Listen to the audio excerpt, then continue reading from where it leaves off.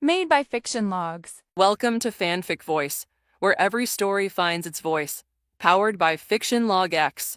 Hear the fan fiction from the anime, manga, and game universes you crave. Let's begin. What if I reborn as Danny Phantom in the DC Universe? Part 04. Both Danny and Dick suddenly found themselves yanked into an entirely different realm, the violent force of their arrival sending them sprawling across the rough, uneven ground. They tumbled uncontrollably, the momentum of their entrance too strong to fight against at first.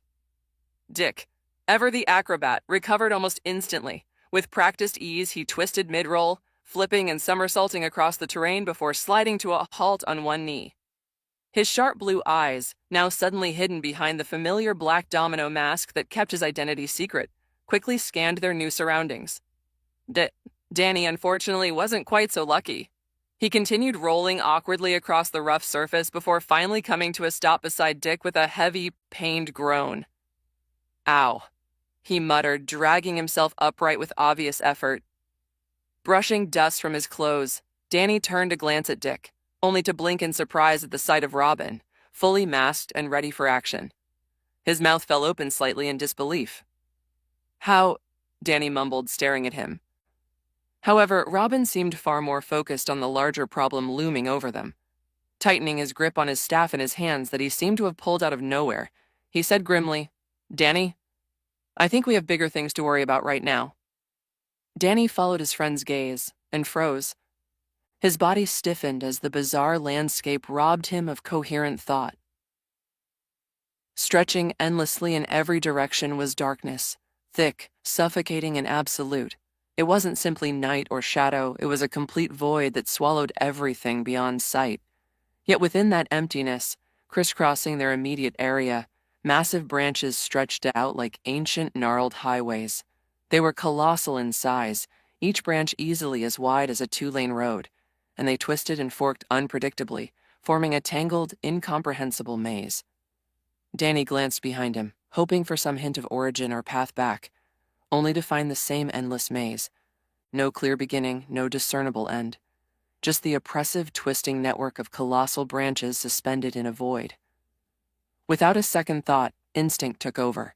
Rings of white light appeared around Danny's waist, circling rapidly as his body was engulfed in a brief, blinding flash.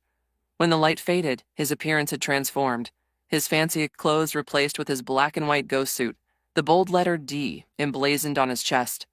His hair now glowed an ethereal white, and his green eyes shimmered with energy. Danny spun toward Robin, stunned once again to see him already suited up in his iconic red and yellow combat uniform, staff in hand, ready for whatever came next. "How the hell?" Danny began to ask incredulously. Robin simply shrugged, smirking faintly. "You really need to learn how to transform faster, Danny." Danny rolled his eyes in annoyance, but quickly forced himself to refocus on the situation at hand. Squinting into the abyss, he asked, "Okay, seriously, where are we?" Before Robin could respond, Danny cut him off, adding, "And yeah, I know we're inside the painting, but where inside the painting?" Robin gave him a flat look, then asked with equal parts curiosity and concern, "I was actually about to ask you the same thing. Is this the ghost zone? Did we somehow get sucked into it through the painting, or is this something entirely different?" Turning to Danny, Robin said, "You're the expert here. You've actually been to the ghost zone before. What do you think?" Danny closed his eyes, concentrating. He tried to sense the familiar, unsettling energy of the ghost zone. After a moment, he opened his eyes again and frowned. "Honestly, I can't tell for sure. It feels a little like the ghost zone, but at the same time it doesn't. The ghost zone is unpredictable and it's huge, uncharted even.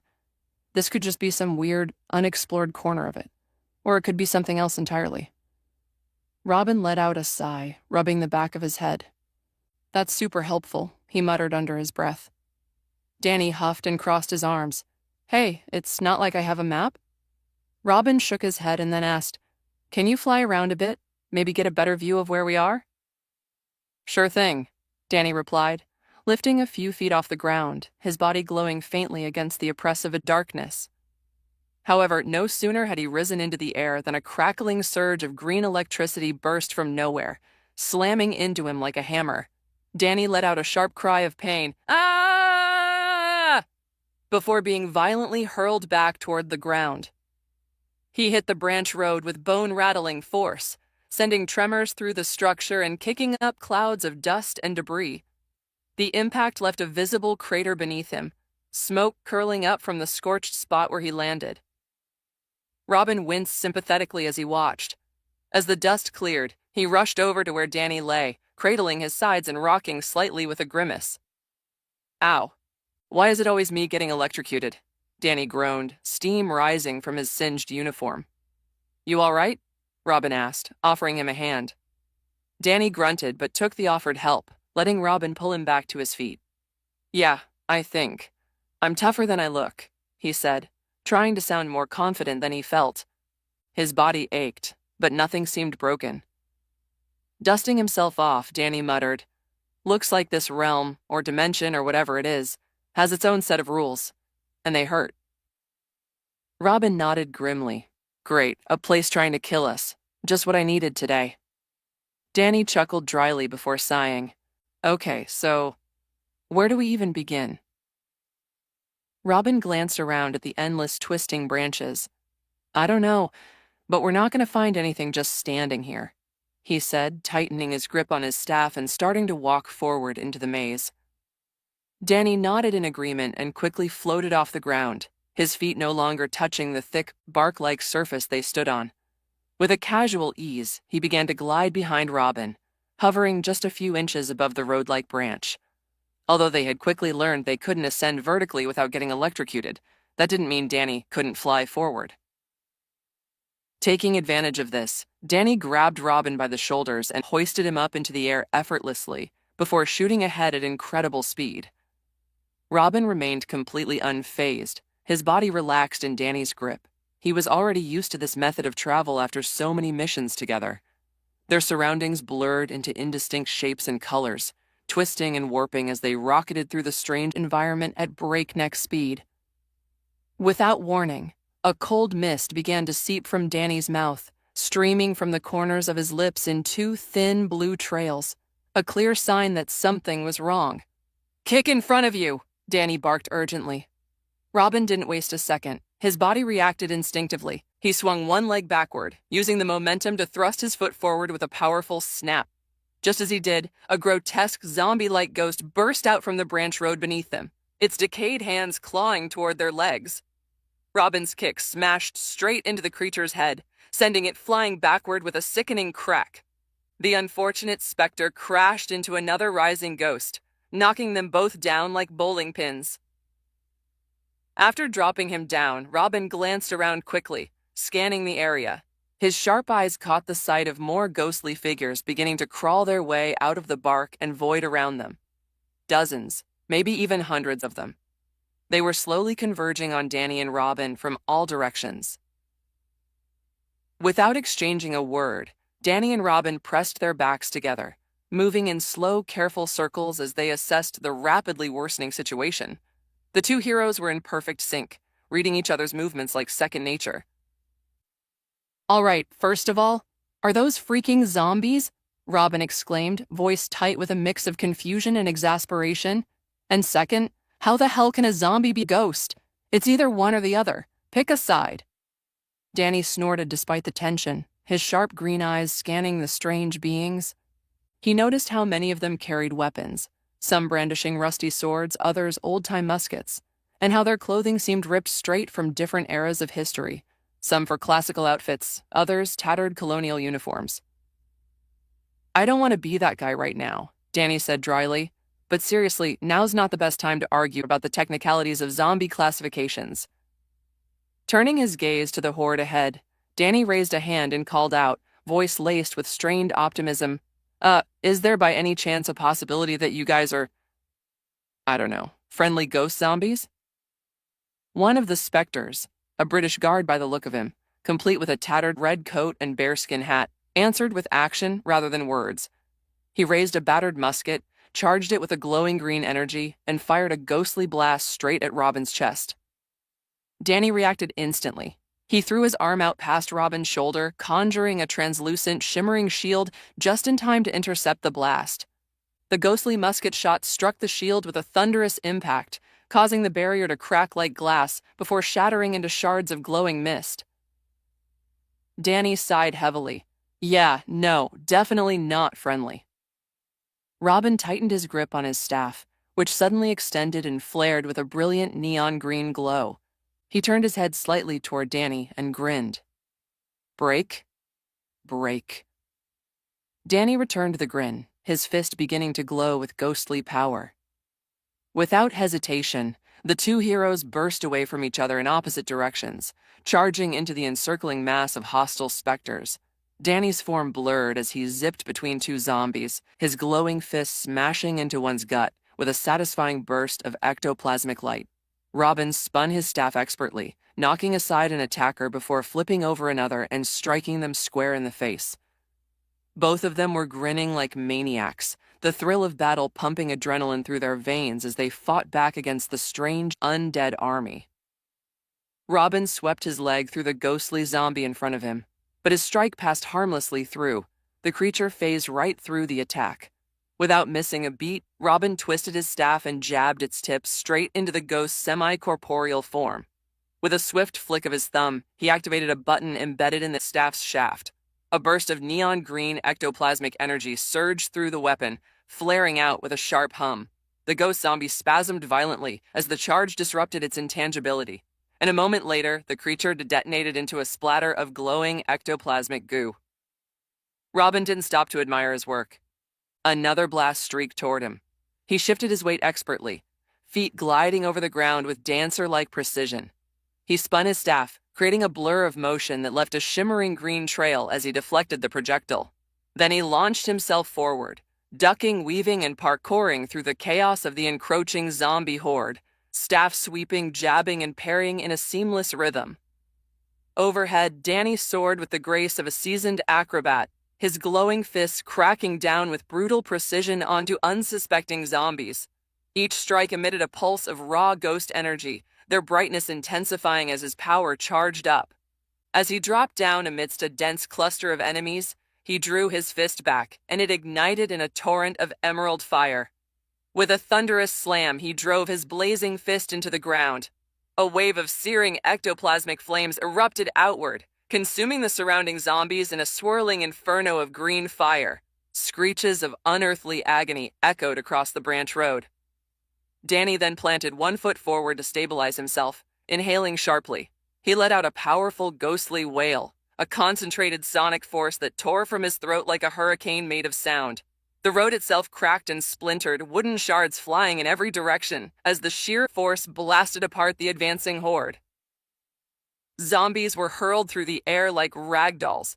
Some were disintegrated instantly. Others were flung so far they vanished in the imperceptible void beyond the branches. As the last echoes of his wail faded, a soft wisp of green energy floated from Danny's mouth. "Duck," Robin called out. "Where?" Danny replied, grinning even as he knelt instinctively. A sword whistled past the spot his head had just occupied. Without missing a beat, Danny swung his leg out low, striking the attacker in the ribs and launching him straight toward Robin. Robin didn't hesitate. He flipped clean over the airborne zombie and flung two birdarangs, embedding them deep into the creature's back mid-spin. As he landed, he pivoted on his heel, using the momentum to slam his staff into the zombie's back, redirecting it straight into a fast-approaching wave of undead. The group never had a chance. The impact triggered a chain reaction of vibrant green explosions, ectoplasm bursting like fireworks as they were reduced to ash and glowing goo. Ease! Suddenly, a transparent energy shield materialized around Robin, absorbing a fresh blast from a nearby zombie dressed in a decayed British Guard uniform. "Don't get distracted now," Danny warned, firing a barrage of ectoplasmic blasts with practiced ease. "I'm not worried. You've always got my six," Robin replied, eyes narrowing as he focused on the zombie still aiming at him. "Though I'm starting to think this guy's got something against me." "Maybe he likes you, Tilda," Danny teased. He grabbed Robin by the back of his suit and spun, hurling him through the air like a missile toward the musket-wielding zombie. Robin somersaulted through the air with a yell of glee. correcting his form mid-flight before bringing his staff down like a thunderbolt toward his opponent. The musket clashed against the staff, steel grinding against high-tech alloy in a contest of strength. Suddenly, the British guard turned intangible. Robin phased right through him, hitting the ground and sliding back upright with a cocky grin, leaning on his staff. He casually pointed past the ghost. The zombie spun around, just in time to see Danny barreling toward him, eyes blazing, fist drawn back. With a flash of fang and fury, Danny sucker punched the ghost square in the face, launching him into the air. Robin met the zombie's trajectory and struck him back toward Danny again, the two heroes initiating a deadly game of supernatural tennis. The guard flew back and forth like a rag doll, caught between precise strikes, each blow laced with ectoplasmic charge. Finally, Robin slammed the tip of his staff into the zombie's chest and discharged a concentrated pulse. The ghost screeched as he was blasted over the edge of the branch road and vanished into the void. "Now that's what you call a wombo combo, baby," Danny cheered. He grabbed the end of Robin's staff and spun him dramatically, flinging him toward the last stragglers of the horde. Robin became a blur of motion, spiraling through the air like a neon comet, his staff twirling as he carved a path of destruction. Behind him, Danny charged, his eyes and fists glowing as bright as ever. Together, the two teen heroes descended on the remnants of the undead with unrelenting force. Robin electrocuted one zombie until it burst, while Danny uppercut another so hard it exploded into a splash of glowing goo. The fight was over. The battlefield was scorched and sticky with the remains of the supernatural. They were both bathed in ectoplasma, the viscous green substance clinging to their suits and skin like a second skin. It dripped from their arms and faces, steaming slightly in the cool air. Dick wiped a streak of the glowing goo off his cheek with a casual swipe, while Danny flicked his hand to the side, sending droplets splattering onto the scorched wood beside them. Both were catching their breath, their shoulders rising and falling from the exhaustion of the battle they'd just survived. They glanced at each other, and for a moment there was only silence. Then grins spread across their faces. With a mutual understanding, they bumped fists, the gesture sealing their victory, and began walking down the path they had been headed before the ghost zombie ambush. "You know," Danny began, his hands resting behind his head as he walked. "As cool and awesome as fighting a zombie horde was, I'm kinda starting to feel bad about it." "I get what you mean," Robin replied, using his staff as a walking stick as they moved forward. "We did go pretty hard on them, dealt with them with extreme prejudice. I think we lost restraint because, well, they were already dead," Danny said, his voice thoughtful, like no moral hesitation needed. Robin nodded, lips pressed together. It's easy to forget they might have had lives before all this. Families, goals, people who cared about them. "Exactly," Danny said, turning to glance at the battlefield behind them. "What's their story? How did they become zombies in the first place? It's starting to bug me." But then he froze, his eyes locking onto something behind them. Robin followed Danny's gaze, and his breath caught. The terrain behind them, once scorched and torn apart from their supernatural assault, was fixing itself. Splintered wood was regrowing. Craters were smoothing over. It was like an invisible hand was repainting the world, brushing over the battle damage stroke by stroke. The two stood in silence, watching the eerie restoration.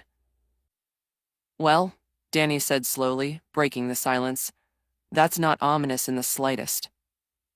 Dick let out a long sigh, rubbing the bridge of his nose. "Let's just keep moving. I have a feeling we'll need to explore this place a lot more if we want to uncover what's really going on."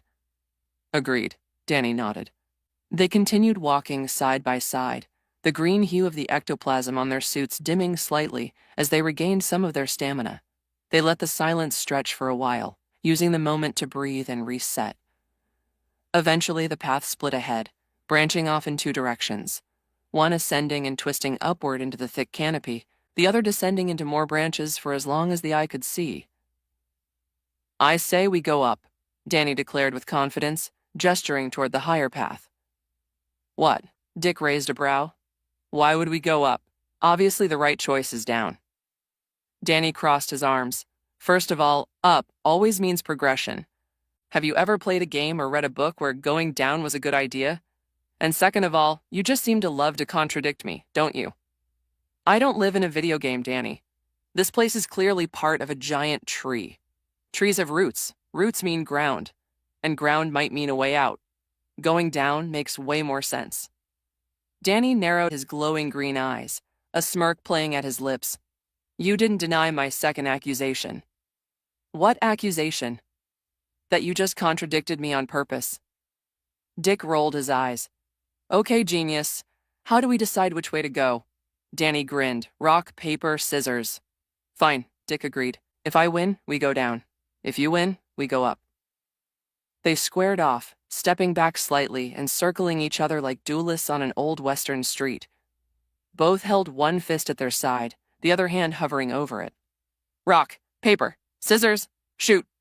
Their hands shot forward. Danny chose rock. Dick chose paper.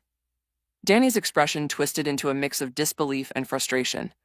Damn it, hell yeah! Dick pumped a fist into the air victoriously. Why do I always lose at this game? Danny shouted, stomping the ground as he floated up. Dick simply clasped his hands behind his head, walking with a confident swagger as he headed down the descending path. You just gotta get good, Danny Tilda. Still grumbling, Danny levitated after him, arms crossed. Don't tell me Batman taught you the secret to winning every rock, paper, scissors match. I wouldn't put it past him. Dick laughed. You seriously think Batman knows everything? Danny tilted his head thoughtfully. Yes, I do. It wouldn't be that surprising if he did. He'd probably say something like... Danny cleared his throat and deepened his voice, doing his best Batman impression. It's all about probability and psychology. Manipulate your opponent into making the choice you want, not the one they want. Control the battlefield. Control the mind. He immediately broke character, coughing violently. Cough, cough. Ugh, how does he do that all day? That voice hurts. Dick was doubled over laughing by that point, holding his stomach as he tried to breathe. The sight of Danny hovering in frustration while doing a hoarse Batman impression had absolutely broken him. Nice. Real nice. Danny muttered as he floated near the edge of the narrow branch road, peering down into the abyss that stretched endlessly below. Shut up, Dick replied, clearly flustered, his arms crossed as he stared down alongside him. His cape swayed gently in the unseen wind, ruffled more by frustration than breeze. They had spent what felt like hours navigating the twisted maze-like network of roads, branches, and bizarre intersections. Each time they hit a fork, they were forced to guess, left or right. Most choices led to the same outcome, a cliffside ending in an empty void. At least 5 times they'd had to backtrack and try a different direction, retracing their steps in silence or mild bickering. And now, here they stood, at what was clearly the last unexplored path, the end of the line. This was the final shot, Danny said with a flat tone. No more forks, no more mystery turns. Just this. Danny paused for a second before his lips twitched with the faintest smirk. I want to hear you say it. Dick scoffed and turned on his heel. I'm not saying it. Oh, come on. Would it kill you to admit you were wrong? Just once? Yes, it would. It would kill me, painfully at that.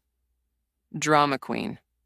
We're not even sure the path going up is any better than this one, Dick countered. Could be the same story. Dead ends and disappointment. Again. Danny floated alongside him, hands tucked behind his head, legs crossed in the air like he was lounging on an invisible couch. A great man knows when to admit his faults, you know. Dick let out a tired groan. Too bad I'm neither great nor a man. Danny's eyes widened. Wait, is this your coming out moment? Because if it is, just know I support you 100%. No judgment. Nothing changes between us. Dick stopped walking and took a slow, controlled breath before responding. I meant I'm still a growing teen, you nincompoop. Danny snorted. Who the hell still says nincompoop in the 21st century? They continued back toward the clearing where they had fought the zombie horde not long ago. As they drew closer, Danny grabbed Dick by the shoulders and began carrying him. Dick's arms were crossed, and his expression was blank. Hopefully we don't have to refight that horde, Dick sighed, letting himself be carried. Oh God, don't jinx it, Danny groaned. You think this place works on ghost monster spawn rates or something? You're the ghost expert, Dick replied. You tell me. As Danny carried them forward, he reached a fork, the path leading to where they arrived in the way they dismissed earlier, upwards. Danny turned up the winding road that coiled upward like a serpent. They flew for a couple of minutes, the path evening out before Dick suddenly stiffened. Hey, what's that? He asked, pointing to a distant stretch of path far above them. Danny slowed and followed his gaze. There, hovering far up one of the twisting, elevated roads, was a small, faint figure. It was so tiny at first that it looked like a floating piece of cloth caught in the wind. Danny squinted. I see it. Hold on. Dick pulled out a pair of pocket-sized binoculars from his utility belt and handed them over. Danny took them with one hand while keeping his other arm on Dick to hold him steady. As he zoomed in, his eyes narrowed. The ghost was peculiar. Unlike the other spirits and monsters they'd encountered, this one looked more like cartoonish. Small, rounded, almost childlike. A white sheet covered its body, and atop its head sat a small black beret. In one stubby hand, it held an artist's palette.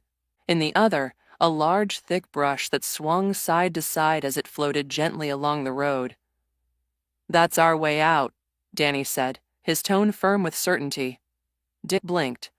And how exactly did you come to that brilliant conclusion? We were sucked into a painting, Danny explained, eyes still locked on the figure. That ghost is clearly a painter. No way that's coincidence. He's got to be the key. That's actually reasonable. Let's follow him before he disappears, Dick said, snapping the binoculars shut and stashing them again. Just to make this quicker, Danny muttered. He let go of Dick and immediately dove into his body, possessing him in a flash of green. Robin's white eye lenses flashed neon green as Danny fully took control. The air rippled around him as supernatural energy surged, and with a sudden burst of speed, the possessed Robin rocketed forward like a missile, his cape fluttering violently behind him. The winding road blurred around them as Danny flew at breakneck speed, weaving between the forks, trying to predict which path would lead to the ghost. Every second counted now. They couldn't afford to lose sight of their only lead. Soon Danny, still overshadowing Dick's body, spotted the ghost painter floating just ahead. Hey, he shouted, his voice echoing through the empty, twisting branch path as he tried to catch the ghost's attention. The small ghost glanced over its shoulder at the sudden noise, eyes widening behind the black holes of its sheet-like face. Without hesitation, it yelped and bolted forward, holding its beret in place with one hand and its palette in the other. What? Just wait a minute, will you? Danny shouted again, caught off guard by the ghost's sudden speed. But the ghost painter only jumped in fright, its little form trembling as it squeaked out in a panicked, high-pitched sob. Leave me alone. From its eye holes, oversized tears began to pour like leaky faucets, trailing behind it as it sped off like a weeping bullet. Ah, Danny muttered unconsciously, taken aback by the ghost's cuteness despite the situation. He quickly shook himself out of it. We just want to get out of here, he yelled after it. But the crying had become too loud, too hysterical. The ghost either didn't hear or didn't care. With a determined grunt, Danny extended a glowing green hand.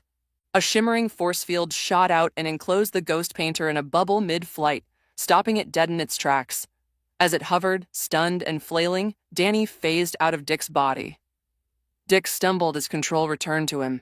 He groaned, pressing his fingers to the bridge of his nose as he tried to orient himself. Could you not do that without warning next time? He muttered.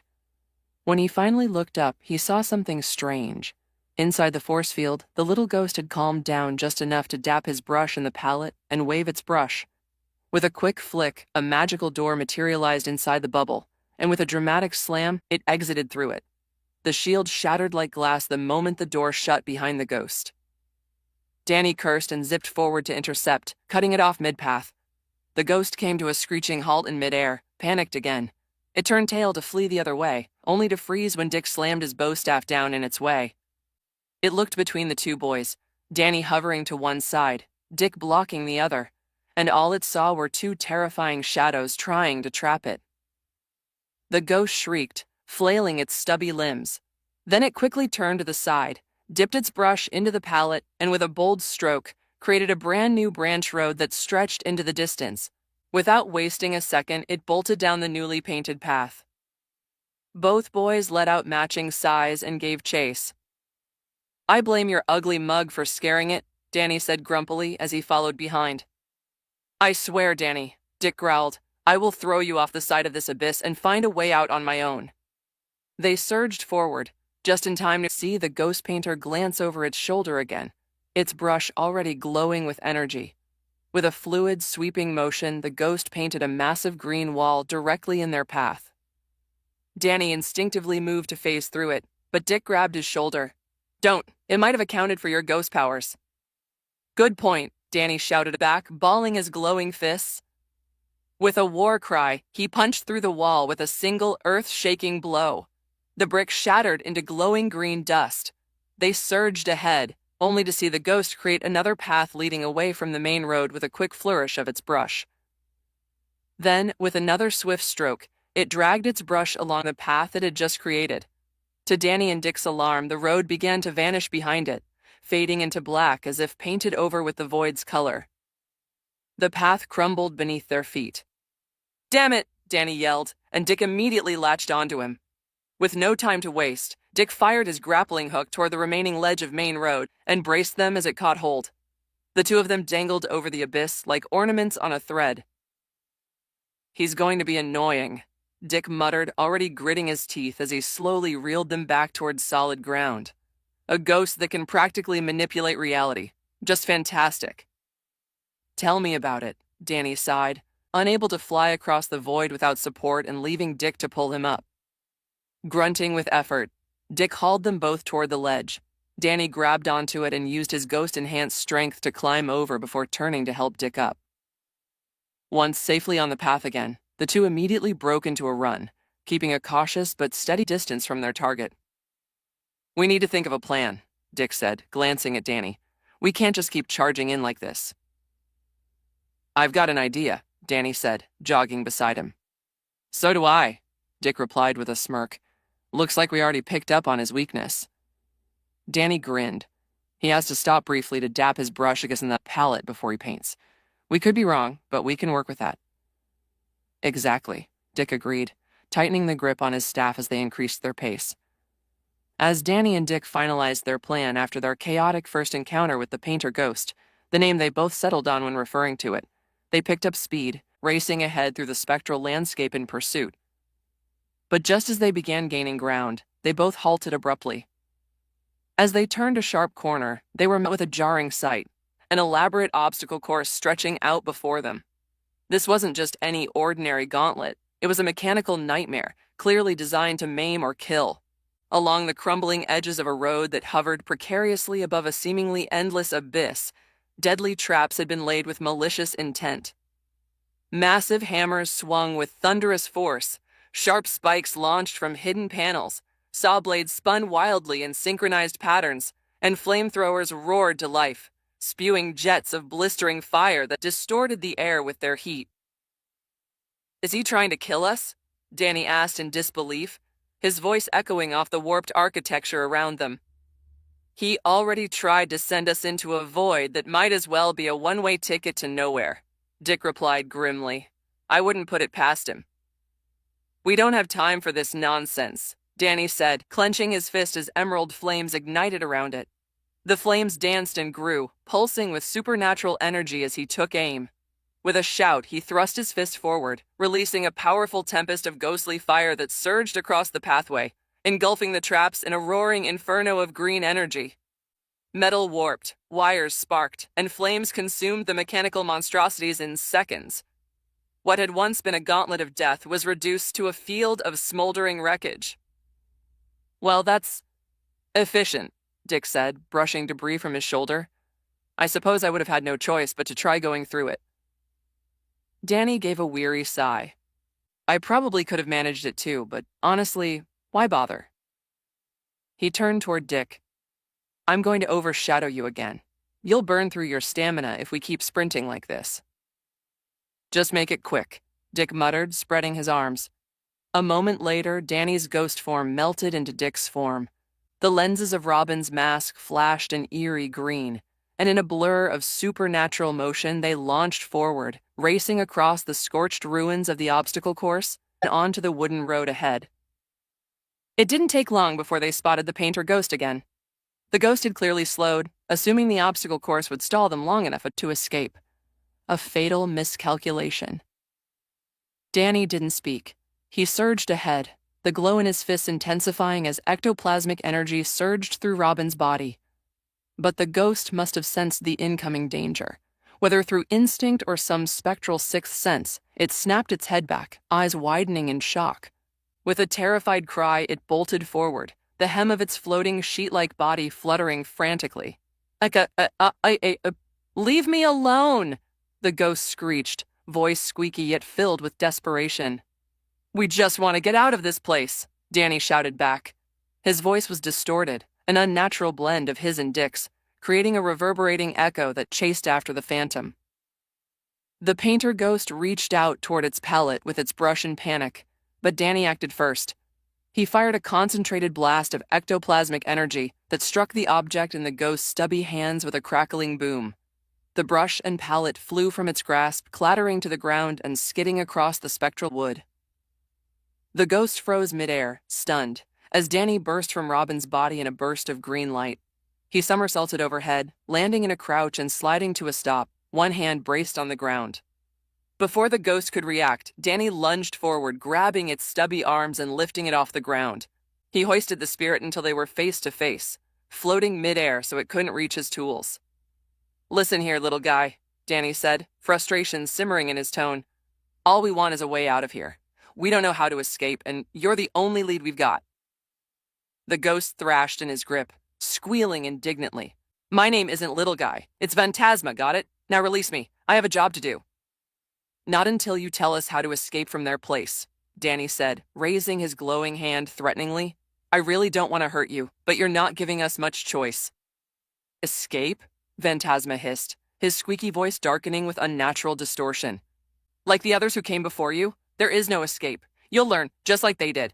And I said, release me." His voice shifted, going from adorable to monstrous in an instant. Both Danny and the approaching Dick froze in alarm as the ghost's hollow black eyes flared a sinister green. For a moment, they seemed to fill completely, swirling with countless flickering souls, reflections of tortured spirits caught in the void.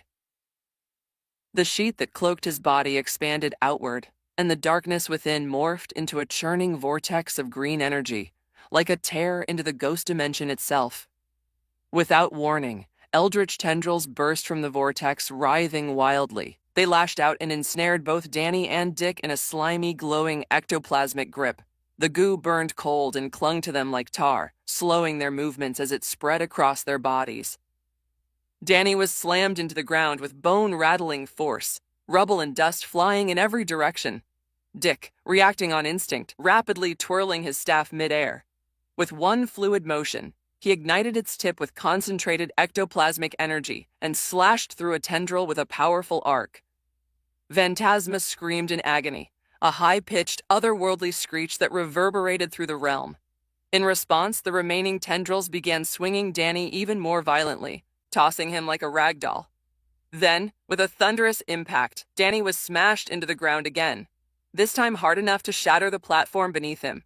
Chunks of spectral wood flew upward, and a cloud of dust and green mist obscured his crumpled form. His body lay battered and bruised, ghostly energy flickering erratically around him as he struggled to rise. And Phantasma hovered above, his form warping with rage and power, no longer an innocent ghost, cute ghost who one would coo at when hearing his voice. Dick struggled valiantly to help, but the relentless green tendrils lashed out again, aiming to wrap their slimy, ghostly limbs around him. He ducked, twisted, and fought back with expert precision, but the tide was turning.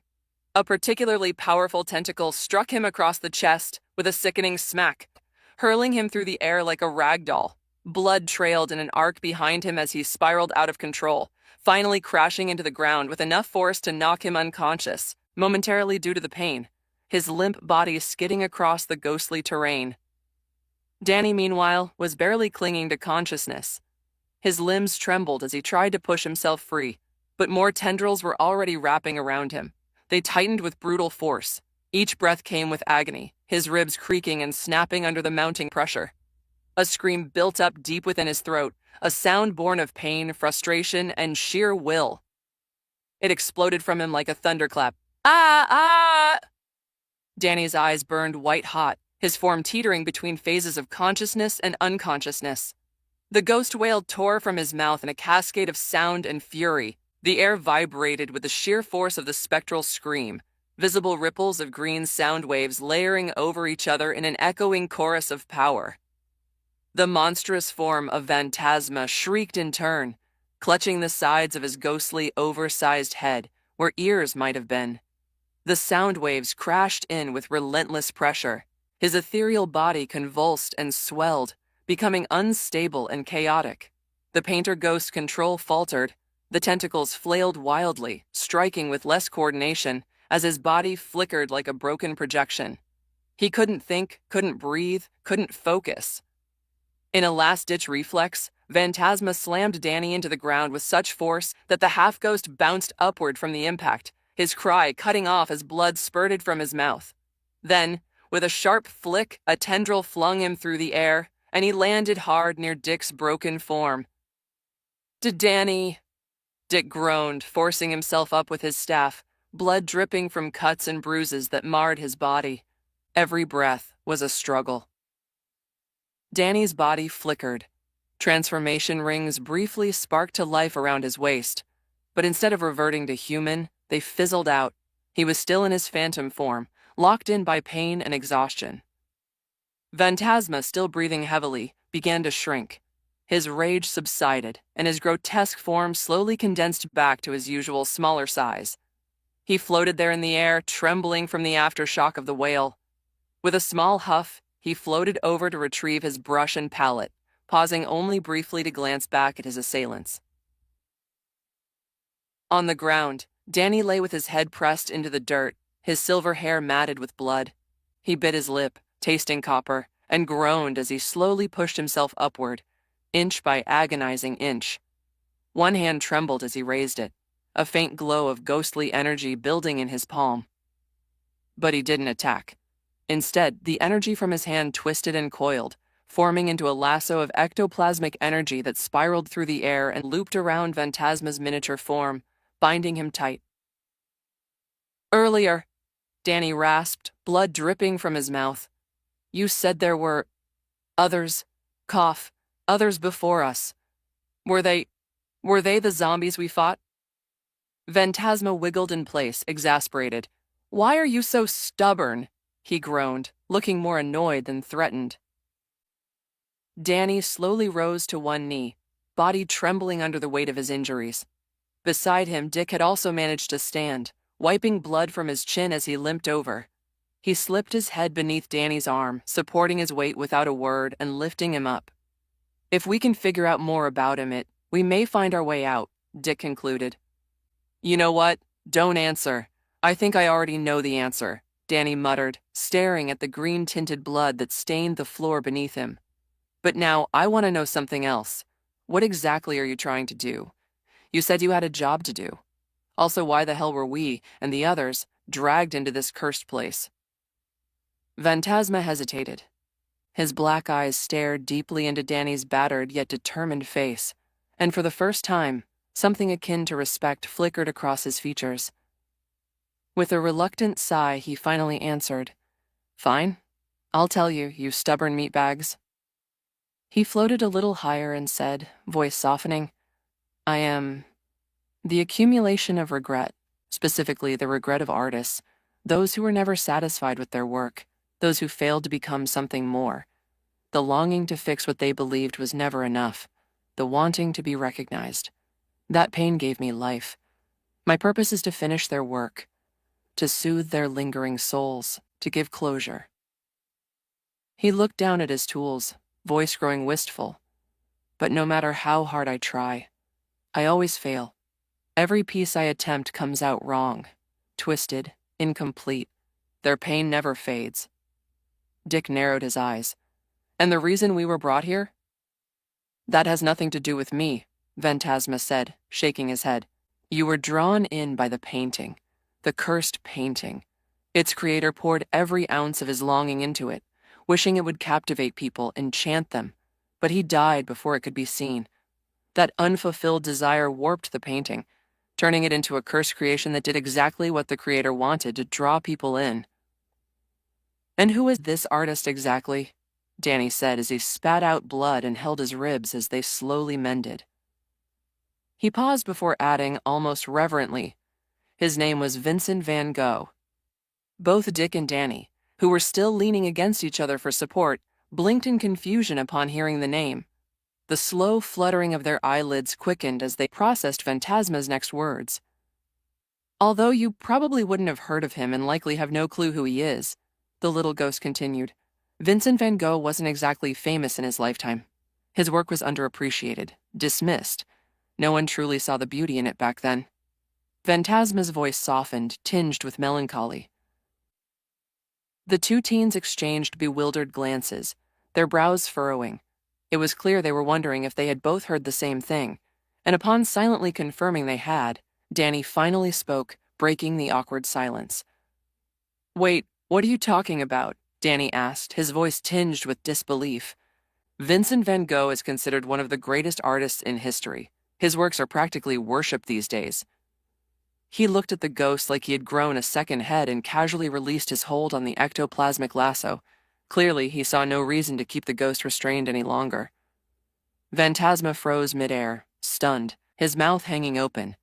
What? He stuttered, eyes widening like saucers. What do you mean? Dick tilted his head to the side, a skeptical smirk on his face. Have you just been stuck in this painting the whole time without ever stepping out into the world? I'm not stuck, Phantasma shrieked, his voice rising several octaves in protest. His translucent cheeks puffed out indignantly as he added, I can leave whenever I want. I'm just very committed to my job, okay? Dedication isn't a crime, he huffed, snatching up his floating brush and palette with theatrical flair. Then maybe you should commit to catching up with the modern world, Dick said, rolling his eyes. He tapped a small section of his glove, which lit up as a miniature computer unfolded from his wrist. With a few swift keystrokes, a glowing hologram screen shimmered into view. Because everything you've been doing, he said dryly, pointless. Phantasma scowled but hovered closer, curiosity beginning to override his pride. Dick pulled up a picture of Van Gogh and extended his hand toward the ghost. See for yourself, Dick offered, scrolling through detailed biographies, gallery collections, and articles highlighting Van Gogh's posthumous fame, in case you thought we were lying. With a suspicious glance, Phantasma floated nearer. His glowing eyes scanned the screen intently.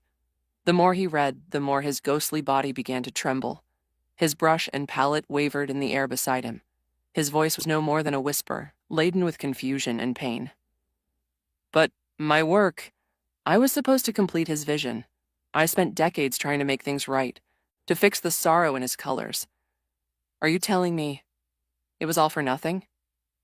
Tears shimmered in his eyes, thick and heavy, and he clenched his spectral stubs in a desperate attempt to keep them from falling. Danny sighed softly, sympathy flashing in his eyes. I'm sorry, but I don't think you were ever going to succeed, he said gently. Phantasma turned toward him slowly, disbelief etched across his face. What? He breathed, voice barely audible, cracking under the weight of emotion. Danny stepped forward, his expression solemn. First of all, these aren't your paintings. They were never yours to fix, he explained. You said earlier that no matter how many times you tried to correct them, they never came out right. Maybe that's because they weren't meant to be corrected. Maybe they didn't need fixing at all. He raised his hand, stopping Phantasma from interrupting, and continued. Art is... It's not always supposed to make sense. People say it's a reflection of the artist's soul, their thoughts and their pain, their story. What you're doing, trying to overwrite that, might be hurting the work more than helping it. You can't just correct someone else's reflection. It would lose their meaning. You would be erasing everything poured into their work. Only the original artist can really decide what would need to be changed. There was a long pause. Dick stared at Danny like he was an entirely different person. "Where the hell did that come from?" he asked with raised eyebrows. Danny gave an exasperated look. "Sam, she's artistic in a way, and in the way she expresses herself." He rubbed the back of his neck sheepishly. "I listen sometimes when she goes on a ramble." Dick nodded in understanding, remembering his goth friend. "Makes sense." Meanwhile, Phantasma floated backwards, stunned. His form flickered, his glow dimming. He looked down at his trembling hands as if seeing them for the first time. His voice wavered. "Then, what was I doing this whole time? What is my purpose? If I can't heal the pain in those paintings, then what am I supposed to do?" His ghostly form began to swell once more, the pressure of his unresolved sorrow warping his shape. "What am I supposed to do with all this regret?" he screamed, his voice rising into a furious roar that shook the space around them. "What am I supposed to do with all this pain?" In a sudden burst of rage, Phantasma's tentacles lashed out, wrapping around his brush and palette as if to grab them and use them for destruction in a fit of rage. "Sorry, but I can't let you do that," Danny yelled, blasting the tendrils away with a surge of ectoplasmic energy. The shockwave made Phantasma shriek louder as the palette and brush flew a distance away, his form trembling with even more fury and confusion. "Don't intervene," Danny warned Dick, his eyes locked onto the raging ghost. Dick raised both hands in surrender. "I wasn't gonna. He's all yours, man." He winced slightly. After all, he didn't possess the same healing factor Danny did after all.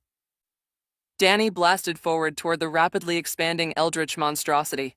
The air was thick with the overwhelming presence of shadowy tentacles that writhed and lashed in every direction, a grotesque sea of slime and madness. But Danny, even in pain, moved like a streak of focused power, graceful, agile, and unrelenting. He darted and wove through the chaotic storm, blasting apart tendrils with precise rays of glowing green ectoplasm. He let loose bursts of energy from his hands, chest, and even his eyes. He twisted through the air like a comet, grabbing multiple tentacles and forcefully entangling them together, his superior strength allowing him to hold them at bay despite their numbers and fury. One tendril managed to snake its way around the discarded brush and palette once more. The ghostly brush, now dripping with white paint, aimed at Danny and fired a stream of bright pigment like a laser, attempting to erase him from existence entirely. Danny raised his arms and fired a concentrated blast of ectoplasma. As they crashed, the green energy was erased, painted over as it fought against him, growing closer. Seeing the losing battle, Danny shifted away, flying from the attack. Seeing it failed to make an impact, Phantasma snarled and waved the brush again. Storm clouds, drawn in hurried strokes of swirling gray and deep black, suddenly materialized above. A deafening thunderclap echoed through the chamber as a lightning bolt, jagged and crackling with raw power, shot toward Danny. He quickly countered with a summoned ectoplasmic shield, absorbing the blast with a grunt before retaliating. A wave of ghostly fire erupted from his hands, swirling upward in a vortex of green flames. The inferno engulfed the painted sky, consuming the fabricated storm and clearing it in seconds. Phantasma didn't stop. With the brush and palette, he continued conjuring chaotic weather and destructive disasters. Tornadoes made of scribbled wind, tsunamis of thick blue ink, earthquakes that split the painted floor beneath. Danny, undeterred, adapted to every attack. At one point, he vanished, turning both invisible and intangible, cleverly hiding behind one of the thick tendrils as a makeshift smokescreen. Phantasma's monstrous form loomed over the battlefield, twisting and turning in frustration. He looked around, eyes wild and searching for his target. Without warning, Danny reappeared inches from his face, his eyes glowing with a fierce light. "Peek-a-boo!" With all the strength in his form, Danny slammed his fist into Phantasma's face, sending his massive body flying backward. The monstrous ghost was launched like a cannonball, smashing through layers of painted scenery Phantasma had created in his rage. Danny didn't give him a moment to recover. He pursued, striking again and again, raining a storm of punishing blows, fueled by both adrenaline and frustration. "Let me know when you're done throwing your little tantrum," Danny growled, driving his fist into Phantasma's gut. Because I'm starting to enjoy this. The relentless assault continued for several minutes, and slowly with each hit, Phantasma began to shrink. His monstrous form lost shape and mass, his body reverting to its smaller, original form. At last, he collapsed to the painted floor, no longer threatening, just a sobbing, defeated ghost. His hands trembled as they pressed into the ground, his brush, palette, and even his tiny beret discarded around him. I'm sorry, he cried, his voice cracked with grief. But I can't help it. I'm so lost. I don't know what to do anymore. Please, just tell me. I've been trying to help for so long, trying to fix everything around me. And now you say it was all meaningless? All that time, all that effort, wasted? So tell me, what am I supposed to do with all this regret? All this pain? Danny, now floating gently above the ground, landed beside the ghost. He sighed softly, eyes filled with empathy. He knelt on one knee and reached for the small beret, brushing off the dust before placing it gently back on Phantasma's head. Well, Danny said with a faint smile, you're still an artist, aren't you? Phantasma sniffled and looked up at him, eyes watery and filled with confusion. Danny's smile was kind, warm in a way that reached deep into the little ghost core and soothed something raw inside him. Danny held out both his hands, lifting Phantasma, and gently placed the brush and palette back into his stubby fingers. Then you do what any true artist does when they're overwhelmed, when they don't know how to express what they're feeling. You paint, you draw, you create. But this time, Danny paused and gave him a look of encouragement.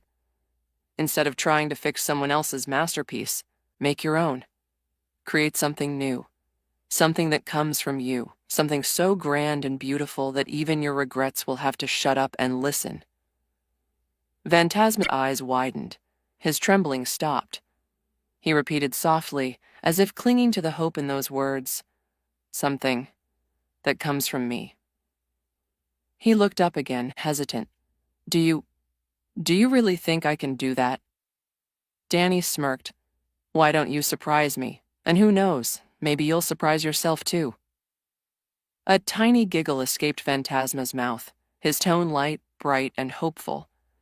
Something that might even surprise you, he whispered, more to himself, before nodding. He floated upward, standing straighter now, a determined glint in his eye. All right, I'm willing to try. Good. Danny exhaled with relief. Now, would you mind helping us get out of this place? Pretty please? Yes, Phantasma said with a nod. I'd like to leave this place as well. From a distance, Dick stood leaning on his staff, still nursing his side but smiling at the exchange. His wrist computer silently recorded the moment. The corner of his lips twitched upward. Phantasma clutched his artistic tools with a firm, resolute grip. His eyes narrowed with concentration as he dipped his brush into the palette, swirling the colors together with delicate precision. Within seconds, the hues blended into a vivid emerald green that shimmered faintly with ghostly light. Danny and Dick stood by, watching in wonder as the ghost artist lifted his brush and traced a perfect circle in midair.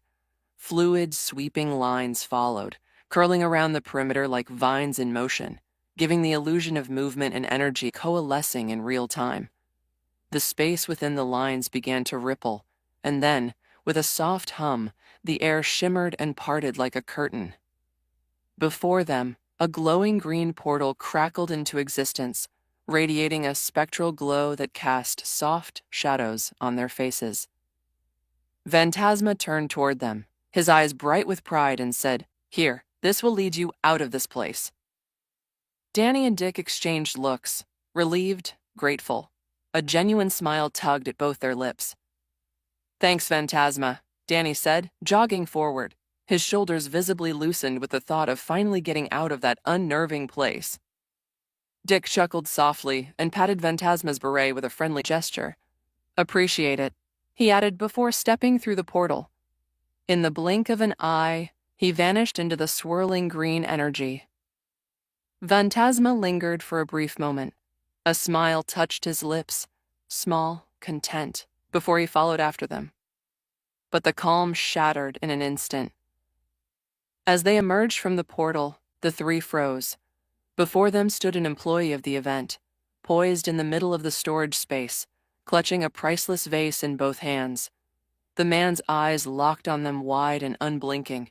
The room was filled with heavy anticipation, but everything felt still in that instant.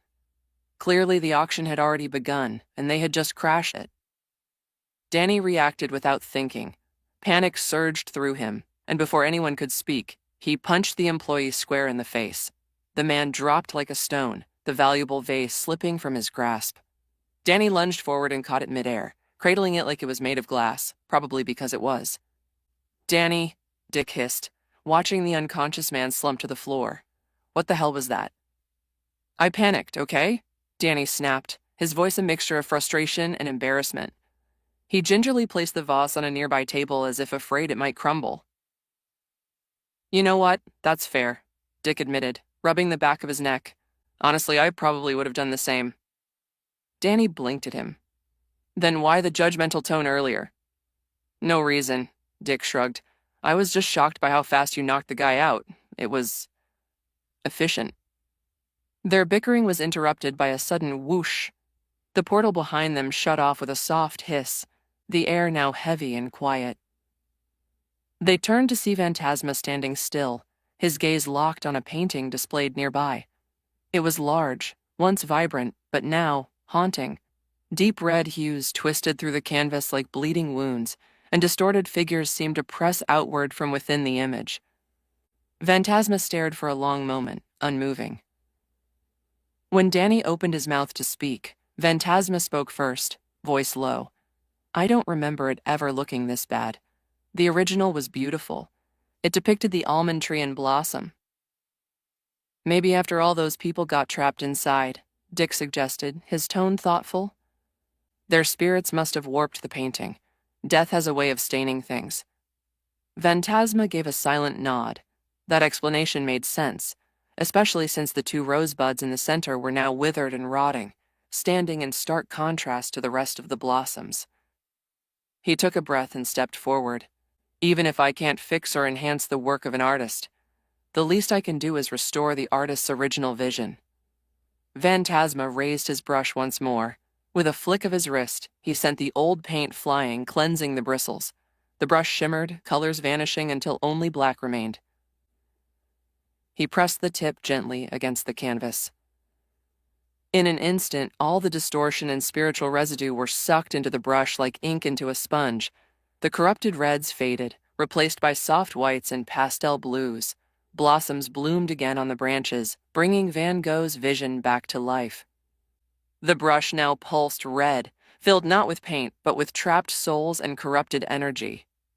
Danny took a cautious step closer. "What are you going to do with that?" Phantasma looked at the brush, his expression contemplative. "I don't know," he admitted quietly. "I'll probably release it somewhere safe, somewhere it won't hurt anyone." Or, a new voice cut in, soft but distinct. "You could give it to me." Danny and Phantasma snapped to attention. Danny instantly shifted into a defensive stance. Dick blinked in confusion. What are you two staring at?" "You don't see her?" Danny asked, pointing toward a display case. Seated casually atop it was a woman neither of them had noticed before. Her skin was pale, almost unnaturally so, like porcelain. Her black hair was cropped just above her shoulders. She wore a sleeveless black tank top, with a silver ankh hanging over her chest. She leaned forward, chin resting atop her hand. Her eyes, though ancient, were kind. Her smile was calm, serene, peaceful in a way that made Danny's heart skip a beat. There was something final, something eternal in her presence. And yet, it wasn't menacing. She felt inevitable, yet oddly gentle. Danny's lips parted, and with Phantasma at his side, they both breathed the same name in reverent unison. Death. Dick's expression grew increasingly concerned. "Death? What do you mean, death? And why did you both just whisper that?" He took a half step back, eyes darting around the room as he began bombarding them with questions. "Why can't I see anything? Are we in danger?" A soft, melodic chuckle drifted through the air, light and warm, but tinged with something ancient. The woman sitting atop the display case tilted her head ever so slightly and smirked. "Seems I don't need to introduce myself then," she said, her tone amused. Her attention shifted to Danny, and her next words sent a chill down his spine. "Hiya, Daniel. I've had my eye on you for quite some time now." Danny stiffened, his eyes widening in alarm. A lump formed in his throat at the weight of her gaze. But then, to his surprise, she suddenly burst out laughing and waved her hands in front of her. "Oh no, I'm sorry. I just wanted to say something ominous like that at least once to someone. It sounded so much cooler in my head." Danny blinked, his tension faltering. He chuckled awkwardly, hesitantly, more out of survival instinct than genuine amusement. He got the sudden fear that not laughing might offend her, and offending Death didn't sound like a good idea. Dick, still squinting and completely lost, frowned. "Wait, can I not see her because I'm not a ghost or something? You said death. Does that mean I'd have to, die to be able to see her?" "She says you're right," Danny said, turning toward him. "She's not letting you see her yet. Says she's shy." "Shy?" Dick echoed, bewildered, then rolled his eyes. "Great, wonderful, really. Death is shy, is she?" Death giggled and winked at Danny. "Tell him it's nothing personal. I do like him, really. I just prefer to keep things mysterious." Danny nodded and relayed the message, although Dick still looked like he had a lot of questions that he was forcing himself to save for later. "My parents and sister," Danny began to ask suddenly, voice trembling with urgency and hope, but the rest of the sentence seemed to have died in his throat. Death's expression softened into one of sorrowful understanding. She looked at him with heavy eyes. "Forgive me," she said quietly, "but I'm not allowed to answer most of your questions. I can't give you the reassurance you're looking for." Danny's voice cracked. "Why not?" "I just can't," she answered, her voice low and filled with regret. She wished she could tell him everything, but a promise was a promise, one she had made long ago to her brother, and not even death could break that vow. Danny lowered his head. "Okay," he whispered. "Sorry." He didn't even know what he was apologizing for, perhaps for asking too much too soon. But the words came anyway, carried on guilt and desperation. "You have nothing to apologize for," Death replied gently, her voice like a warm breeze on a winter morning, comforting even if it couldn't erase the pain. Dick continued to watch the interaction in silence, unable to hear Death's side of the conversation, but reading Danny's emotions loud and clear. He stepped slightly closer to his friend, silently offering support. Then, Phantasma stepped forward, his voice quiet, almost reverent. "Why are you here, mistress?" Death turned to look at the small ghost artist and smiled brightly. "Oh my gosh, aren't you just the cutest little thing?" she cooed, beckoning him closer and gently patting the top of his beret-clad head. Phantasma froze at the gesture, unsure if he should be honored or horrified. "To answer your questions simply," Death continued, straightening up, "I'm doing my job. It's true, I've had my eye on you, Daniel. You're quite the enigma, a soul who has died and yet still lives, existing between worlds. Naturally, I find that very interesting." Her gaze slid toward the ghost brush in Phantasma's hand, the one still pulsating with red light, heavy with the souls of the lost. Her smile faded into something softer, something almost mournful. "And then I saw you struggling, unsure what to do with the spirits that have fallen out of the natural order. So I decided to step in." She stepped down from the display case and approached slowly, each step light, almost without sound. Her eyes remained fixed on the brush. "You can leave them to me," she said gently, her tone filled with solemn kindness. "I'll make sure they rest peacefully. It's the least I can do for them." The brush quivered slightly in Phantasma's hand, as though it could sense her presence, as though it recognized its rightful destination. "Thank you, that would be much appreciated," Phantasma said softly, his voice laced with reverence as he extended the brush with both hands. Death stepped forward with ethereal grace. She reached out, and rather than simply taking the brush, she accepted it as if it were something sacred, delicate and meaningful, Her hands were gentle, her demeanor kind, and though the gesture was subtle, it revealed a depth of compassion that surprised even Danny. She's a nice person, he thought, the anxiety within him slowly giving way to calm. The red energy within the brush pulsed erratically, spirits long trapped, agitated, and confused. Death held it close to her chest, cradling it with genuine empathy. Her eyes closed, and for a moment the room felt utterly still, as if time itself paused to listen.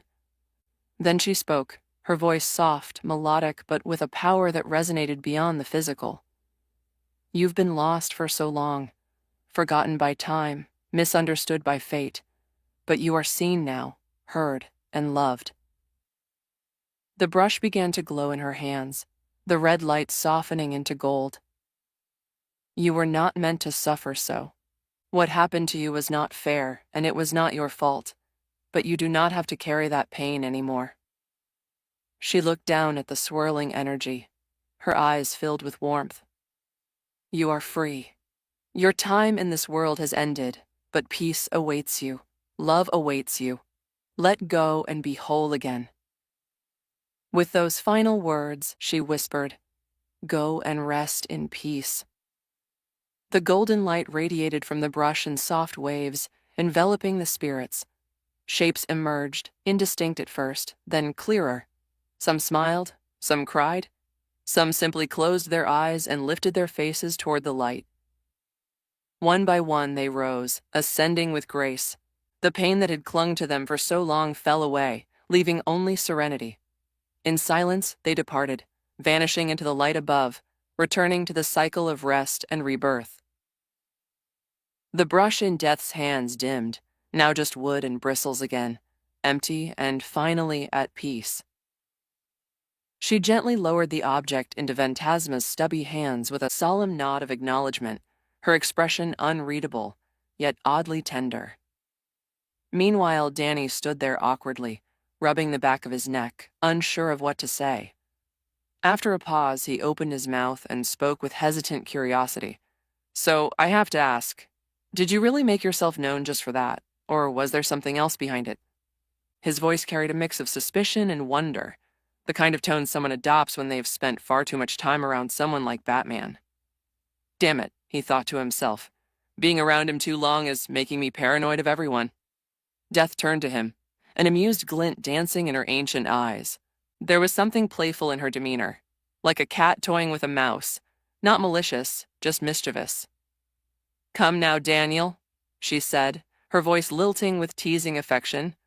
You're not really nervous about little old me, are you? What happened to that bold little speech you gave earlier? How did it go again? Ah, yes. Death can have me when I deem her worthy, wasn't it? Danny groaned and buried his face in his hands, his ears turning green as a muffled scream escaped him. The sudden outburst startled Dick, who jolted beside him and gave him a questioning look.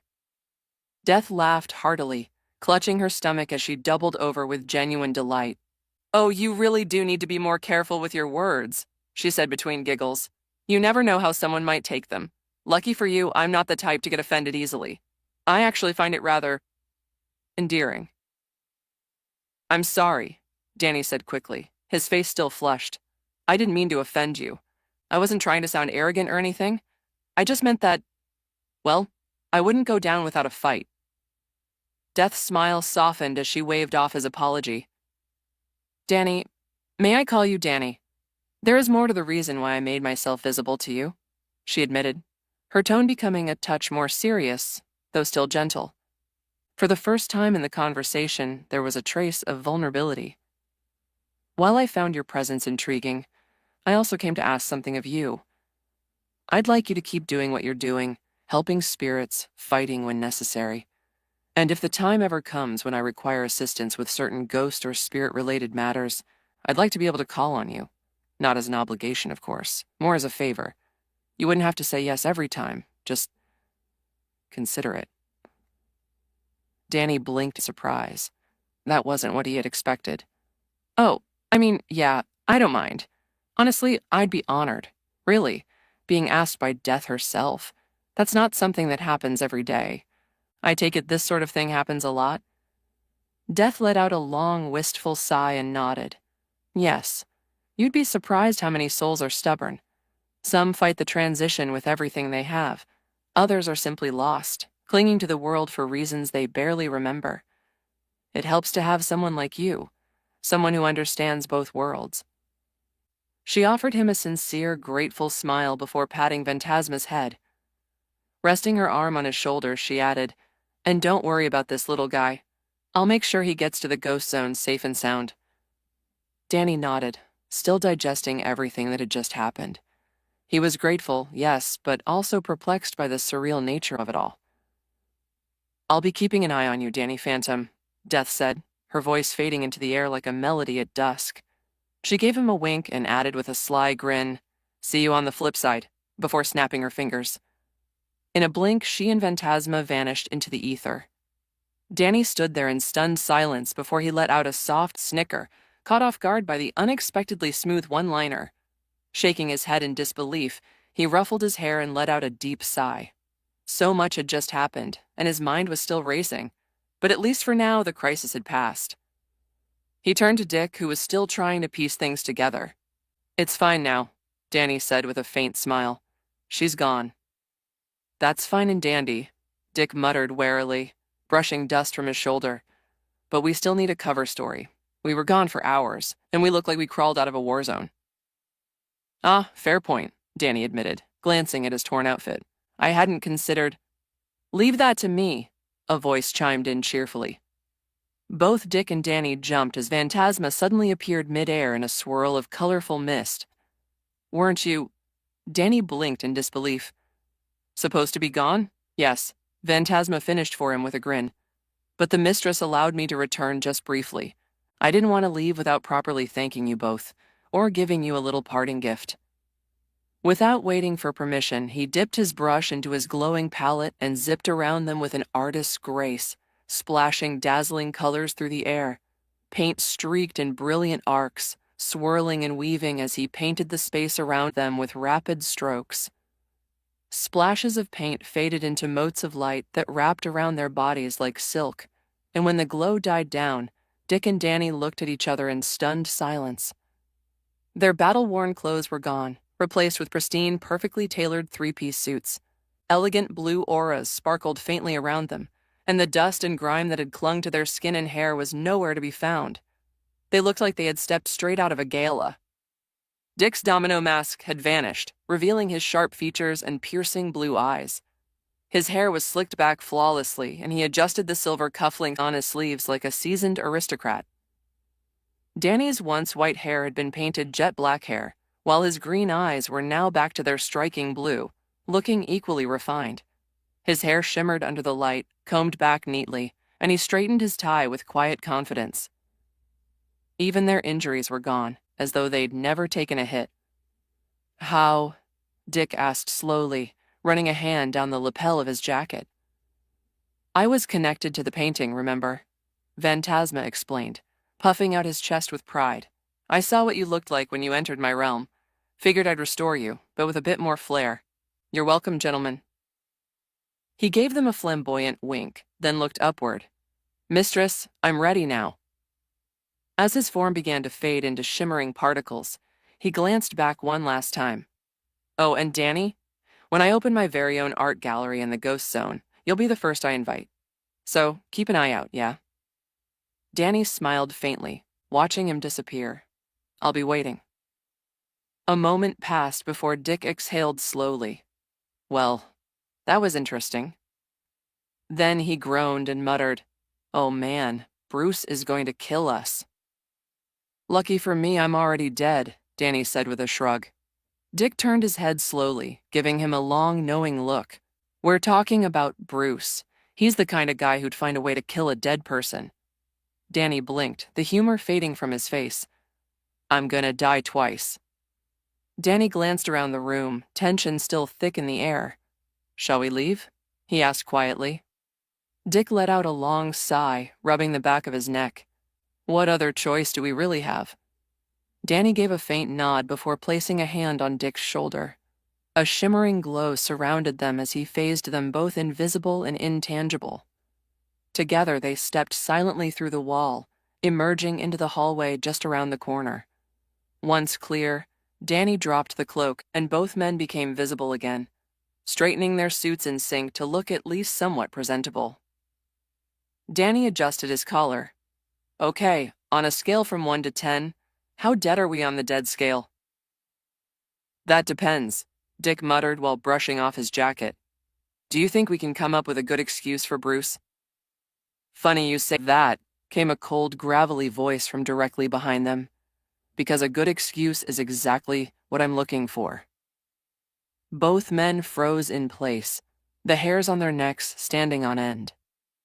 Turning around slowly like guilty teenagers caught sneaking in past curfew, they were met with the icy glare of Bruce Wayne himself. His arms were crossed, expression unreadable, but his eyes said everything: displeasure, suspicion, and just enough restraint to not explode. Yet, Danny raised his hands innocently. "We were powdering our noses," he offered weakly, his voice climbing slightly at the end like he wasn't sure why he even said that. Dick turned his head slowly to stare at him, disbelief plastered across his face. "Really?" he whispered. Bruce's gaze darkened, the air around him practically chilled. "You both disappeared for 2 hours, 16 minutes, and 28 seconds. Not a single word, no status report, nothing. Just silence." Danny leaned in toward Dick and muttered under his breath, "I bet he made that number up." Dick responded immediately by slamming his elbow into Danny's side. Danny winced and let out a low grunt, clutching his ribs. Bruce's jaw tightened. His narrowed eyes drilled into Danny like lasers, a glare that would have instantly outed him as Batman. Dick quickly stepped forward, raising his hands in a calming gesture. "Wait, okay, just let us explain. It's not like we didn't want to report back. We literally couldn't." "Yeah," Danny chimed in, recovering from the elbow jab. "This painting ate us. Like, slurp. We ended up inside some ghost world or dimension or whatever. Fought off a bunch of creepy zombie. And then Dick got us lost in a living maze made of branches. Then I made friends with a ghost painter after beating him into submission. Changed his life with a pep talk, and, oh, I met Death. Like, the person. She was beautiful, very kind, might I add. Dick couldn't see her, though." He paused, looking very proud of himself. Dick slapped a hand to his forehead and dragged it down his face. Bruce just stared at Danny, blinking slowly, trying to process what he'd just heard. What unsettled Bruce more than the content of the story was the fact that, based on his training and instincts and years of detective work, he could tell Danny wasn't lying. Not about any of it. "Danny, please," Dick groaned. "Just stop talking. You're honestly making this worse." Danny held his hands out, palms up. "Did I lie?" "No, but the story could have been told in a way that didn't make it sound like we were high on ghost mushrooms," Dick muttered. He looked back to Bruce, who still hadn't said a word. "Let's go somewhere more private. We'll tell you everything. The real version. What actually happened." Half an hour later. "Then Phantasma gave us a makeover before leaving. We exited the room, and that's when you found us and said, 'Funny because a good excuse is exactly what I'm looking for.' And, Danny's rambling was abruptly cut off as Dick firmly clamped a hand over his mouth. Bruce exhaled slowly, his expression loosening slightly from glacial to mildly irritated. "I suspected something related to the amulet might have been involved, but I'm relieved to see that wasn't the case." Danny phased his mouth right through Dick's hand, his voice springing back to life. "So, did you find it?" Bruce took a steady breath, visibly working to keep his face from twitching at the comedic use of intangibility. "Yes and no. I spoke to the auction's organizer. He mentioned a few late entries he plans to include in the event. One item in particular was described as a pendant of unusual energy. It might be the one we're looking for, but before I could confirm, I realized you two had been missing for an uncomfortable amount of time." Dick finally dropped his hand, trusting Danny to stop blurting for now. "Do you think we still have time to recover it?" "I suspect it's already been auctioned during my search for you two, but we can't exactly tell," Bruce replied. "We'll head back now. Keep your eyes open. If anything seems even slightly off, report it. No more solo adventures through supernatural oil paintings. Yes, sir, Dick muttered, falling in step beside him. Danny gave a mock salute. No promises. Bruce didn't say anything, but the sharp glance he gave Danny said everything before they started to head back. Even before Danny and the others stepped back into the auction hall from the corridor, they could hear the rapid-fire cadence of the auctioneer echoing through the space like a machine gun of numbers and offers. Can I get 100,000? 100,000? Yes, over there. 150? 150? 150? Yes. Can I get 200,000? 500,000. A voice cut in clearly. 500,000. The auctioneer echoed with dramatic flair. Going once, going twice. Sold to Oliver Queen. The crowd applauded politely as Oliver stepped off the stage with an easy smile, disappearing into the sea of suits and gowns, which was when Danny and the others entered. Bruce, ever composed, adjusted the collar of his suit and wore his most sociable grin as he approached a group of high-profile men.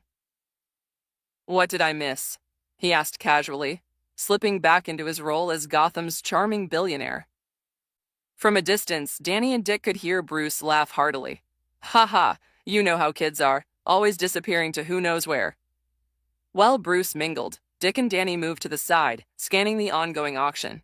It wasn't after another 20 minutes that an item Danny recognized was being rolled out, a painting. Danny's breath hitched slightly. It was Van Gogh's painting. He hesitated only for a second before weaving through the small crowd and approaching Bruce, who had just finished exchanging pleasantries. Bruce, Danny asked quietly, tugging lightly at the older man's sleeve. Could you buy that painting for me?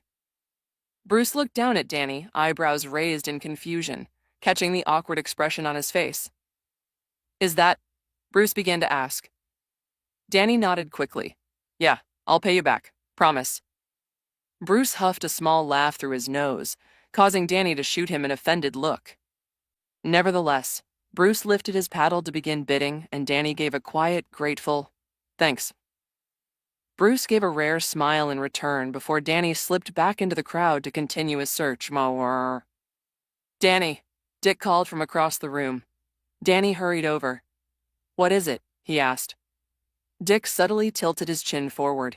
Danny followed his line of sight and spotted Oliver Queen standing beside Dinah Lance.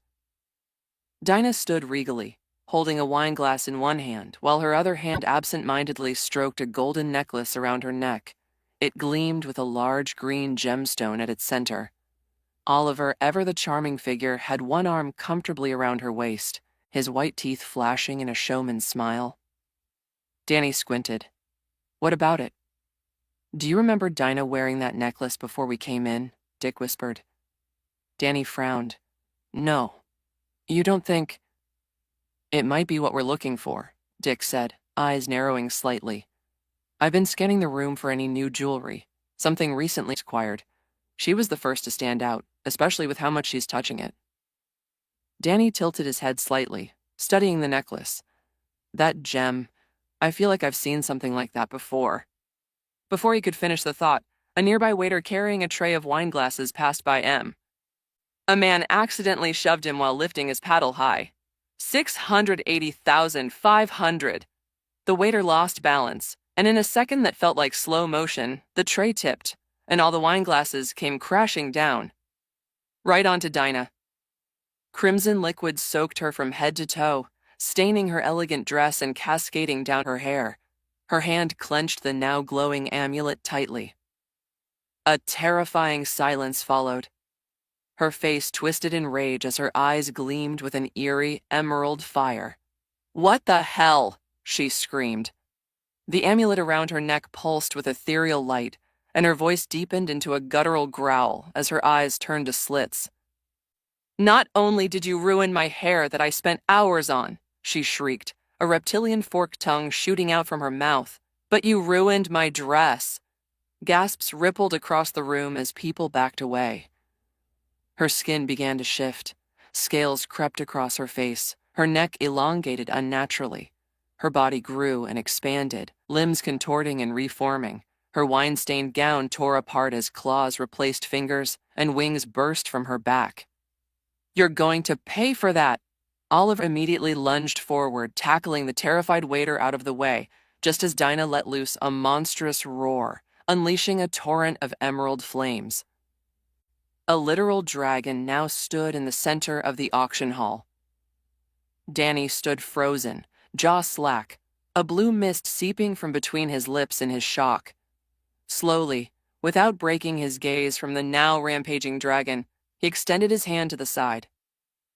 With a sigh, Dick reached into his jacket pocket and slapped $20 into Danny's palm. Danny grinned. As Danny tucked his hard-earned money into his pockets, he and Dick took off running away from the main event. But they weren't the only ones. All around them, people let out terrified screams, shrieks of panic and confusion, followed by an ear-splitting roar that shook the ground beneath their feet.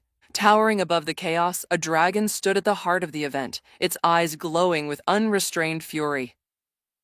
In the blink of an eye, Bruce vanished into the crowd like smoke on the wind. Oliver, frozen in place for a moment, stared at the massive beast with a horrified expression as he looked at the dragon that was supposed to be a woman. Danny and Dick didn't waste another second. They lowered their shoulders and plowed through the nearest door, pushing their way toward the back hall. They sprinted with urgency, weaving between panicked civilians until they reached the restrooms. Without a word, they each entered separate stalls. From Danny's stall, a flash of bright, almost blinding white light poured out through the cracks. From Dick's, clothing scattered through the air as if blasted by a gust of wind. Seconds later, both kicked open the stall doors, now transformed. Danny hovered a few inches off the ground in his phantom gear, glowing faintly, while Dick, now in full Robin uniform, cracked his knuckles. Without hesitation, the two heroes pushed their way back into the event area. The scene was total bedlam. Guests were trampling each other in a frenzied attempt to escape. People shoved, clawed, and stumbled over fallen bodies, desperate to flee. Danny grabbed Robin by the shoulder and phased them both through the crowd, gliding above the stampede. From above, they could see Oliver Queen standing just a few feet away from the monstrous form of Dragon Dinah. He was shouting, arms raised in an attempt to soothe her. "Dinah, sweetie, it's all right. It was just a dress." Oliver's voice cracked with desperation as he took a cautious step forward. But Dinah didn't listen. With a snarl, she whipped her tail at him with lethal speed, treating him like an insect buzzing too close. The blow landed hard. Oliver was flung backward like a rag doll, blood spraying from his mouth as the air was knocked clean out of him. Danny reacted in a flash, literally. He darted forward, turned both himself and Oliver intangible, and phased them through a banquet table and deep into the floor, absorbing the full brunt of the momentum. Moments later, Danny flew them both back up and laid Oliver gently against a nearby wall. Oliver clutched his side, coughing and wheezing, blood dripping from the edges of his lips. Robin landed beside him, eyes scanning for further threats. "You take care of her," Robin said firmly, turning to Danny. "You're strong enough to hold her off. I'll make sure Mr. Queen gets medical attention." Danny nodded, but just as he was about to lift off again, a hand caught his wrist in a tight, bruising grip. He turned and looked down. Oliver stared up at him with bloodshot eyes and a fierce, protective glare. "Don't hurt her," he said through gritted teeth. "She's not in control of herself." Danny blinked, surprised. "Dude, I'm more worried about how she's going to hurt me. That's a freaking dragon." His sentence was cut short by a deafening crash above them. The skyline exploded into a million shimmering fragments, raining glass like deadly confetti. Everyone's gaze shot upward. Silhouetted against the moonlight, figures descended rapidly on grappling lines. Members of the League of Assassins dropped in from above, their movements precise and ruthless. Several of them aimed glowing green ropes at the dragon's snarling head. The ropes launched, spiraling through the air toward her snout. Dinah roared in defiance, emerald fire leaking from the corners of her jaws, her body tensing for battle. Oliver's eyes widened in disbelief and fury as he spotted one of the lead attackers. "Merlin," he growled. Robin narrowed his gaze. "I see Black Spider, too," he muttered darkly. But before the ropes could ensnare the dragon's snout, a batarang zipped through the air in a perfect arc, curved and calculated. It sliced clean through the glowing cords with a metallic snap, severing the lines and freeing Dinah's muzzle. Dinah let out a deafening roar that reverberated through the entire building, shaking the steel framework and glass panes like they were made of paper. The tremor echoed so violently that the League of Assassins hanging from their lines quivered midair, swaying and rattling like wind chimes in a storm. Her wings extended wide, casting massive shadows over the walls as her pupils constricted into narrow, slitted lines. Then, without warning, she unleashed a torrent of crackling emerald fire from deep within her throat. The flames erupted outward in a devastating wave, consuming several assassins midair. Agonized screams rang out as the emerald fire engulfed them, their bodies writhing in unbearable pain. Their clothes disintegrated instantly, followed by their skin, muscles, and even their eyes, all burned away in seconds. It was a haunting, stomach-turning sight, one that would remain seared into memory. The flaming bodies plummeted toward the ground, thudding and squelching grotesquely upon impact. Merlin and Black Spider barely managed to evade the blast, along with a few others who cut their cords and fled. But the damage was done. "Dinah, no!" Oliver's voice cracked as he shouted, despair overtaking his composure. "Danny," Robin called urgently, his voice urgent. "Go, before she kills anyone else." Right," Danny stammered, his face pale as ash. He stared in horror at the charred corpses before forcing himself to look away, fighting the bile rising in his throat. Swallowing hard, he shot forward. Dinah roared again, this time flapping her massive wings with a surge of strength that created a powerful gust.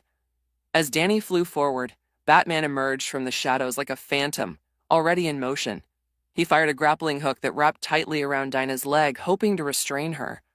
But the dragon woman reared back, and with a powerful lift, Batman was torn from the ground, carried through the shattered sunroof into the night sky. He wasn't alone. Merlin and Black Spider had already taken pursuit, flying or grappling after Dinah, intent on capturing or killing her. As Batman and Danny vanished into the skyline, Oliver turned to Robin. "Go," he ordered, his voice hoarse but commanding. "They'll need all the help they can get if they want to bring Dinah back." Robin hesitated, eyes flicking over Oliver's injured form. "Are you sure? You're in no shape to—" "I can take care of myself," Oliver barked, the pain evident in his expression. "Now go." Dick didn't argue further. He took a precious few seconds to wrap a pressure bandage around Oliver's side, securing the bleeding wound as best he could. Then, without another word, he nodded, fired his grappling line upward, and vanished into the night. Once Dick was gone, Oliver winced and slowly forced himself upright, limping toward a narrow hallway Dinah had been blocking before. He reached into his coat and pulled out his phone with a shaking hand. Holding it to his ear, his eyes darkened with resolve. His face, normally calm and calculating, now looked as hard and unrelenting as jagged stone. The phone clicked as the other side answered. Without hesitation, he growled, "Bring me my bow and arrows, the heavy kind." Meanwhile, Robin arrived atop the rooftop just in time to witness a full-scale battle unfolding. Batman stood at the heart of it, his cape flaring behind him like the wings of a dark angel. The League of Assassins swarmed him from every direction, but he moved through them with fluid, brutal efficiency. Black Spider lunged, his limbs a blur, but Batman spun and deflected with a bracer, the steel absorbing the impact effortlessly. Merlin fired an arrow laced with explosives, only for Batman to raise his armored gauntlet and let the arrow bounce harmlessly off. In the same motion, he pivoted and delivered a punishing roundhouse kick to a charging assassin.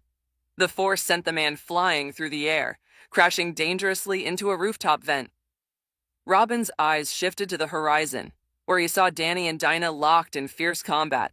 Emerald fire and white ectoplasmic energy lit up the night as the two collided in midair. Danny's hands were locked with hers as she tried to rip him apart. In an instant, he turned them both intangible and allowed himself to be slammed through a building, avoiding lethal damage. Knowing his limitations but determined to help, Dick pulled out his staff. With a click, he split it into twin batons and crouched low, narrowing his eyes. Then he charged forward with stealth and purpose, joining Batman in the fray. As Danny and the dragon phased through the towering skyscraper, the battle between spectral power and primal fury intensified. With a swift motion, Dinah coiled her serpentine tail around Danny's leg, yanked him upside down, and dangled him in front of her blazing maw. Her eyes burned with feral fury as her jaw unhinged, releasing a colossal torrent of emerald flames into the sky, aimed directly at him. Acting fast, Danny enveloped himself in an ectoplasmic shield, forcing her tail away and bracing for the incoming inferno. The blazing heat slammed against his barrier like a wave of molten lava. "Hot!" Danny internally screamed, even as sweat beaded his forehead despite the protective shield. His barrier shimmered, warping under the intense heat before Dinah's tail whipped around and struck like a battering ram.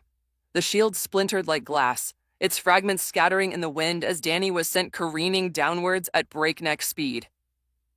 He slammed into the roof of a parked car with bone-rattling force. "Ah!" he cried out in agony as the vehicle crumpled beneath him like tinfoil. The impact reverberated across the street, and civilians screamed, both from the shock and fear.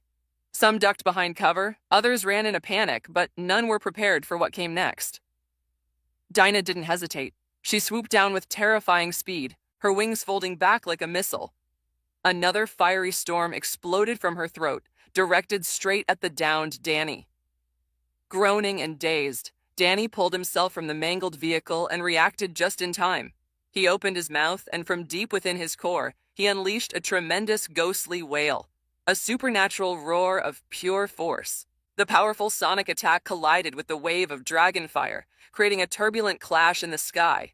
The street lit up in chaotic hues of green and white, the energy battle rumbling like a storm.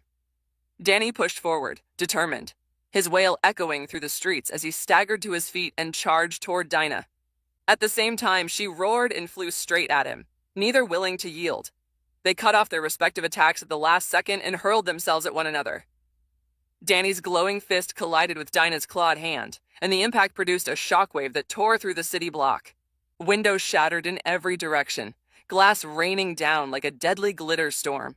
Screams erupted as shards sliced into the skin of nearby civilians, leaving trails of red in their wake. "Damn it," Danny cursed, watching the chaos erupting around them. His expression darkened. "She's not giving me a single opening. I can't get close enough to rip the necklace away." The sky above Star City became their battlefield. They were a blur of movement, darting and weaving between buildings. Danny unleashed a relentless stream of ghost rays from both palms, each one flaring with vibrant spectral energy. But Dinah burned them away effortlessly, her flames scorching them from existence as if they were mere sparks. Undeterred, Danny summoned spectral fire to his hands and hurled searing pillars of flame at her, attempting to challenge her directly in a contest of heat. The green fire roared forth, but it was all in vain. Dinah didn't even flinch. She let the flames strike her armored body, demonstrating that her scales rendered his attempts meaningless. Show off," Danny growled, backing off as he continued launching attacks, hoping to find a weakness. Dinah surged forward again, wings beating like thunder. Danny steadied himself mid-air and inhaled deeply, his chest swelling until it nearly reached his chin. His cheeks puffed out like a balloon. "Ah!" Another ghostly wail tore from his throat, more powerful than the last. The sound distorted the air itself, rippling through the sky. Windows across several blocks shattered under the sheer force. The sonic energy hit Dinah full force. She shrieked in pain, roaring as the attack overwhelmed her. Though she tried to push against it, the blast hurled her through the sky like a comet. She crashed hard into the streets below, her massive body tearing through concrete, flipping cars and gouging out a long crater through the asphalt. Danny hovered above, panting. His head drooped backward from the exertion, a dazed look on his face. His black hair briefly flickered into view, his domino mask unable to hide his tired blue eyes. Cartoonish sparkles danced around his face, spinning comically before he shook himself back into focus. Placing a hand over his face, a familiar white transformation ring passed through his body. In a flash, his hair turned back to snowy white, and his eyes, peeking between his fingers, glowed an eerie neon green. On the ground, the aftermath of Dinah's crash was catastrophic. Cars were overturned and smoldering, thick plumes of smoke rising into the air. Shops had their windows blown out. Merchandise scattered across the streets. The very earth had been torn apart where Dinah had skidded. One by one, car doors creaked open. Injured pedestrians crawled out, battered and bleeding. Their eyes were wide with terror as they took in the destruction and the massive dragon groaning at the center of it all. Dinah let out a guttural growl that rattled in her throat, her massive body trembling slightly as she struggled to push herself upright. Her lips quivered with frustration and pain as she got back up on all fours, her claws scraping against the cracked asphalt. She slowly lifted her long neck, shaking her head to dispel the haze clouding her vision, only to find Danny Phantom hovering directly above her, his glowing eyes narrowed with fierce resolve. The only sound she heard was a sharp, deep inhale. Danny unleashed another earth-shaking ghostly wail, roaring from deep within his core. The supernatural scream hit Dinah's skull with brutal force, slamming her head down into the shattered street with an explosive impact. The ground buckled beneath the weight and pressure, leaving a deep crater carved in the shape of her snout. Her face was forced into the pavement, and a stream of glowing green spectral blood seeped from her flaring nostrils and the corners of her eyes. Danny's scream petered out into a strained wheeze as his energy began to falter. He was panting heavily, his chest rising and falling. Slowly, he floated down to the ground beside Dinah's massive, motionless form. Without hesitation, he reached for the golden pendant dangling from her neck, eyes locked on his prize. But in a sudden flash of movement, Dinah's eyes snapped open, burning with primal fury, and she lashed out. Her claw tore across Danny's chest with brutal force. "Ah!" Danny cried out, his scream echoing through the street as his shirt was ripped open and his torso shredded. Jagged green wounds glowed green as ectoplasmic blood spurted from the gashes. The impact launched him backwards through the air like a rag doll, skipping across the cracked road like a stone on water. He smashed into the front of a corner cafe, phasing briefly through the glass door before slamming into the counter, shattering it into splinters. He hit the ground hard, lying amid broken wood and steaming coffee machines. Sweat soaked his body, his once neat hair now wild and plastered to his forehead. His face was painted with agony, every muscle trembling. He clutched his side tightly, feeling the sticky warmth of his own ectoplasm pooling between his fingers. Groaning, he let out a bitter laugh laced with pain, tears welling up in his eyes. "You know what they never show in the movies?" he murmured weakly. "The crying. No one ever cries when they're hurt like this." "How do they not cry?" A grimace stretched across his face as he lifted his hand to see it coated in glowing green blood. Grinding his teeth, he forced himself up, one fist pushing against the floor as he wobbled to his feet. "I'm not done," he growled under his breath. "I will get that necklace, even if it's the last thing I do." Meanwhile, a series of loud cracks erupted as Robin smashed smoke pellets on the rooftop, veiling the area in a dense, swirling screen of gray mist. Shadows danced in the haze as assassins descended from all directions, but Robin was already moving. With swift, practiced precision, he weaved between them, twirling his twin batons like extensions of his arms. One assassin lunged at him with a katana, but Dick parried with a quick upward block, twisted the blade away, then shattered the assailant's hand with a brutal strike. He followed up with a hard downward smash to the kneecap, sending the assassin collapsing to the ground in a shriek of pain. Robin spun, delivering a final blow to the jaw that sent blood and teeth flying before the assassin dropped, unconscious. Sliding low across the rooftop, Robin swept another enemy's legs out from under them. As they fell, he pressed an electrified baton to their back and discharged a burst of voltage. The assassin convulsed violently before being launched out of the smoke cloud. Inside the swirling mist, more assassins charged, but all that could be heard was the rhythmic crack of batons meeting flesh, the occasional clang of metal deflected, and bodies being flung from the haze one after another. Robin leapt onto the shoulders of a dazed opponent, flipping through the air in a somersault to escape the smoke. Mid-air, he flung his baton toward Black Spider, who was sprinting toward Batman. The baton struck Black Spider in the shoulder, throwing off his balance and sending him stumbling forward. As he turned, the baton ricocheted back into Robin's hand just as he dropped down, swinging hard at Black Spider's head. The villain raised his arms defensively and grunted as the blow struck with brutal force, causing him to stagger back. Elsewhere on the rooftop, Batman and Merlin clashed in a deadly duel. Arrows whizzed through the air, but Batman moved with surgical grace, catching one mid-flight. He spun with calculated momentum and hurled it at Merlin's feet. Boom! The arrow exploded in a cloud of light and smoke, launching Merlin backward. Before he could recover, a grappling hook snagged him around the waist and yanked him forward at blistering speed. Right into Batman's waiting boot. Crack! Merlin hit the rooftop hard, groaning in pain as Batman stood over him, cape billowing. "Start talking," Batman growled, eyes narrowed beneath the cowl. "What does Ra's al Ghul want with the amulet?" Merlin coughed, a smirk twisting his bloodied lip. "What makes you think I'd just tell you?"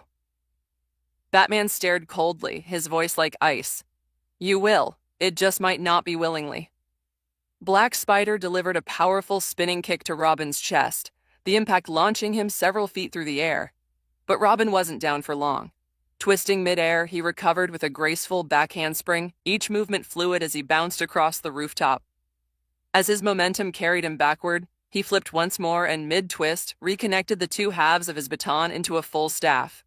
He landed in a low crouch, immediately settling into a defensive stance, eyes locked on his opponent.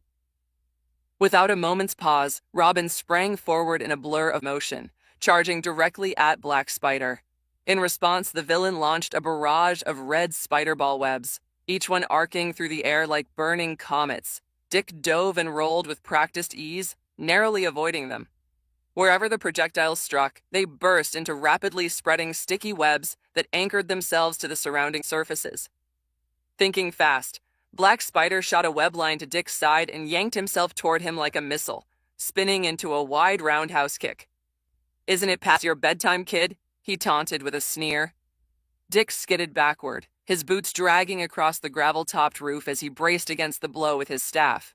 "Heh, sorry," he quipped with a smirk, "but your mom said I could stay up late. She's waiting for me." As he spoke, he flicked a birdarang toward Black Spider's feet, and it detonated in a burst of white light. Real mature kid, Before he could recover, Robin vaulted off his staff like a gymnast, launching himself forward in a tight arc and slamming both feet squarely into Black Spider's stomach. The force knocked the assassin off his feet, sending him tumbling across the rooftop in a ragged heap, grunting as he rolled. Across the rooftop, the battle between Batman and Merlin was just as intense.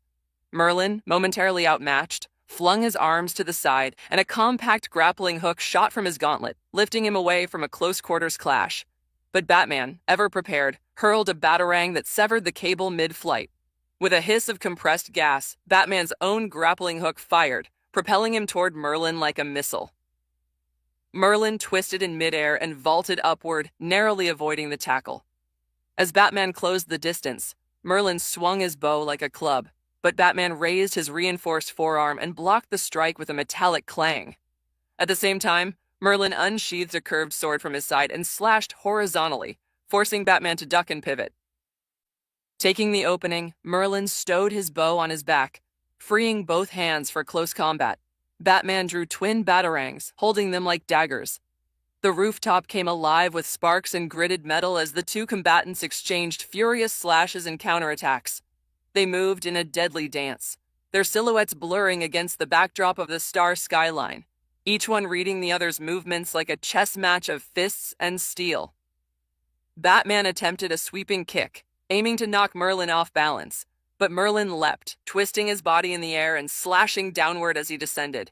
Batman rolled aside, narrowly avoiding the blade, and retaliated by tossing a cluster of smoke pellets that erupted into a thick cloud. "You think you're the only one who knows how to fight in the dark, Batman?" Merlin shouted from within the smoke, slashing wildly with his blade. From the gloom, Batman appeared like a ghost. He slammed a heavy punch into Merlin's jaw, snapping his head to the side. Merlin staggered. Batman reappeared behind him and delivered a brutal kick to his lower back. As Merlin dropped to one knee, Batman surged forward again, striking his legs from the side and forcing him to buckle completely. Then, with a cold efficiency, he gripped Merlin's head and brought it crashing down onto his extended knee. Blood sprayed from behind Merlin's mask as he was hurled backward, dazed and groaning. You merely learned to fight in the dark, Batman growled. I became it. But Merlin wasn't finished. As he slid to a halt, he dropped to one knee and in a single fluid motion, pulled his bow from his back. Holding it with his sword arm, he fired an arrow directly at Batman. Reacting instantly, Batman slashed at the projectile with a batarang, but the arrow exploded on contact, blasting him out of the smoke cloud in a fiery shockwave. The blast rocked the rooftop, and across the city, a thunderous crash rang out from Danny's fight with Dragon Dinah, shaking nearby buildings. Though Batman's expression remained unreadable, tension tightened his features. He could feel it. The battle between Danny and Dinah was escalating and civilian lives were at risk. He had to end this, fast. Merlin seized the moment and leapt from the smoke, slashing his sword at Batman's side. A shallow gash appeared along Batman's armor, forcing him into a defensive stance. I have to get them out of the city before more people get hurt, Batman thought, narrowing his eyes. He blocked the next blow with his gauntlet and then twisted Merlin's arm back at a painful angle. A loud crack echoed as the limb was dislocated. Batman didn't hesitate. He lifted Merlin by the broken arm and hurled him to the ground with a thud. Still holding Merlin in place, Batman hurled a precision batarang toward Black Spider and Robin's skirmish across the rooftop. The blade sliced clean through the tubing connected to Black Spider's web shooter pack, severing the connection. Pressurized web fluid erupted in all directions, spraying uncontrollably. Robin, Batman shouted through the chaos. Tell Danny, lead the fight away from the city, now! Robin saw his opening. With Black Spider's web shooters clicking empty, he seized the moment. Spinning his staff with practiced precision, he dashed forward and slammed it down across the villain's forearms, shattering the wrist-mounted devices in a crackling burst of metal and sparks. But Black Spider wasn't done yet. Snarling, he lunged forward, gripping Robin's staff tightly in both hands. With a subtle press of a hidden switch on his staff, a surge of electricity surged through the metal and into Black Spider's body. It's you who's past your bed. Time to sleep, Robin snarled, referencing their earlier quip. Ah, Black Spider cried out in agony, his body convulsing from the shock. Robin twisted the staff sharply, locking the villain's arms in place before executing a powerful roundhouse kick. The blow connected squarely with Black Spider's jaw, launching him across the rooftop like a rag doll. He skidded along the concrete and landed with a thud at Batman's feet. Dick didn't wait to see if the fight was over. He bolted to the edge of the rooftop, his cape fluttering behind him. Without hesitation, he dove off, performing a seamless acrobatic front flip midair. As he descended, he fired a grappling hook across the gap between buildings, catching a ledge in the distance.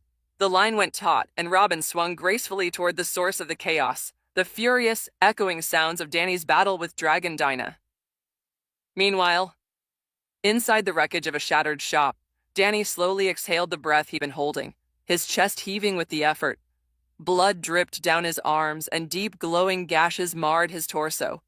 He leaned forward, his body screaming in pain, but he didn't stop. With a rumble and a flash of light, the ground beneath him cracked under the explosive force of his takeoff.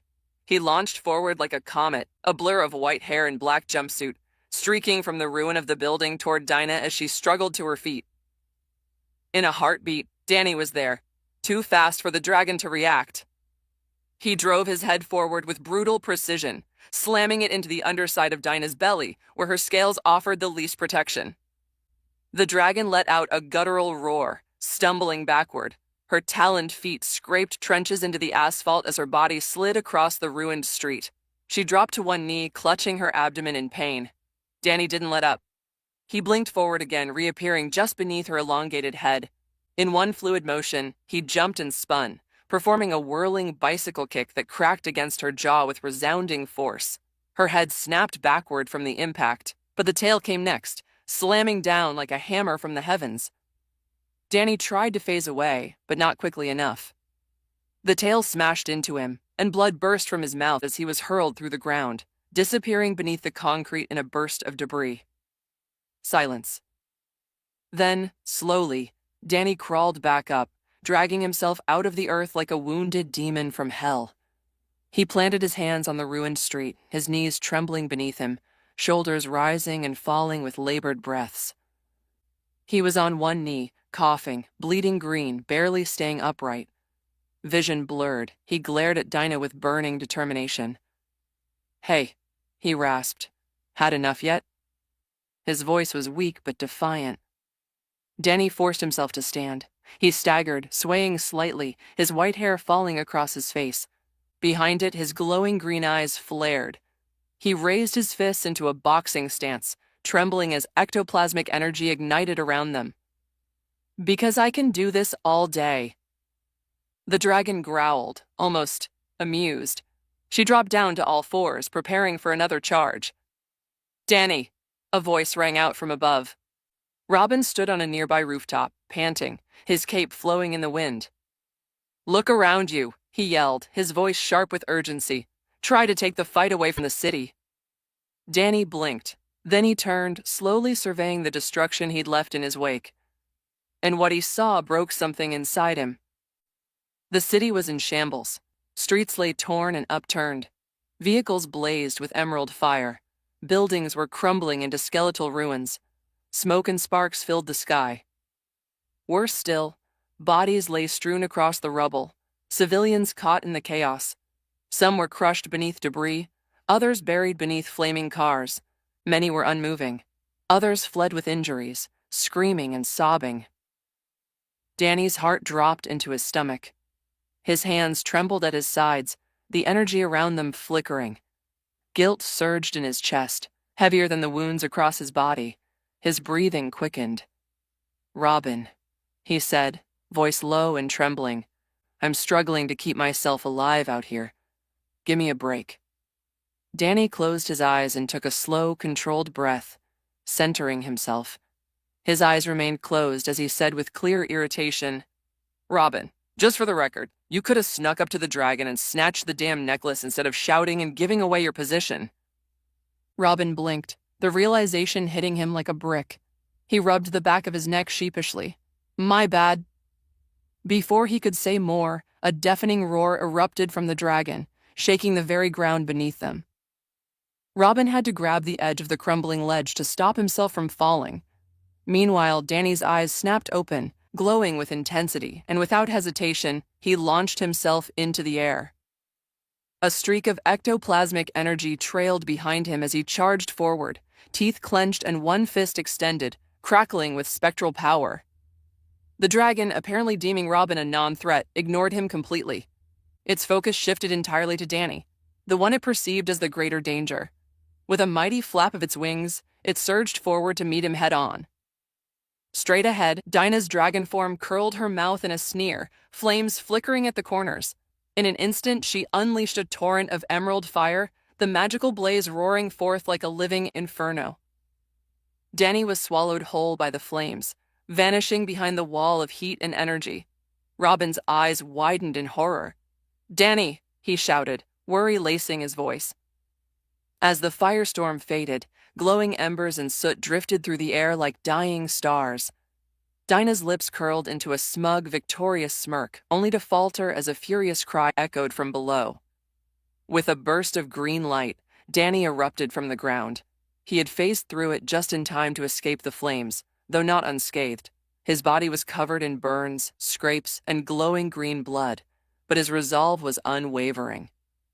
He surged upward with renewed fury, leaving behind a streak of blinding neon as he moved. In a fluid motion, he wrapped both arms around the dragon's tail and hauled it over his shoulder with a shout. "Ah!" Danny roared, every muscle in his body straining. His grip was iron. Despite the dragon's superior size and strength, Danny's momentum and sheer willpower dragged her higher and higher, past the towering skyscrapers, beyond the reach of the city lights.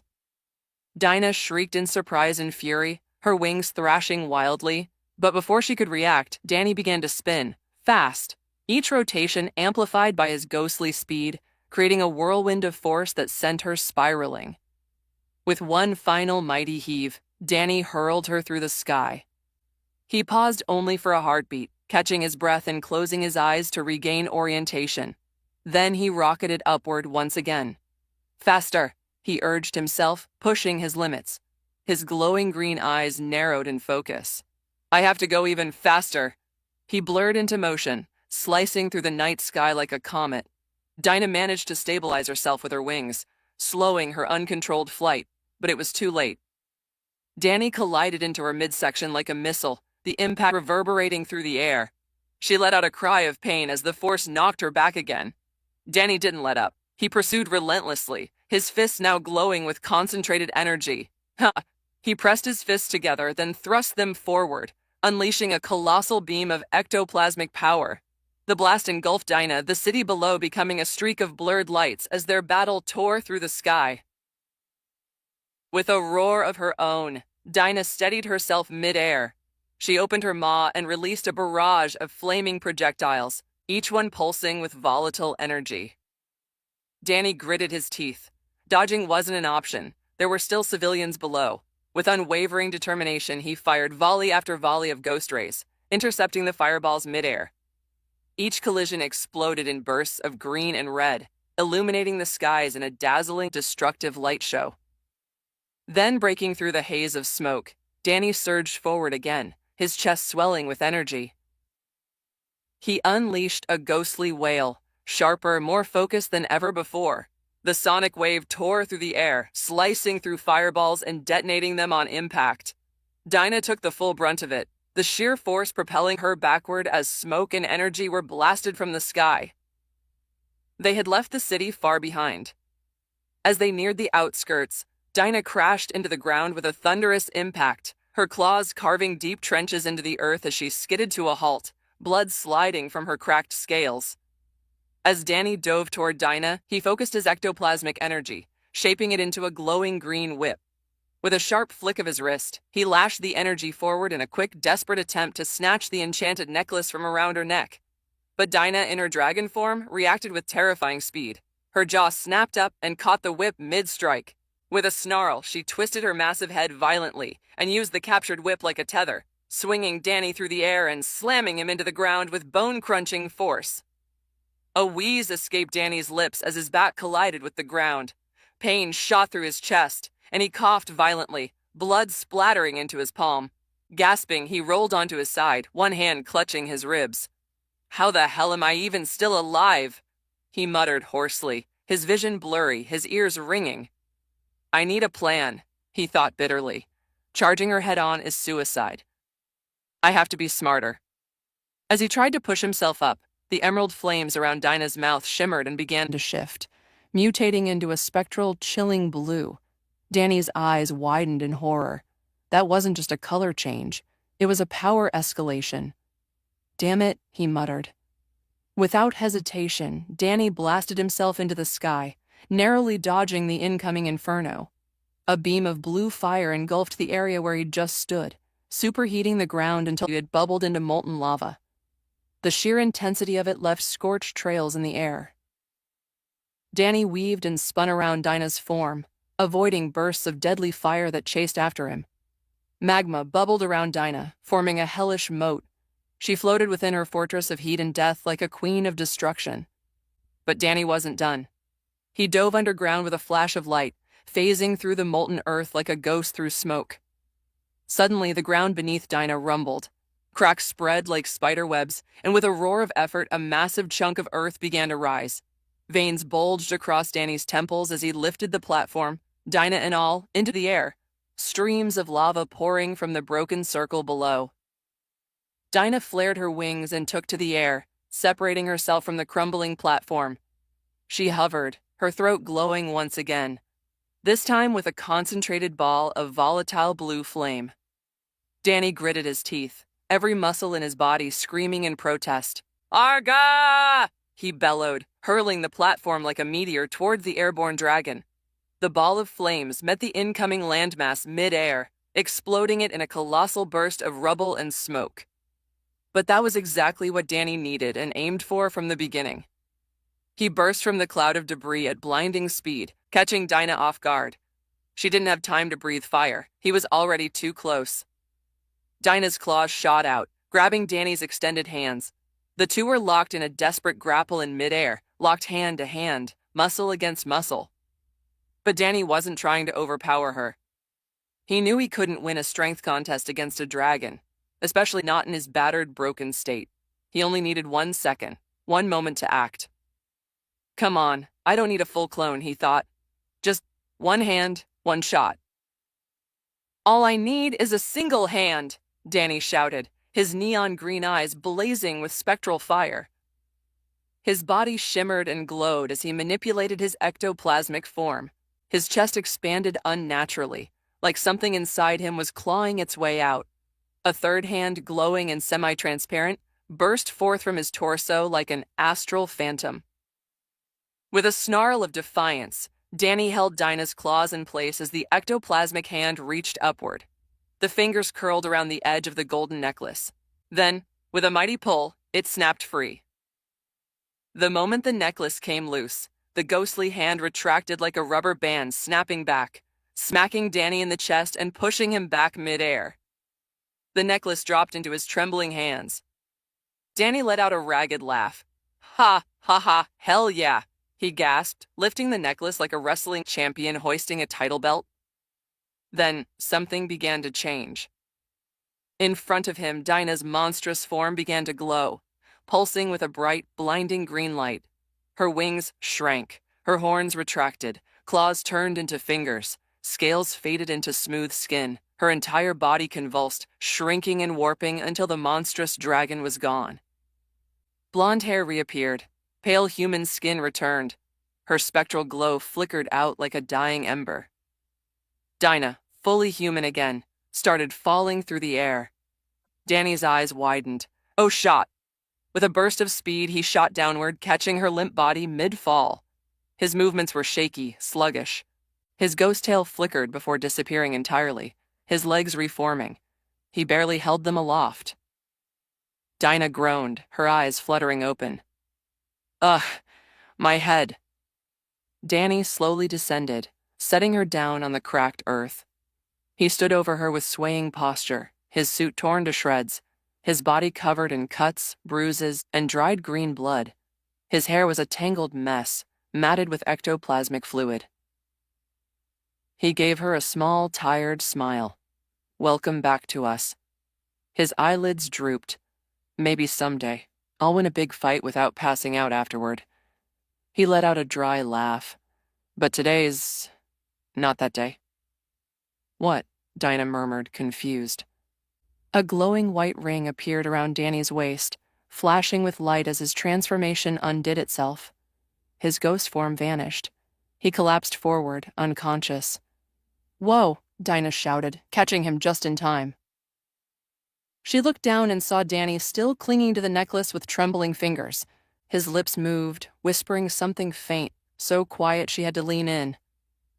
I'm sorry. Dinah looked around at the destruction that surrounded her, the upturned ground, the molten lava.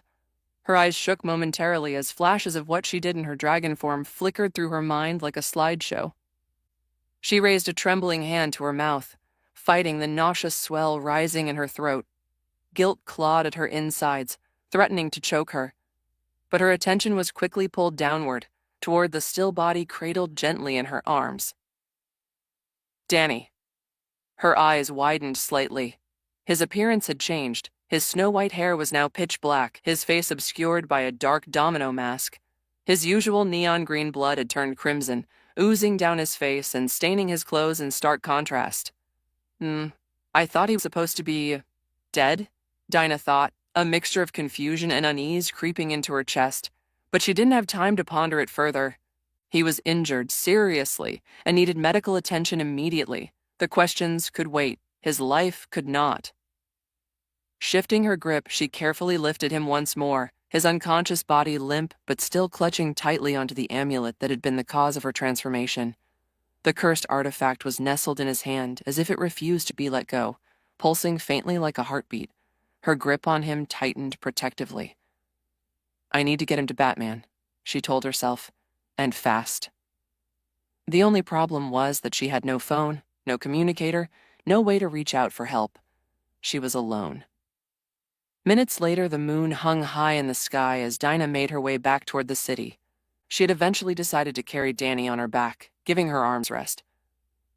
Danny's limp arms dangled over her shoulders, his head resting weakly against her neck. He was still unconscious, but his grip on the amulet hadn't slackened one bit. Her heels scraped against the pavement as she hurried along the deserted road, scanning for any signs of communication or boom tubes, but she found nothing. That was when it happened. A sharp sound sliced through the air, and before she could react, she was surrounded.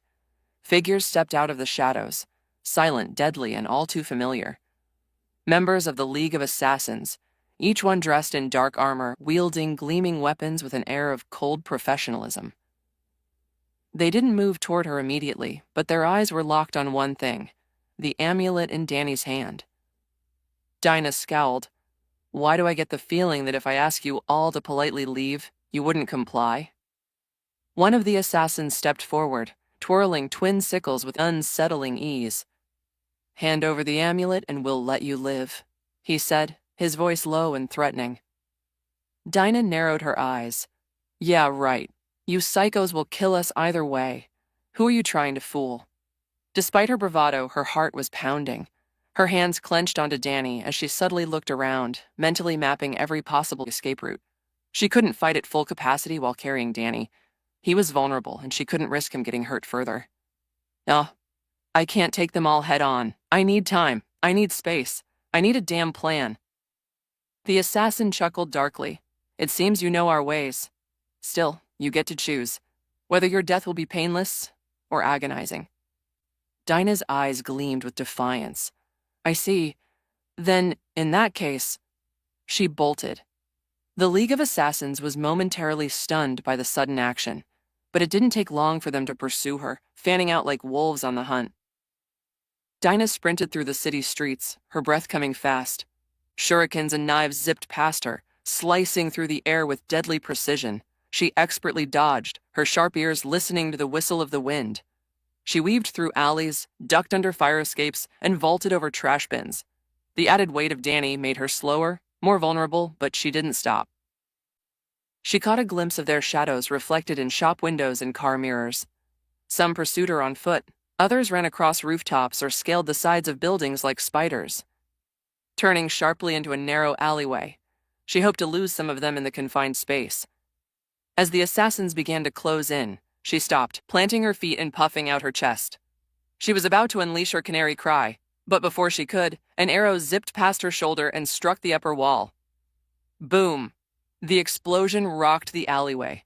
A shower of bricks and concrete rained down, catching several of the assassins by surprise and burying them beneath the debris. Dinah's eyes widened, her lips curling into a stunned smile. More arrows followed, dozens of them, each precise, each different. Some exploded on impact, knocking out enemies in bursts of fire. Others exploded into sticky, slime-like substances that entangled limbs and weapons, rendering their victims immobile. She turned to look across the street, to the rooftop above. There, perched with calculated grace, was a hooded figure clad in forest green, a quiver full of arrows slung over his back, and a bow drawn tight in his gloved hands. His expression was unreadable beneath the shadow of his hood, but his aim was steady. Green arrow. As Dinah stepped cautiously out of the narrow alley, her heel crunching against the broken bricks and debris, the hooded figure perched above, shooting another expertly aimed arrow. This one was different. A thin, high-tensile tether was attached to the shaft, anchoring itself firmly to a wall across the street. Without missing a beat, Green Arrow slung his bow over the zipline and slid down with practiced ease, landing gracefully beside Dinah. The relief on his face was immediate. Ollie, Dinah exhaled, the tension in her shoulders easing slightly. I've never been so happy to see you. First off, Green Arrow replied with a smirk as he pulled back his hood slightly. Secret identity, Canary. Let's keep up the mystery. And second, ouch, that's not the most flattering compliment I've ever received. Despite his teasing tone, his expression softened into something much warmer. Relief, tenderness, and a flicker of worry. But yeah, same here. I was seriously starting to freak out. He gently cupped Dinah's face in both hands, checking her over before leaning in and pressing a soft kiss to her lips. Ahem. The voice cut through the moment like a dagger. Both heroes jumped and turned sharply to see Robin, standing with his arms folded, a clear gash on his cheek and several scuff marks on his armor. You know, Robin began dryly. Well, I love a good romance as much as the next guy. Maybe let's not start stripping in the middle of a street while my friend is bleeding out on your back? Dinah winced and quickly shifted Danny's weight. Right. Robin, sorry. Danny's seriously hurt. We need to get him to a hospital or Batman. It's my fault. Robin waved her off with a grimace. Yeesh. Save the guilt trip for later. No one's blaming you, and I'm definitely not in the mood for a pity party. Just hand him over. I'll make sure he gets treated. Dinah gently transferred Danny to Robin, careful not to jostle the boy too much. Robin took him with surprising ease, adjusting the unconscious teen so his weight was evenly balanced across his back, just as Dinah had done earlier. With Danny secured, Robin lifted his grappling hook, aimed it high, and fired. The line snagged a rooftop edge, and with a brief nod to Green Arrow and Dinah, he was whisked into the sky. You two hold off any more assassins. I'll get him to safety. Robin touched down on a darkened rooftop and laid Danny gently against the side of a large ventilation unit. The hum of the city surrounded them, but the area itself was momentarily still. He reached into one of the compartments on his utility belt and retrieved a small glass capsule, smelling salts. Snapping it in half, he held the broken vial just under Danny's nose. Danny jolted awake with a startled gasp.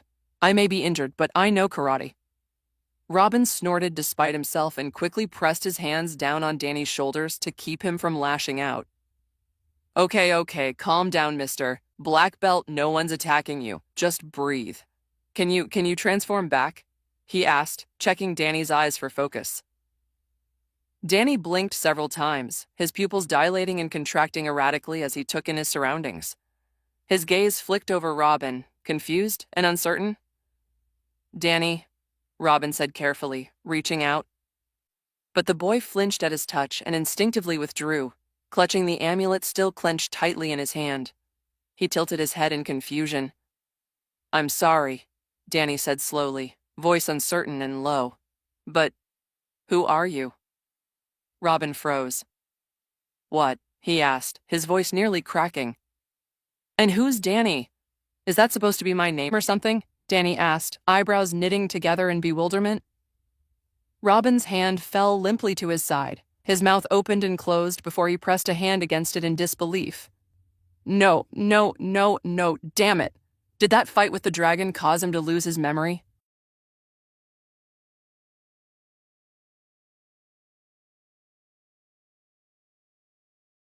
Welcome to Fanfic Voice, where every story finds its voice. Powered by Fiction Log X. Hear the fanfiction from the anime, manga, and game universes you crave. Let's begin. What if I reborn as Danny Phantom in the DC universe? Part 05. God damn it, Dick muttered under his breath, rubbing the bridge of his nose before placing a firm hand on Danny's shoulder. All right, this is going to be a pain. I'm Robin, and your name is Dan. He stopped abruptly, mid-sentence, as he noticed Danny's lips twitching. The faintest grin tugged at the corners of his mouth, and his shoulders quivered with restrained laughter. You're messing with me, aren't you? Dick asked, deadpan, staring at him with an unimpressed glare. Danny tried to hold it in, but failed spectacularly. Ha. I'm sorry, I couldn't resist. Ugh. He suddenly winced and doubled over, clutching his side as pain lanced through him. Owie. That's what you get, you dickwad, Dick grunted, rolling his eyes before punching him lightly into the shoulder. Ow, dude, I'm in critical condition here. Danny groaned, eyes squeezed shut as he rocked back and forth, cradling his battered body like a wounded animal. Dick's eyes narrowed. Can you transform? Danny closed his eyes again, trying to summon what little power he had left. A white ring flickered faintly around his waist, then shattered into dim sparks before fading completely. Nope, he muttered, exhausted. Used too much energy in that last fight. I'm tapped out. Gonna need time to recharge. Dick's gaze dropped to Danny's clothes, soaked in deep crimson. The blood was still spreading. Too much. Too fast. All right, he said, tone suddenly more serious. We need to treat those wounds. Help me get this off. Whoa, slow down there, boy wonder. Danny teased weakly. Buy me dinner first. I don't undress until the third date, Tilda. Dick ignored him, scowling as he peeled back Danny's jacket. I hate it when you're seriously injured. You turn into a damn stand-up comic. Sorry, man. It's just how I cope with the pain. The more pain I'm in, the funnier I get, Danny said, wincing as Dick ripped his shirt off. It's either laugh or scream. Dick grimaced as he saw the full extent of the damage. Deep gashes, swelling bruises, and gory abrasions. He quickly pulled a medical kit from his utility belt, wrapping bandages around Danny's waist with expert hands. They were quiet for a while, the only sound being the hiss of fabric and Danny's labored breaths. The silence settled thickly around them for a few seconds until Danny finally spoke up. Robin. What? Dick looked up, hands pausing, and blinked in surprise. Danny's eyes were glassy, tears brimming at the corners as he bit his lip. I'm in so much pain, he whimpered, voice trembling as his head wobbled side to side. Dick burst into laughter, a genuine belly laugh that shook his frame. He clutched the bandages still in his hands, trying to hold them in place. It's not funny, Danny wailed. How do people do this? I once cried for 15 minutes after stubbing my toe. This is a whole new universe of pain. How do people just go home after battles like this and not cry in the shower? I just don't get it. Dick chuckled softly as he moved on to wrap Danny's arms, shaking his head. I remember my first few field missions. I came home black and blue, laid on my bed and cried myself to sleep because I couldn't move without it hurting. You're not alone. The moment quieted again. Danny leaned back against the ventilation unit, visibly trying to steady his breathing. His eyes were closed for just a movement, his face deep in thought. His lip quivered and he bit it to stop it from shaking. People died because of me, he started, voice barely audible. Don't, Dick said firmly, voice low but commanding. It's not your fault. Before he could finish, he saw Danny's eyes go wide in panic. In the next second, Danny tackled him to the side with a burst of energy. A shunk echoed through the air. A kunai whistled past the space where Dick's head had been, slicing across Danny's cheek before embedding itself in the metal of the ventilation unit behind them. The two rolled across the rooftop, landing in a heap, panting. Dick blinked in shock. Dude, you just saved my life. Danny wiped the blood trickling down his cheek with the back of his hand, trying to catch his breath. Yeah. Buy me lunch next time. I like burgers. They exchanged a quick nod, then planted their hands behind their heads and kicked up into ready stances. They dove in opposite directions as a fresh volley of kunai rained down from the shadows, slicing through the air with deadly precision. Danny grimaced as he tucked the glowing amulet into his pocket, rolling across the rooftop before yanking two embedded knives out of the ground where he landed. Meanwhile, Dick pulled out and twirled his staff with practiced ease, deflecting the incoming blades with sharp, rhythmic clacks. Danny joined in, spinning his stolen blades in reverse grip as he batted away several kunai mid-air, his movements desperate but precise.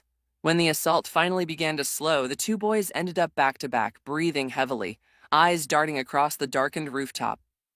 Danny huffed, flipping the knives into a tighter grip. Come out, you cowards. I've been trained by Batman and just fought a dragon.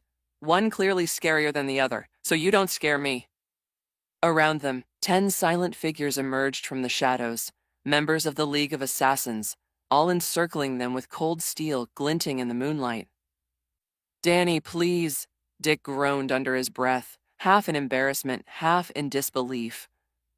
Danny leaned in, whispering, Okay, here's the plan. When I start losing, I'll scream for Superman to come save us, loudly. Dick pinched the bridge of his nose, already regretting everything. Danny, I swear to God, if you embarrass me like that, I'm disowning you as my partner. Before another word could be exchanged, the assassins charged. They didn't yell, didn't taunt, just moved with lethal precision toward their prey. Danny barely dodged the first strike as they went to meet their opponents, ducking beneath a curved blade as he shouted, What the hell do you want me to do? I'm exhausted and bleeding. He retaliated instinctively, stabbing one of his kunai into an attacker's hand and rolling to the side just in time to avoid a sword. As he landed, he grabbed another blade off the ground and slashed upward, unbothered by finesse or precision, just trying to survive. The assassin lunged at him, and Danny dove forward between the man's legs, slicing both Achilles' tendons in one quick motion. The man howled and collapsed as Danny pushed off the ground, flipping backward and kicking behind him in a double-footed strike. "Maybe try having some dignity," Dick snapped as he broke his staff into two and slammed them into the faces of two advancing enemies, dropping them effortlessly. Danny spotted another assassin sprinting toward Robin's back. Without hesitation, he hurled a kunai straight into the attacker's knee. "Is dignity gonna keep me alive?"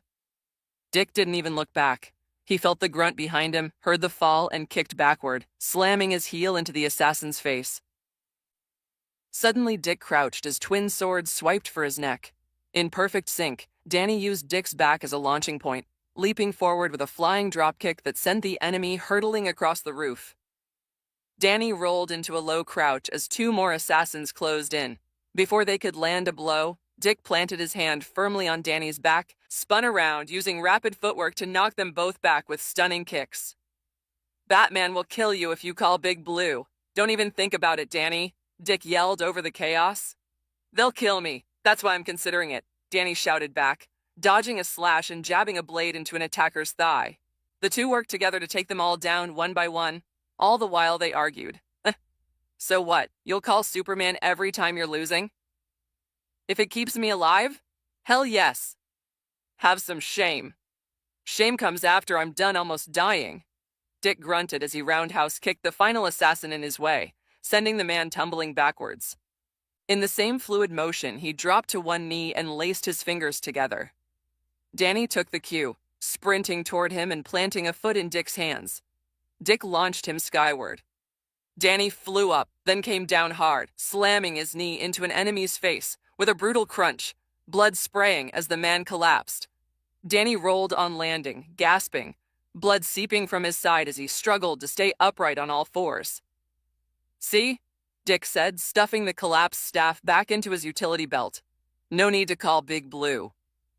Danny wheezed, breath too ragged to speak. Instead, he raised his middle finger weakly, which only made Dick laugh harder. "Come on," Dick chuckled, pulling Danny to his feet and looping one arm over his shoulder. "Let's make sure you don't die on us, crybaby." Just then, the sharp sound of cables latching onto the building echoed through the air. The sound of the cable retracting sounded through the night. Both boys looked up in time to see a dark shape fly past, landing in a crouch at the edge of the rooftop. He unfurled its wings, tall, imposing, and unmistakable. Batman had arrived.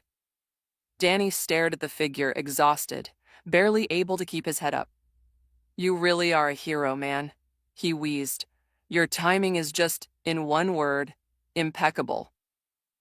"The amulet," Batman said, his voice low and steady as he extended his gloved hand toward Danny and Robin. Danny clung to Robin's side, his eyes narrowing with suspicion as he looked at the towering figure in black. Despite his injuries, he straightened slightly, trying to appear more alert than he felt. "How do we know you're really Batman?" he asked, his tone edged with caution. "What?" Robin blinked, glancing at Danny as though he had grown a second head. "Are you serious?" He turned back to Batman, his voice apologetic. "Sorry about that. You know how he gets when he's injured." Danny didn't back down. "Hey, for all we know, that could be an assassin using a disguise or advanced tech, trying to trick us into handing over the amulet without lifting a finger. As Batman always says." He deepened his voice dramatically. "Vigilance." Batman gave a short nod of approval. "I appreciate the sentiment. Caution is wise. But if you're going to quote me, Danny, you should actually follow the advice." Before either of them could react, Batman raised his hand, revealing the amulet. Danny's eyes widened. "What?"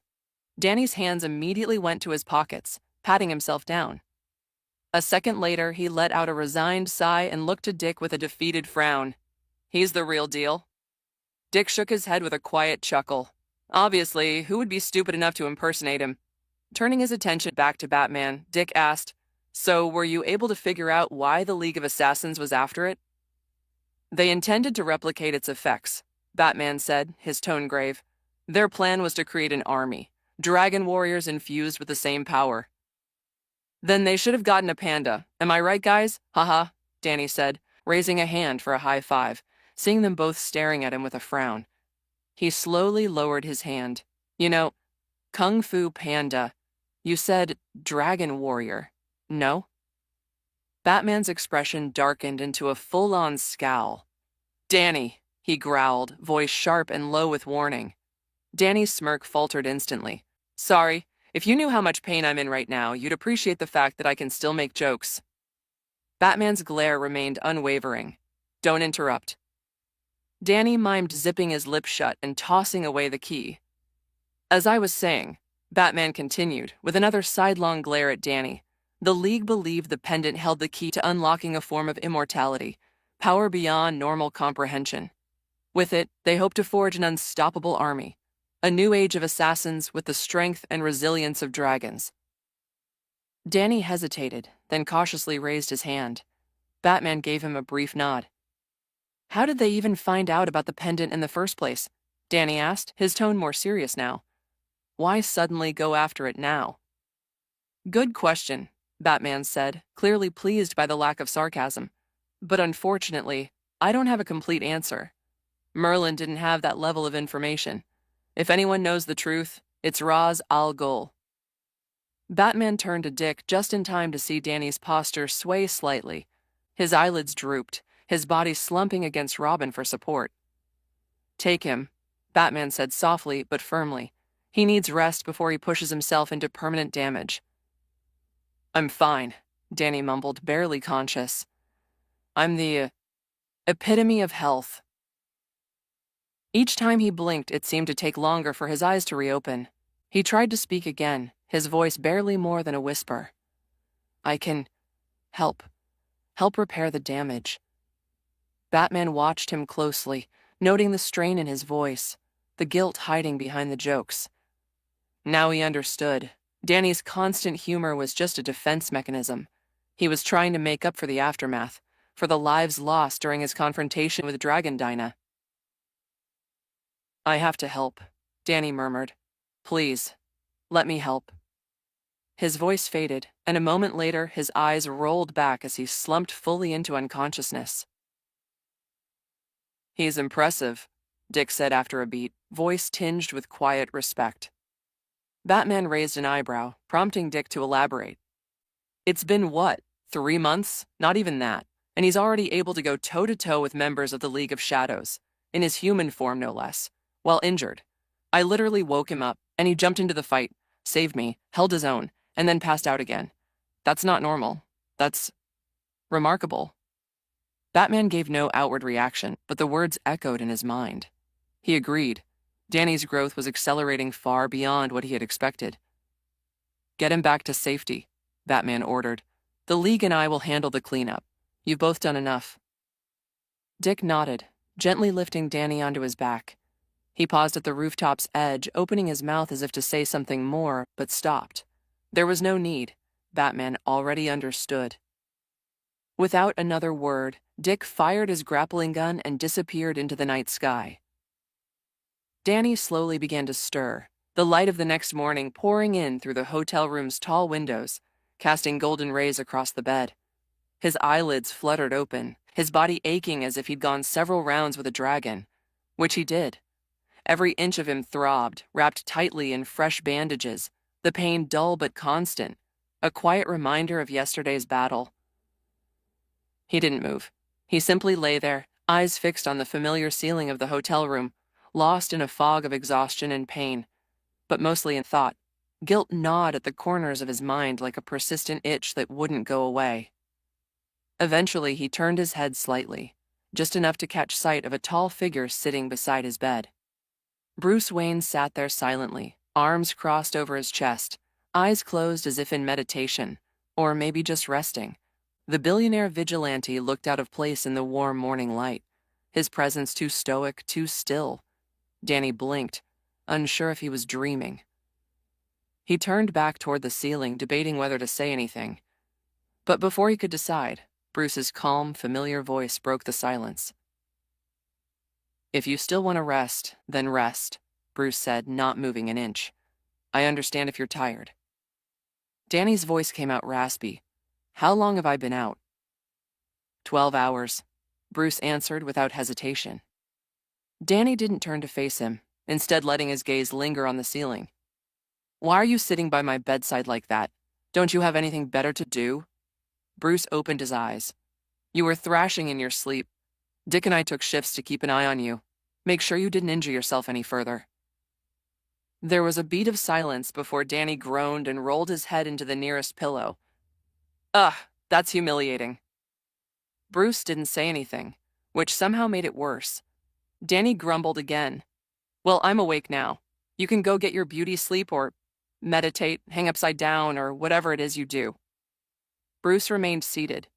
I want you to know. It's not your fault. Danny stilled. What? In your sleep, Bruce said evenly. You kept mumbling, apologizing, asking for forgiveness. Danny immediately grabbed a pillow and shoved it over his face, muffling a groan of pure embarrassment. Just kill me now, he muttered, his voice dulled by fabric. Danny, Bruce said more seriously, don't carry this weight on your shoulders. The lives lost yesterday. It wasn't your fault. Danny slowly pulled the pillow away, revealing red eyes and a trembling lip. Sure doesn't feel that way, he murmured.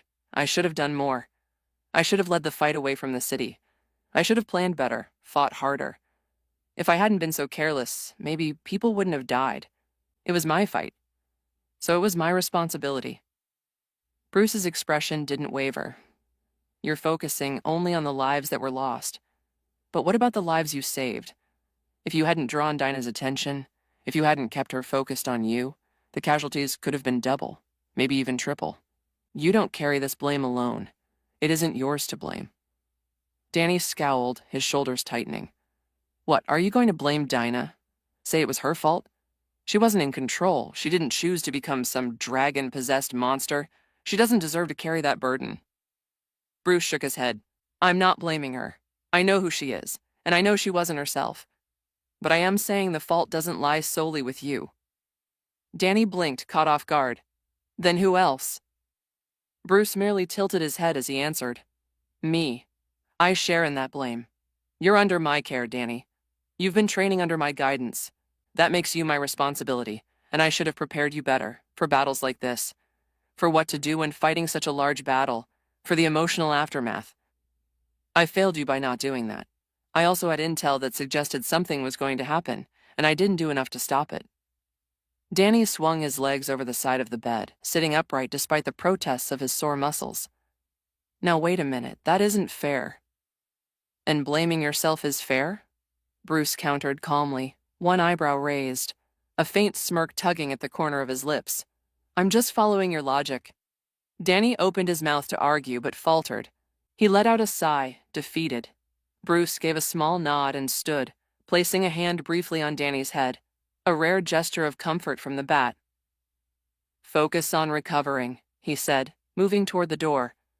It was quiet as he made his way towards the entrance of the room. As Bruce's fingers touched the doorknob, Danny's voice stopped him. I was dreaming of my parents, Danny said softly. That's who I was apologizing to. Bruce turned his head slowly, watching the boy, no, young man, sitting on the bed, his shoulders trembling slightly. He saw the pain etched across Danny's face, the weight of unspoken grief. You have nothing to apologize for, Bruce said gently. If your parents could see you now, I think they'd be proud of the person you're becoming. His voice softened even more. I know I am. And with that, Bruce turned the handle, opened the door, and stepped out, leaving Danny in silence. Silent tears had begun falling onto the carpet below, small droplets hitting against the ground. The tears continued to fall. Not loud, not sobs, just quiet drops that traced down his face, splashing onto the carpet below as Danny sat hunched at the edge of the bed. News reports confirm that the catastrophic destruction in southern Star City today was the result of a violent confrontation between two ghostly entities, both unidentified, announced G. Gordon Godfrey, his voice sharp and unforgiving as he sat behind his signature desk on The G. Gordon Show. Eyewitnesses describe a spectral dragon-like monster rampaging through the city, only to be challenged by a second phantom, smaller, humanoid, and glowing with green light. The two engaged in a high-altitude, high-casualty battle that ended with entire blocks reduced to rubble. Godfrey leaned forward, hands folded on the desk. Behind him, footage of the ruined Star City skyline flickered. Buildings crumbled, fires blazed, and emergency sirens wailed in the background. Civilians cried out as rescue teams pulled survivors from the debris. Sources confirm over 15 confirmed dead and tens more injured or missing. And why? Because an untrained, unknown entity decided to play hero, he said, narrowing his eyes at the camera.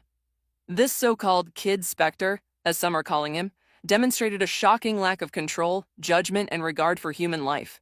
His inexperience turned a crisis into a disaster.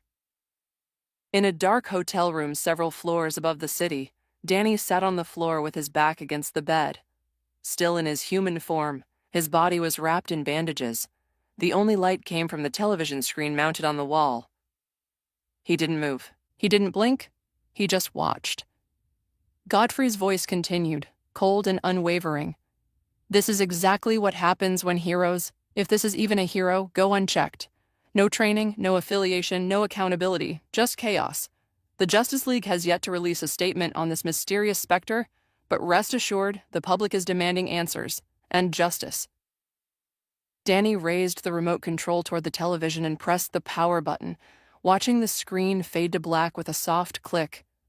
A moment later, silence settled over the room.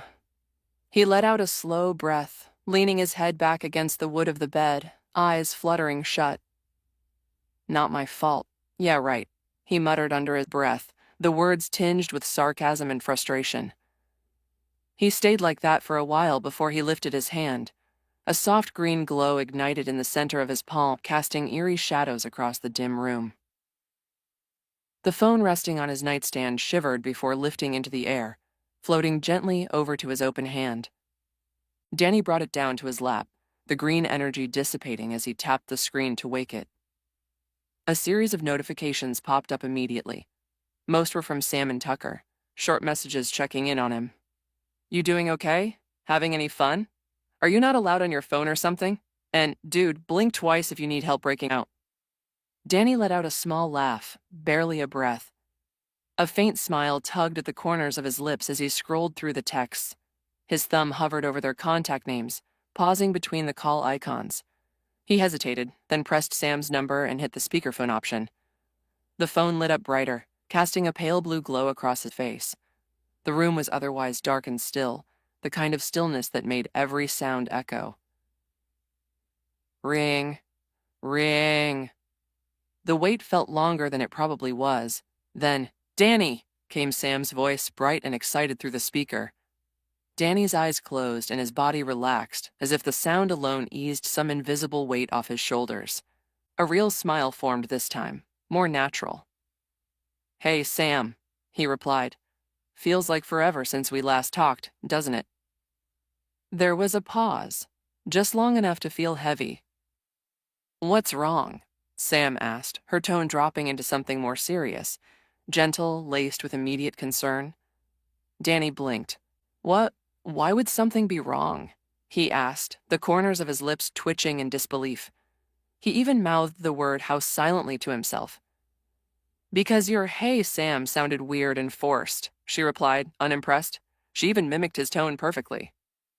Danny chuckled at that, unable to help himself. Only you would find something weird with such a casual greeting, he said, leaning forward slightly, his head bowed. Oh, please. The only thing casual about it is that it's 2 words and 6 letters, Sam replied with a dramatic scoff. Then her voice softened again. Seriously, though, is everything okay? Danny let the silence hang for a moment before answering. It's fine, I guess. I'm just feeling a little homesick. Homesick? Sam repeated incredulously. Danny, we're talking about Gotham.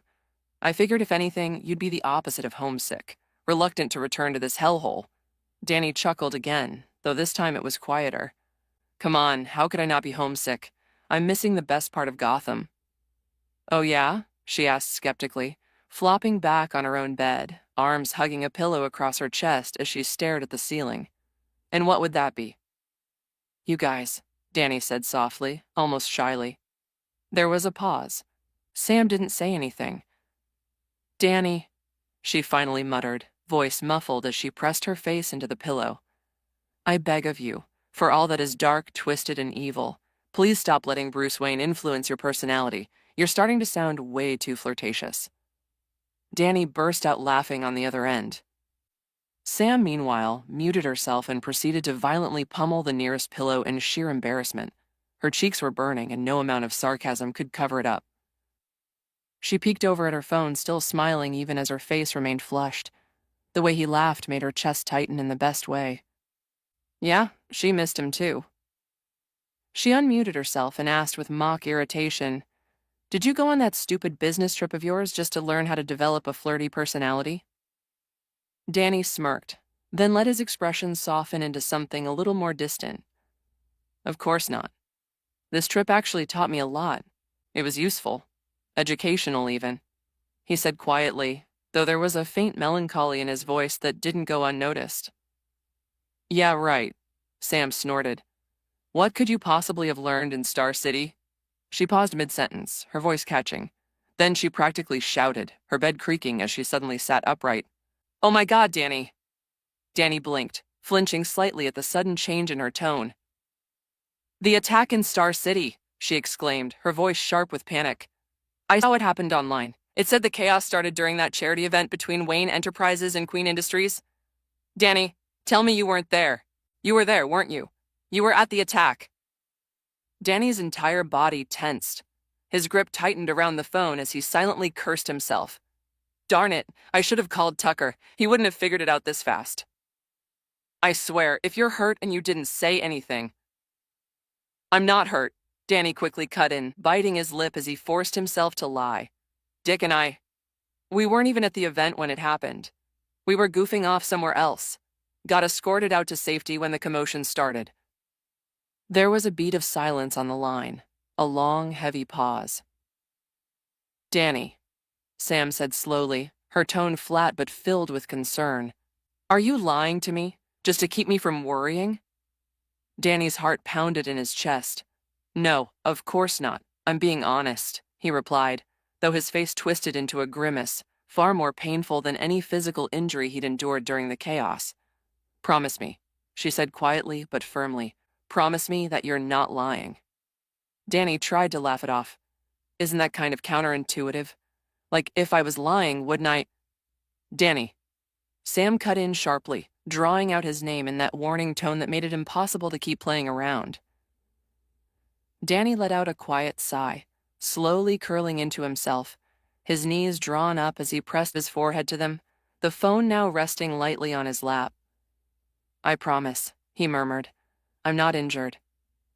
There was a long pause before Sam exhaled, the tension in her voice easing slightly. "All right, that's good. Just know, if I see even a scratch on you, we're gonna have serious problems." "Yes, Mom," Danny said sarcastically, rolling his eyes even though she couldn't see him.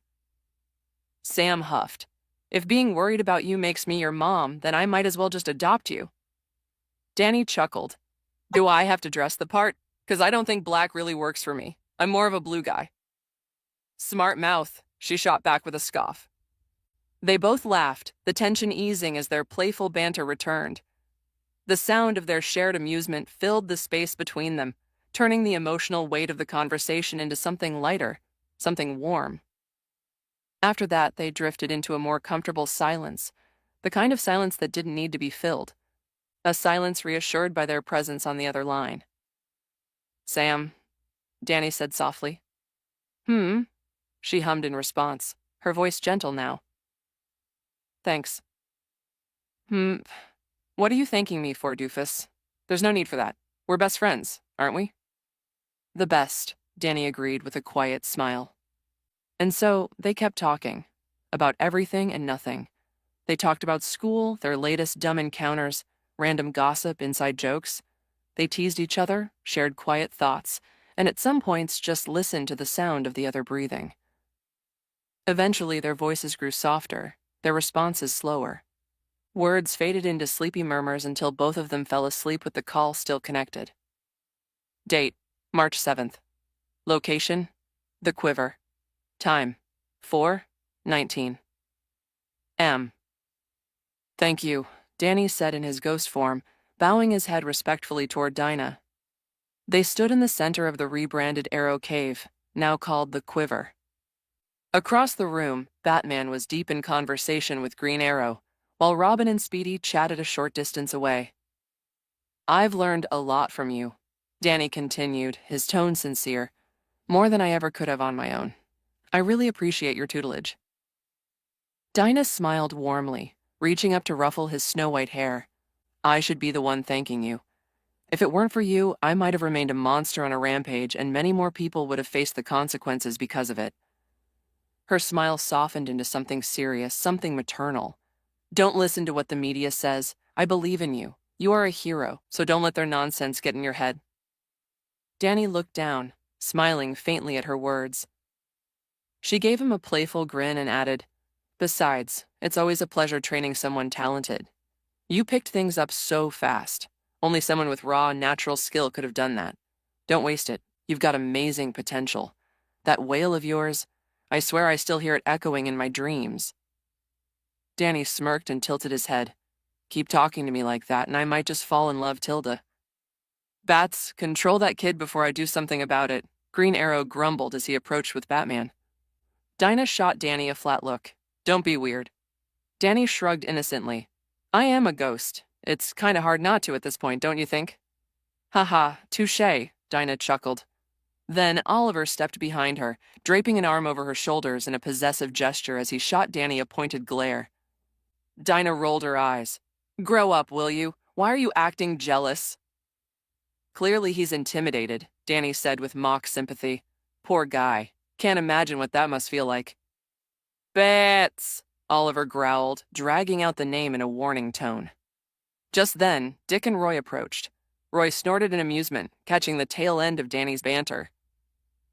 Well, would you look at that, Danny said with a grin. The boy in red can laugh after all. Roy rolled his eyes. You were just very unfunny before. Danny scoffed and held out a hand. Unlikely. Roy gave a crooked grin and shook it. It's a shame we didn't get to know each other better. Perhaps in the future, Danny said, his smile faltering just slightly. Perhaps, Roy echoed with a nod. With farewells said, Danny joined Batman and Robin. The trio moved into the darkness, in perfect sync, faded into the shadows, so smoothly that it was as if they had dissolved into the darkness itself. Team Arrow blinked in disbelief, rubbing their eyes. Even Dinah had to do a double take.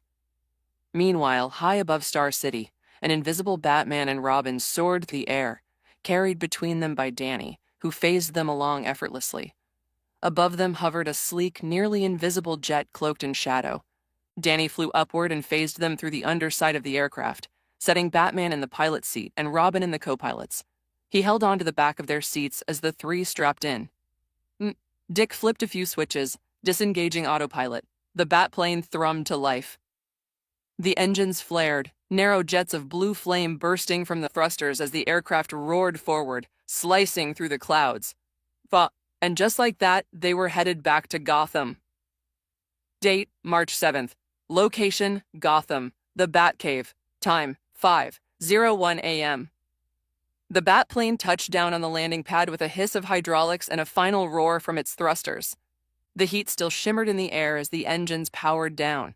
As Batman, Robin, and Danny stepped off the pad, a mechanical clunk echoed through the Batcave. With a smooth whir, the landing pad began to rotate, withdrawing into the floor. In its place, the Batmobile rose from below, gleaming under the cave's dim lighting. Dick yawned, removing his mask as he stretched. I don't know about you two, but I'm going to sleep. Danny shifted back into his human form with a soft flash of light, now back in jeans and a black t-shirt. I've got something to do, so I won't be joining you. Dick scoffed as he started taking off his costume completely. Wasn't an invitation. Without another word, he ascended the staircase, disappearing into the manor above. Bruce silently removed his cowl and walked off in the opposite direction. A few minutes later, Danny returned. He now wore a gray, sleeveless sweater, small padded gloves already secured beneath his arms, and his hands carefully wrapped in bandages.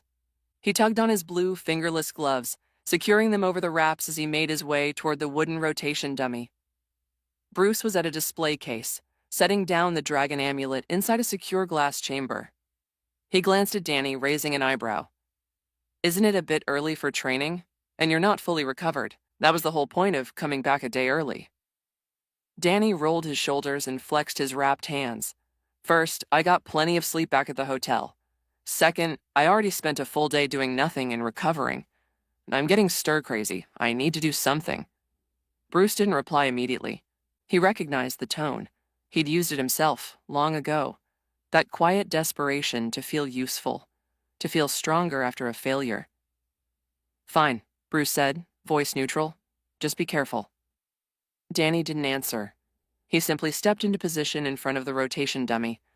With a quick breath, he began. His fists struck the wooden arms in rapid succession.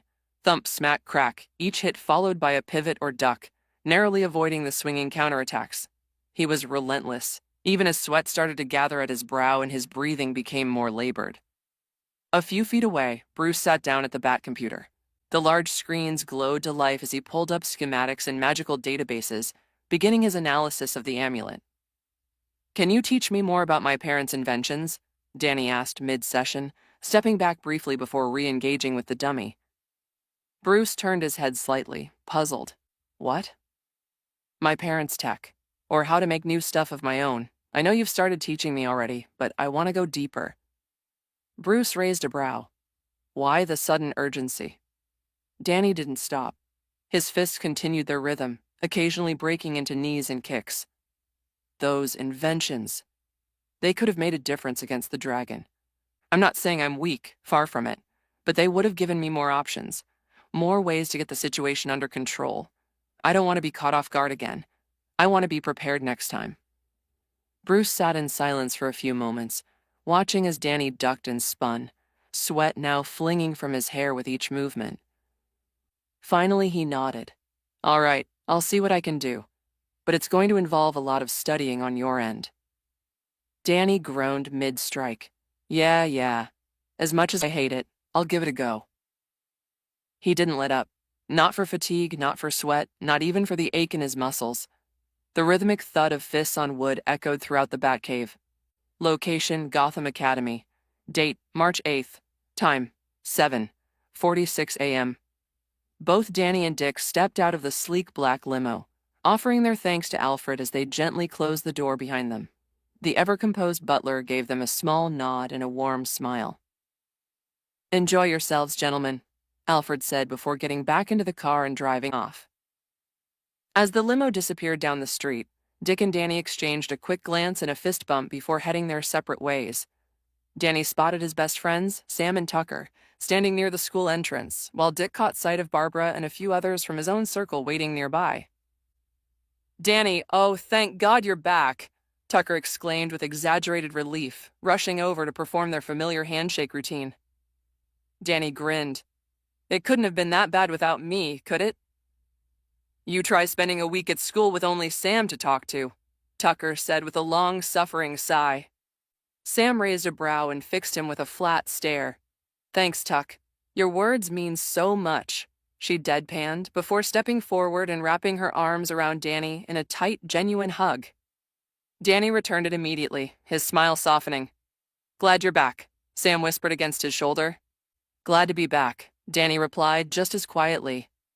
Tucker rubbed the back of his neck sheepishly. "Sorry, I didn't mean it like that. It's just, there's some stuff I wanted to talk about that you wouldn't really understand." Sam rolled her eyes. "Like what, games and girls?" "Exactly." Tucker pointed at her with a grin. "See, you do understand."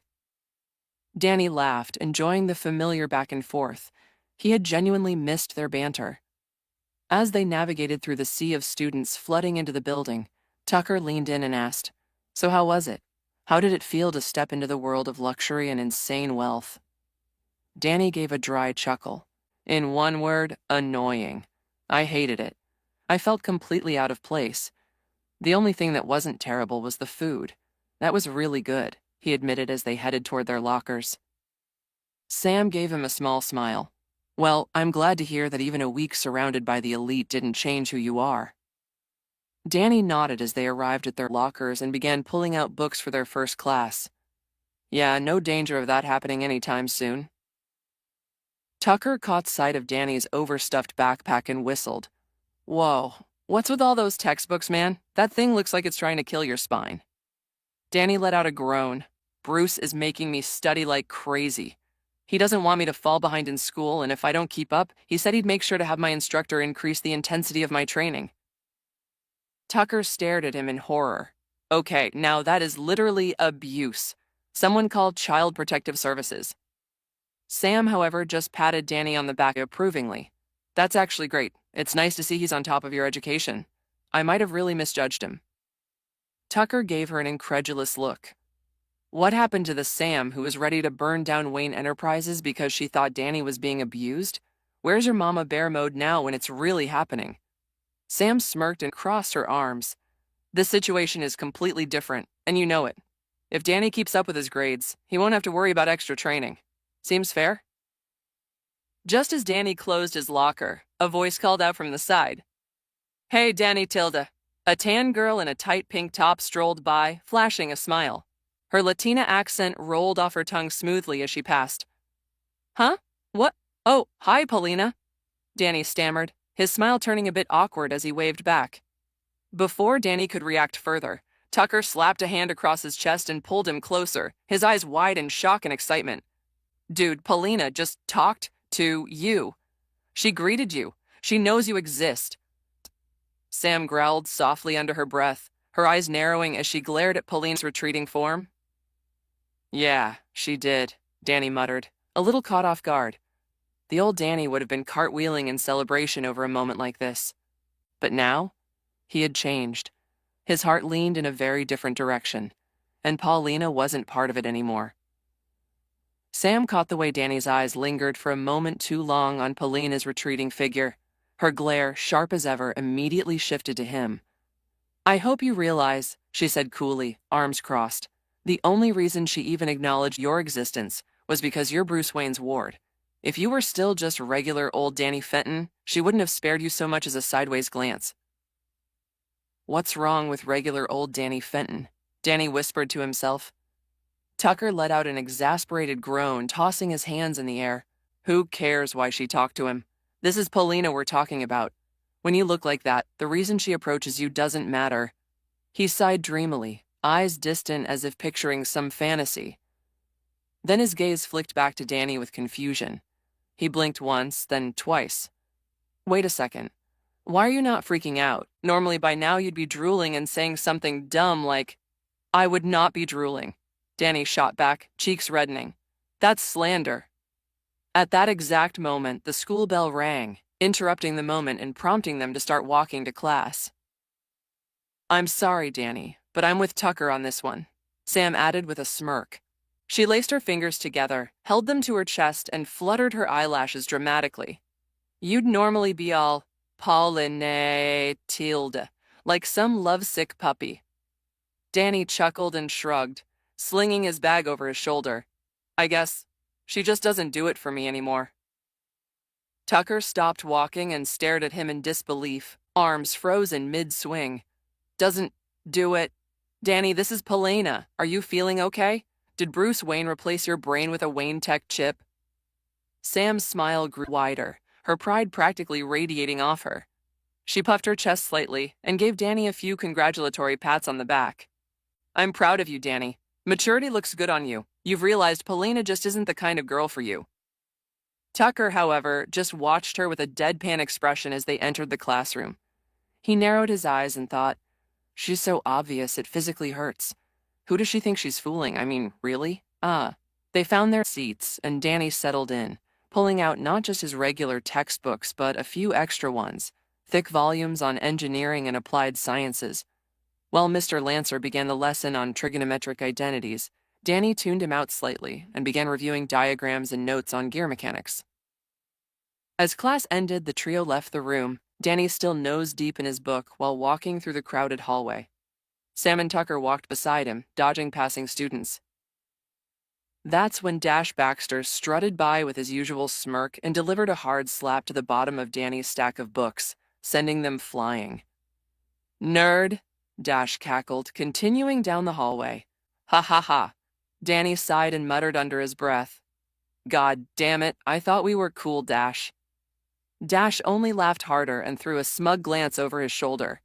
Sorry, loser, but mourning period's over. Back to the natural order of things. Real mature, Sam growled, dropping to the ground with Tucker to help Danny gather his scattered textbooks. I guess it was fun while it lasted, Danny muttered with a tired smile. Thanks, guys. Dude, Tucker said as they stood back up and resumed walking. Why don't you show him the same moves you pulled on those creeps in the subway? Danny rubbed the back of his neck awkwardly. Yeah, and then what? Get suspended? Bruce would murder me. I don't want to cause trouble for him. He's already doing more than enough for me. The least I could do is behave. Sam chimed in, her tone thoughtful. Maybe you should try solving this not with violence, but with peace. You know, killing the bullying with kindness. Danny and Tucker turned to each other with identical expressions of disbelief. Danny jerked his thumb towards Sam as if to say, Are you hearing this right now? They both burst out laughing. I'm serious, Sam insisted, her face unreadable. I'm just saying, Dash has shown he can be decent when he wants to. Maybe there's a way to get through to him. But her words only seemed to fuel their amusement. Danny and Tucker leaned against each other, cackling uncontrollably as they walked, clutching their sides. Sam sighed deeply, shaking her head as they reached their next class. Why do I even bother? Location, Batcave. Date, March 8th. Time, 6:26 p.m. Danny was down in the lower levels of the Batcave, dual-wielding soldering irons. His face was hidden behind a pair of protective goggles, the lenses reflecting the wild dance of sparks as he worked. A faint smell of burnt plastic hung in the air, and the occasional sizzle echoed off the cave walls. He paused for a moment, leaning back to inspect his progress. Satisfied, he set one of the irons aside and carefully reached for the Fenton thermos resting on the table beside him. All right, let's see if this little upgrade plays nice, he muttered to himself, popping open a panel near the thermos's base. He retrieved a small circuit chip from a tray of parts, its surface glinting faintly under the work lights. Sliding it into the compartment with precision, Danny began connecting the wires. Blue to blue, red to green, then bridged the link with a thin strand of copper. The thermos hummed faintly, a soft pulse of ecto-energy flickering along its seams. Come on, don't blow up, Danny whispered, tightening the last screw. The thermos let out a soft chime. He grinned. Yes. Dick sat beside Danny on the workbench, his gloved fingers tapping idly on the surface as he examined the device Danny was tinkering with. Dressed fully in his Robin uniform, cape and all, he leaned forward slightly, curiosity etched across his masked face. What exactly did you do? He asked, eyebrow raised beneath the domino mask. Danny didn't look up right away. He tightened a screw with one hand while cradling a cylindrical thermos in the other. It's nothing too revolutionary, he said casually. Just something I did to see if I could. He finally held up the device for Dick to get a better look. It looked like a slightly bulkier version of his old ghost thermos, but sleeker, more refined in design. He twisted the cap with a soft click and pointed it forward for demonstration. Basically, I upgraded the suction speed and expanded the range. You can twist the top here, he demonstrated, to either widen the field or narrow it down to a pinpoint. Works a lot like a zoom lens now. It should make catching ghosts or anything else a lot faster. He rubbed the back of his neck a little sheepishly. It's not flashy or anything, but it works. Dick nodded, inspecting it with a smirk. That's not too bad.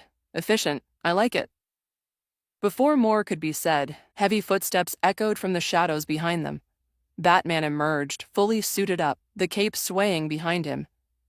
I hope you're both ready to begin, he said in that signature gravel-deep tone, arms crossed over his chest. Danny gave a small, confident smile. Was just about to go ghost. In a flash of white energy, twin rings formed at his waist and slid apart, engulfing him in light. His form shifted mid-air, and a moment later Danny Phantom hovered above the ground with his glowing white hair and black and white suit. Dick hopped off the table, landing lightly on his feet. He fell into step beside Batman, with Danny floating along a few paces behind them. This is an unbelievably slow night, Danny muttered, lazily swinging his legs from the edge of the ledge they'd perched on. The most we've done is stop a few petty crimes here and there.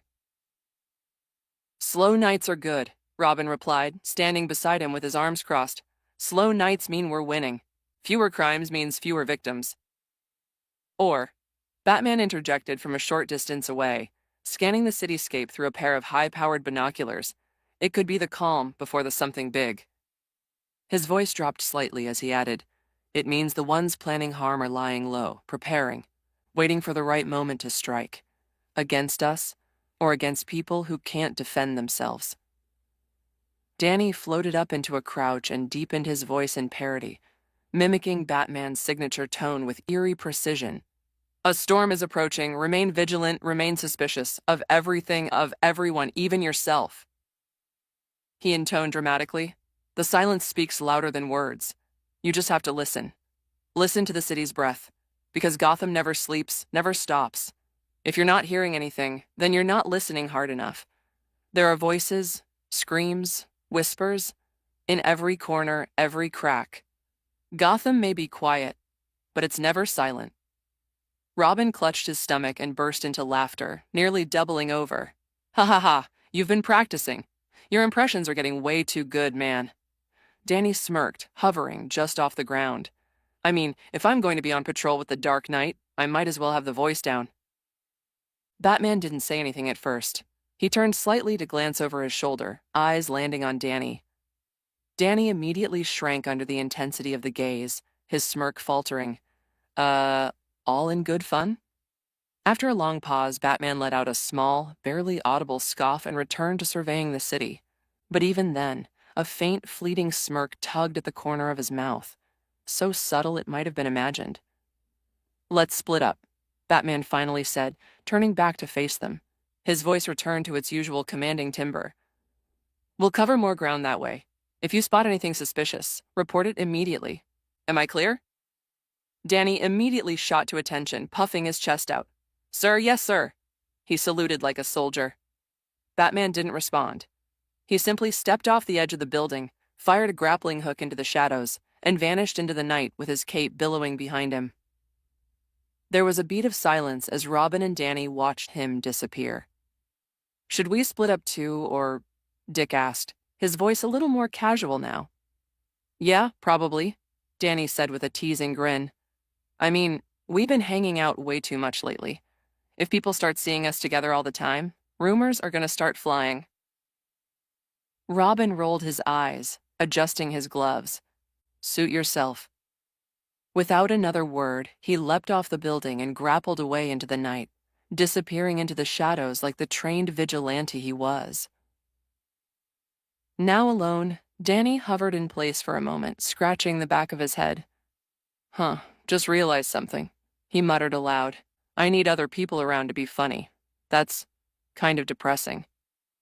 With a small shake of his head, he straightened his posture and drifted into the sky, becoming a streak of green light in the dark. "Well," he said with a sigh, "guess I'll go try to be a friendly neighborhood ghost." Danny soared over the towering skyline of Gotham, his ghostly form glowing faintly against the inky night sky. Below, the city hummed with a quiet tension, but tonight he wasn't looking for danger, just people who needed a hand, or a ghost. He hovered above a quiet street when something caught his eye, a woman pacing by the sidewalk, visibly distressed. Her phone was pressed tightly to her ear, her expression tight with frustration. After a moment, she let out a sigh and hung up, muttering something under her breath as she stuffed the phone into her purse. Danny descended gently, phasing through a low-hanging streetlight to avoid startling her more than necessary. "Excuse me, ma'am," he said politely, hovering a few inches above the ground. "Are you in trouble?" The woman turned and promptly screamed, stumbling back. "Ah, Jesus Christ!" Sorry. Danny quickly raised his hands in a non-threatening gesture, floating backward slightly. "Didn't mean to scare you. I just saw you looked a little stressed and thought you might need some help." She blinked at him, squinting. Upon closer inspection, she seemed to realize Danny was, well, just a teenager. A glowing, floating teenager, but a kid nonetheless. She exhaled, pressing a hand to her chest. God, don't sneak up on people like that. I thought you were. She cut herself off, then shook her head. Never mind. Look, unless you can magically get my car keys out of that storm drain, there's not much anyone can do. Danny floated over to the grate and peered down. A glint of metal caught his eye. Yeah, I got this. With a faint shimmer of green light, he turned intangible, dipping halfway into the ground like a diver into water. A few seconds later, he popped back up, holding a slightly grimy set of car keys. Here you go, he said cheerfully, offering them out. They're a little wet, but still usable. The woman's eyes widened. Oh my goodness. Thank you. You're a lifesaver, ghost boy. Danny chuckled a bit sheepishly. It's Danny Phantom, actually, he corrected, rubbing the back of his neck. He gave her a friendly two-finger salute before lifting off the ground again. Always a pleasure to help. Later that night, Danny was standing beside the side road, holding up the back of a car as a man crouched beside it, replacing a flat tire. Okay, almost got it, the man muttered, tightening the final lug nut into place.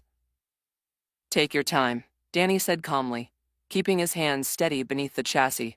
The car weighed nothing to him, but he knew better than to rush someone unfamiliar with ghost-assisted tire changes. With a final twist of the wrench, the man stood up and wiped his hands on his jeans. All right, all done. You can set it down now. Danny gently lowered the vehicle to the ground like it was made of feathers. Thanks, son, the man said gratefully, patting Danny's shoulder. I didn't have a jack on me. I'd have been forced to call a tow truck. You practically saved me money. Just glad to help, Danny replied with a modest smile. And then, with a whoosh of wind and green light, he flew off into the night again. A short while later, Danny came across two young men standing outside their apartment building, locked in a staring contest with an oversized couch. We really should have thought this through, one of them groaned, rubbing the back of his neck. How are we supposed to get this thing up 3 flights of stairs? Do not look at me. You said we didn't need movers, the other snapped, gripping the couch's corner. Danny landed nearby with a chuckle. You two need a hand? Both heads turned in unison. Oh man, I heard rumors of a ghost brat in Gotham. I didn't expect it to be real. One of them grinned. Dude, if you can get this couch into our place, you're officially the best person, ghost, in Gotham. Challenge accepted, Danny replied with a grin. He lifted the couch with ease and turned intangible, floating straight through the apartment building's exterior wall like it wasn't even there. The two roommates scrambled up the stairs to meet him on their floor. Danny phased through their wall and gently set the couch down in their living room like it weighed nothing. Okay, that was amazing, one of them said, still catching his breath. You're the best, the other added. Glad to be of service, Danny said, giving them a wink before flying back out the window, tail swirling behind him. The night wore on, and Danny continued his quiet patrol, not chasing criminals, but helping ordinary people with ordinary problems. With every thank you, every grateful smile or relieved laugh, he felt something stir inside him, a quiet warmth that made the cold, heavy air of Gotham feel a little lighter. He didn't need praise. He didn't need fame, just the simple, genuine appreciation of people whose lives he made just a little bit easier. And for Danny Phantom, that was enough. Danny floated lazily above the semi-busy streets of Gotham in the dead of night, the dim glow of streetlights flickering against the occasional passing car. With his hands folded behind his head and his body drifting backward through the air, he looked like a ghost on vacation. Below, the few pedestrians still out and about after a long day glanced up in confusion. Seeing a ghost, of all things, casually floating overhead wasn't exactly normal. But this was Gotham. After everything the city had seen, most shrugged it off and kept walking. A ghost was far from the strangest thing they'd seen.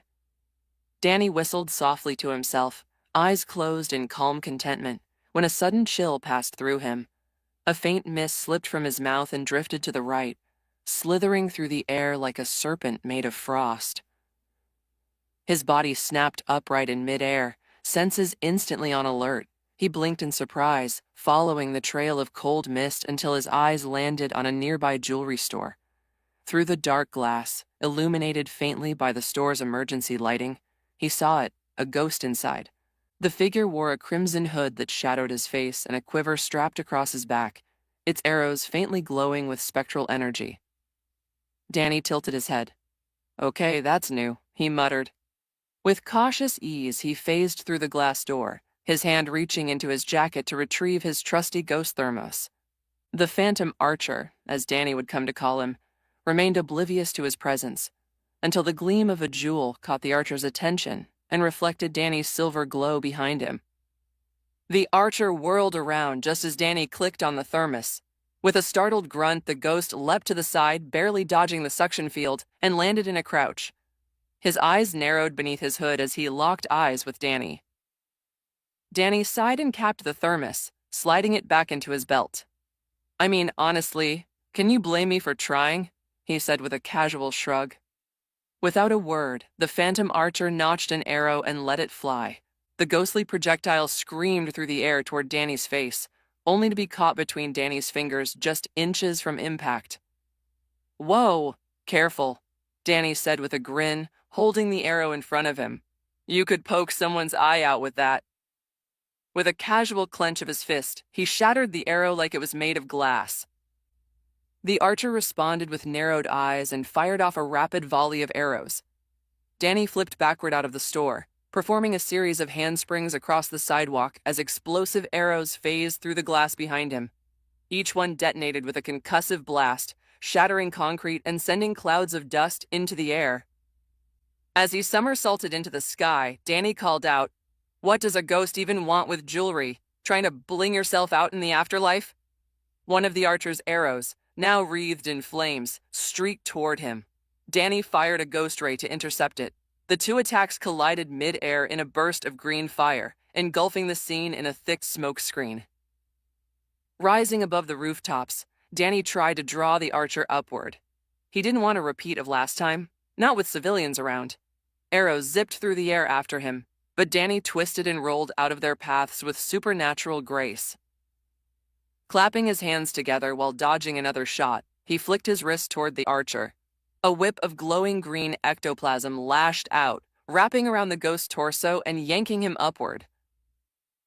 "All right, Little Red Robin Hood," Danny growled, lowering his voice to sound more intimidating. "Get over here." He dragged the archer into the air and charged downward, ready to end this fast. But the ghost had already knocked another arrow and fired. It exploded into a wide, crackling net that expanded toward Danny. Danny's eyes flared with emerald fire. With a roar, he incinerated the net mid-flight, the burning strands vanishing into the smoke. He closed the distance and threw a punch. The archer blocked with his bow, the impact sending a shockwave through the air. He gritted his teeth, struggling against Danny's strength. "You're not much of a talker, are you?" Danny muttered, his fist still pressed against the bow. "Fine, no talking." His second fist came crashing down into the archer's gut. The ghost choked on the impact and was sent flying backward, smashing through a rooftop air vent and crashing into a billboard. Danny didn't let up. As the archer recovered and tried to knock 3 new arrows, these one crackling with dynamite, the air shimmered around them. A ghostly wail blasted through the rooftop, intercepting the arrows from the archer's bow just as he released them. The resulting explosion flung the phantom archer backward in a blur of motion, smoke billowing from his scorched cloak as he crashed straight through the billboard. Danny surged forward, hands glowing with intense ecto-energy. He thrust his arms in rapid-fire bursts, launching one green blast after another, his energy attacks crashing toward the archer with relentless force. The rooftop echoed with the sound of ghostly blasts exploding against steel and stone.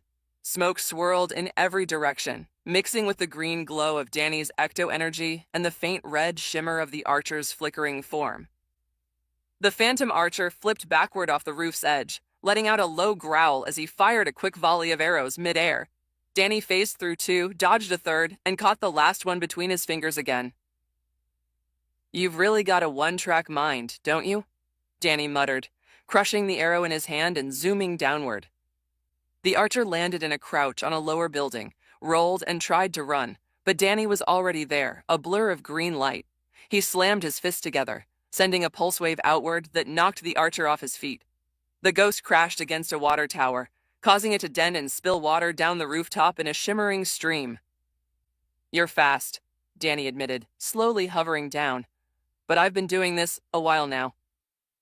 The archer tried to get up, but Danny's hand snapped forward and a green energy chain wrapped around his limbs, locking him in place. The ghost thrashed, arrows falling from his quiver as he struggled. Danny reached into his belt and pulled out the thermos again. "I gotta say, I respect the whole spooky silent archer thing. Very ominous. But jewelry theft? Kinda beneath a ghost, isn't it?" Danny said, unscrewing the lid. "This is the part where you go night-night." The thermos lit up with a bright blue glow and emitted its signature whirring sound as Danny aimed the nozzle at the trapped spirit. The archer's eyes widened, finally a visible flicker of fear. The suction field engaged, and the archer was yanked forward. Ghostly energy peeled off his form as the pull grew stronger. He strained against the ectoplasmic chains, his fingers clawing at the roof tiles, but it was no use. With one final scream muffled by the roar of energy, the phantom archer was dragged into the thermos with a burst of light. The lid snapped shut with a satisfying click.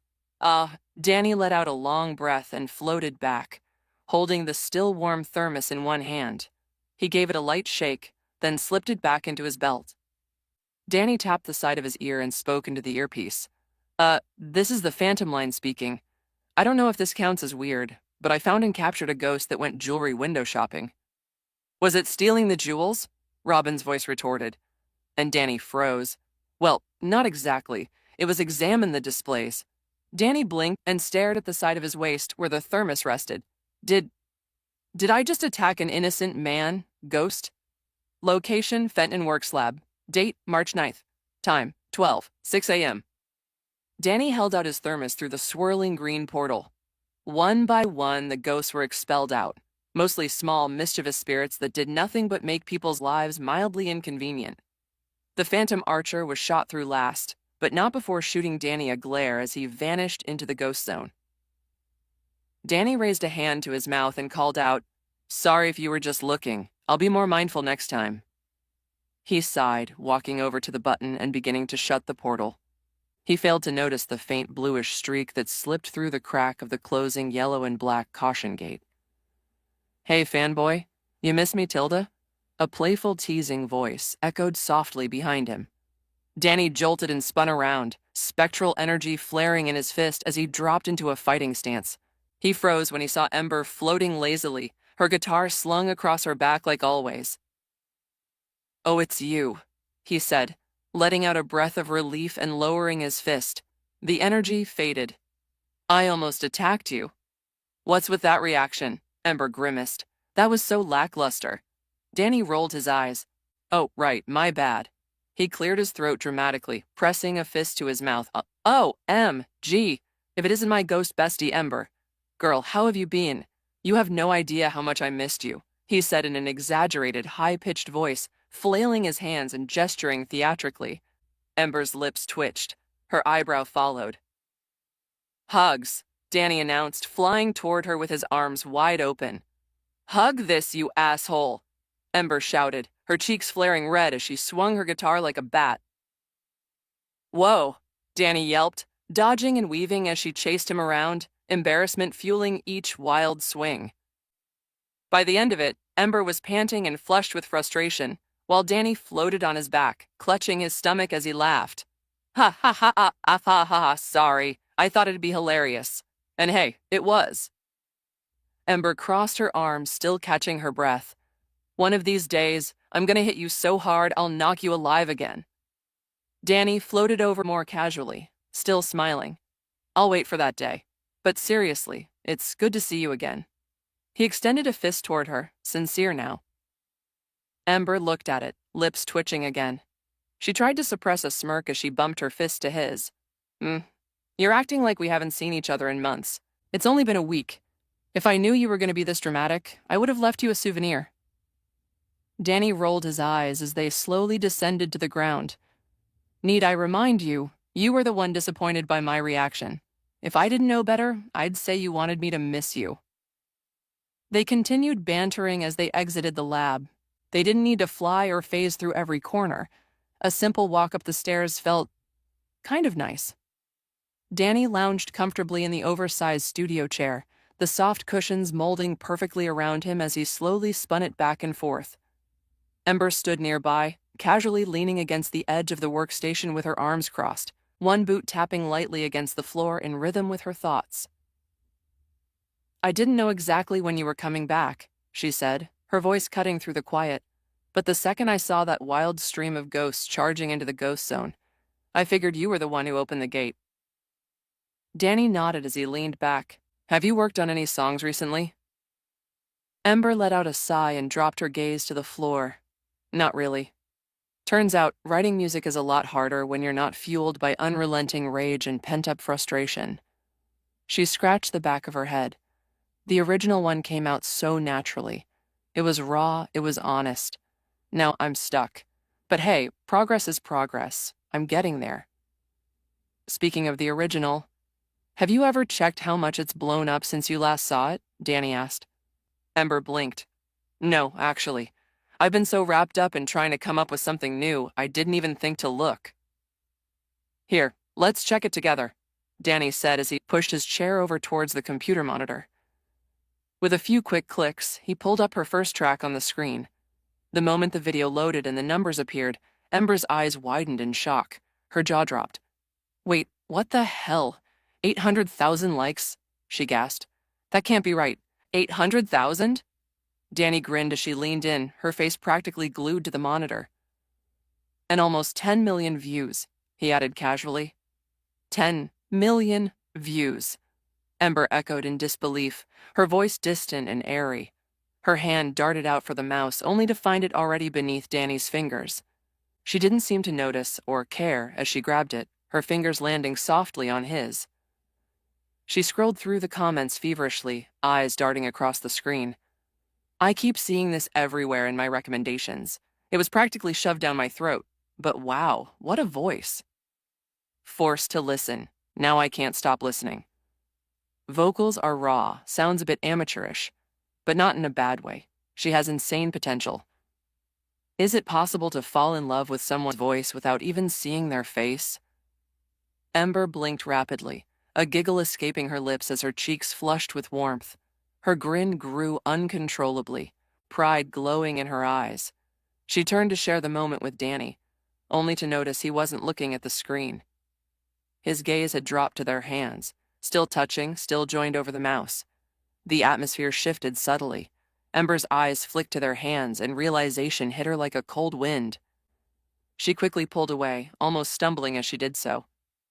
"Sorry," she mumbled, turning her head to the side to hide her flustered expression. "It's fine," Danny said smoothly, not making a big deal out of it. He passed the mouse over to her without any awkwardness. "Here."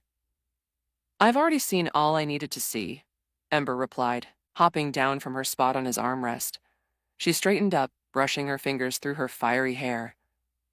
"And honestly," she continued, her voice now surging with renewed excitement, "seeing all those comments, all that support, I'm fired up again." Her hair flared with vibrant blue flames, licking upward with newfound energy. Her eyes sparkled, ignited by determination. Danny raised an eyebrow and looked around the room, his face deadpan. "That's great and all, but could you not literally catch my house on fire?" Ember looked down sheepishly, realizing a small ring of ethereal flames was beginning to form at her feet. "Oops," she muttered, giving a sheepish grin. "Location, Wayne Manor. Date, March 9th. Time, 3:43 p.m. Danny and Dick stepped out of the sleek black limo, offering Alfred their thanks for the ride with casual waves. The butler nodded respectfully before driving off, leaving the two teens standing at the base of Wayne Manor's grand front steps. The air was still, a little too still, and a strange feeling crept into the back of their minds. It was the unmistakable sensation of being watched. Both boys instinctively glanced up, and sure enough, a shadow loomed behind one of the high windows. Bruce Wayne stood there, eyes locked on them, his gaze unreadable. A second later, he turned away and disappeared from view, without so much as a nod.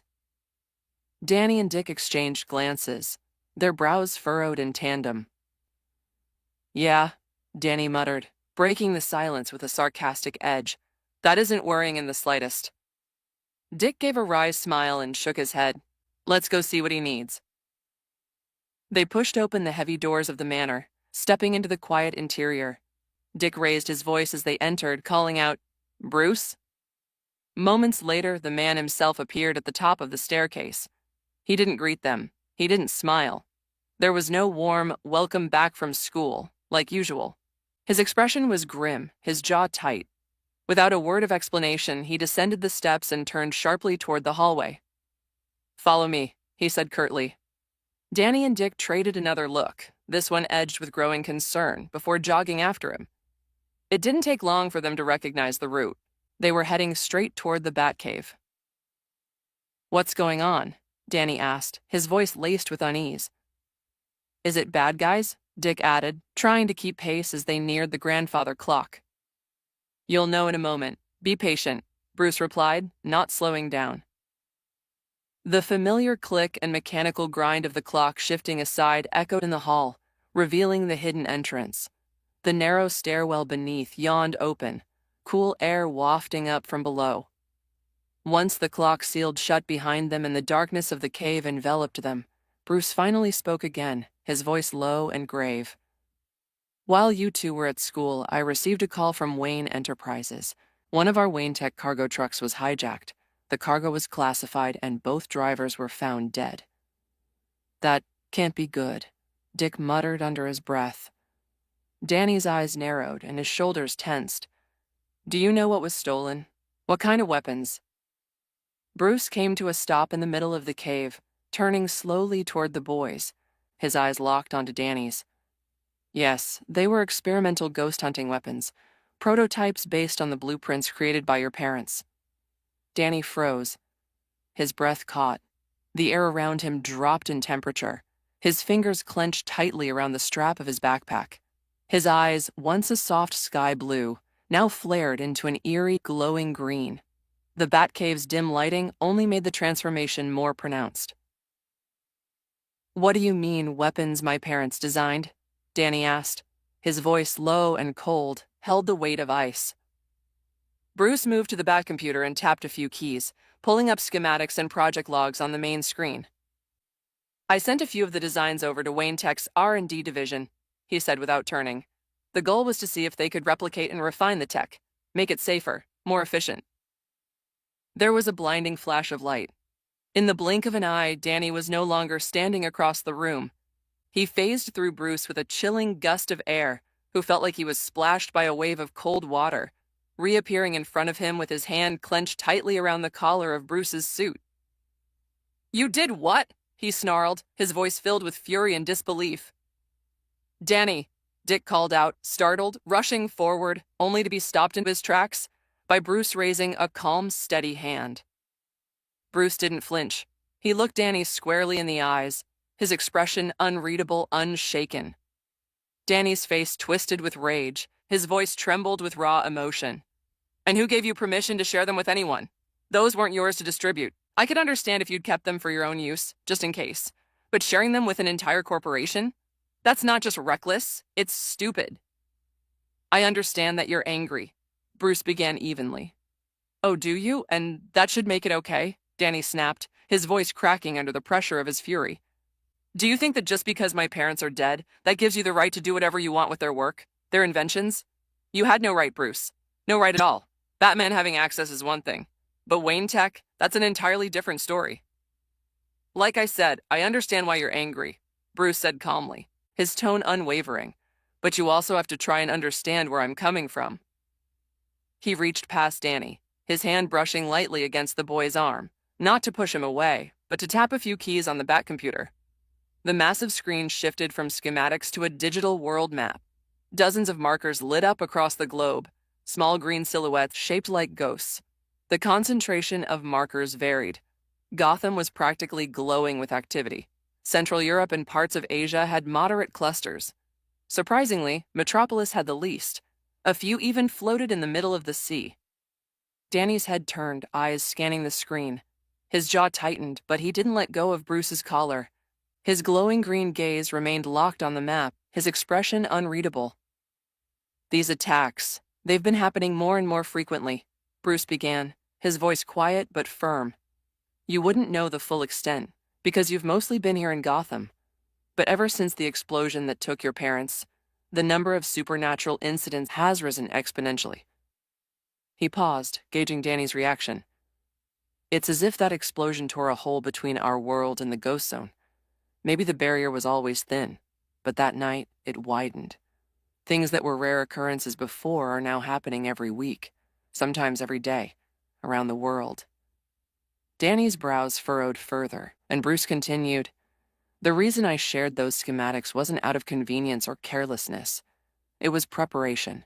The weapons were meant to help contain these threats, to protect lives." Danny closed his eyes, exhaling slowly. His grip on Bruce's collar tightened just a fraction more before his voice returned, low and bitter. "Be that as it may, they weren't yours to send. They weren't yours to replicate. Those weapons were part of my family's work, my parents' legacy." He opened his eyes, staring into Bruce's. "And now, because of you, that legacy is out there, in the hands of criminals, people who'll use that tech for evil." With a burst of cold air, Danny let go and shoved Bruce back into his chair. He floated a few feet above the ground, his posture rigid, his aura pulsing faintly in the dim glow of the Batcave. "Let's just focus on retrieving the weapons," he said darkly. "The last thing I want is for someone to taint what my parents stood for." Bruce sighed as he adjusted his collar, silently accepting the rebuke. He turned back to the console and pulled up a series of surveillance files. The first feed flickered to life and zoomed in on the Wayne Tech transport vehicle. Danny floated beside Dick, who had been standing awkwardly off to the side, unsure how to break the tension. Danny crossed his arms and narrowed his eyes at the screen. The footage played out in silence. A couple of unmarked vehicles suddenly pulled alongside the Wayne Tech transport. One rammed into its side, trying to force it off the road. In the next instant, two figures emerged from the windows. One perched on the door of a car, while the other extended a shotgun through the open window. Without hesitation, they opened fire. The glass shattered. Blood sprayed against the windshield. The truck veered wildly, swerving as it lost control. Then, from a side alley, more masked figures appeared. They hoisted rifles and sniper scopes over the hoods of their cars, aiming directly at the security cameras mounted on the surrounding buildings. One by one, the cameras were taken out. Each feed ended in a burst of static. Bruce cycled through every available channel. The same pattern repeated. Brief glimpses of the attack, followed by abrupt silence. The last feed died with a hiss, and the Batcave returned to its quiet hum. Danny turned sharply, the glow in his eyes flickering more brightly. "We'll need to visit the scene. There may be evidence they missed, clues they didn't have time to clean up." Dick stepped forward, voice hesitant but ready. "We still need to change into our suits." Danny shot him a sharp look, his frown heavy. "Then do it quickly. We can't waste time." There was no arguing with him. Not now. Dick nodded and jogged off toward the changing area. Bruce remained at the terminal for a second longer, fingers steepled in front of his mouth, watching Danny quietly as the boy stared at the frozen frame of the truck attack. The Batmobile screeched to a halt just a few feet from the cordoned-off crime scene, its matte black surface gleaming faintly under the overcast sky. Bright yellow caution tape fluttered in the breeze, encircling the area and effectively keeping back the crowd of curious civilians who had gathered beyond the barricade. Before the car's roof could fully retract, a glowing figure emerged. Danny phased straight through the vehicle like a ghostly wraith, his bright green eyes illuminating his otherwise pale features. A few seconds later, the canopy hissed open, and both Batman and Robin stepped out in synchronized precision, their capes fluttering behind them. As the trio approached the scene, a female officer in a dark blue uniform stepped forward, blocking their path with an outstretched arm. Her expression was stern, voice clipped. "Halt! Unauthorized personnel are not allowed beyond this point. You'll contaminate the—" Her words faltered as she locked eyes with Danny. His luminescent green gaze pierced through her with supernatural intensity. Before she could react, Danny drifted forward and passed directly through her body. She shivered violently, as if doused with freezing water, her breath catching in her throat. Unfazed, Danny's spectral tail swayed rhythmically behind him as he glided into the restricted area. The scene ahead was grim. A transport vehicle had collided with the side of a building. From the looks of it, the wall it struck belonged to the storage section of a small restaurant. Thankfully, no other fatalities had been reported apart from the drivers, though a few people were being treated for injuries on the perimeter. Officers gave Danny a wide berth, their eyes wide with curiosity and wariness. Most of them had never encountered a ghost in person, let alone one so casually moving through wreckage and caution tape. Behind him, Batman and Robin lifted the yellow tape and entered the scene. Their presence commanded instant attention. Standing nearby, Commissioner James Gordon was speaking to a group of officers. As he spotted them, he quickly dismissed his men and walked over, the gravel crunching beneath his polished shoes. "Well, Bats, this is unexpected," Gordon remarked, his tone somewhere between surprise and wry amusement. "Sun's still up. You usually keep to the shadows." Batman gave a low grunt in response, his gaze tracking Danny as the ghost boy phased into the back of the cargo truck. "These weapons can't be allowed to circulate on the streets," he said in a gravelly tone. "I had to move before more people get hurt." Inside the wrecked truck, Danny's expression darkened. He floated silently for a moment, inspecting every corner. The interior was completely empty. No crates, no residue, not even a scrap of packing material. Whoever had taken the contents had done so with methodical precision. Robin clambered into the truck behind him, landing lightly. Danny glanced over his shoulder. "Check the door," Danny said curtly. "The door?" Robin echoed, momentarily confused. "Yes, it's open. That means someone touched it, which means there could be fingerprints."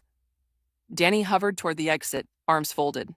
"They were wearing masks, but I didn't see gloves." Robin blinked. "You noticed that in the middle of what was happening?" "Yes," Danny said flatly, "among other things." He turned to leave, eyes scanning the horizon. "I just needed to confirm something here.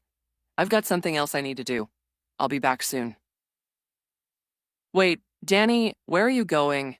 Robin called out, brows furrowing. But Danny didn't respond.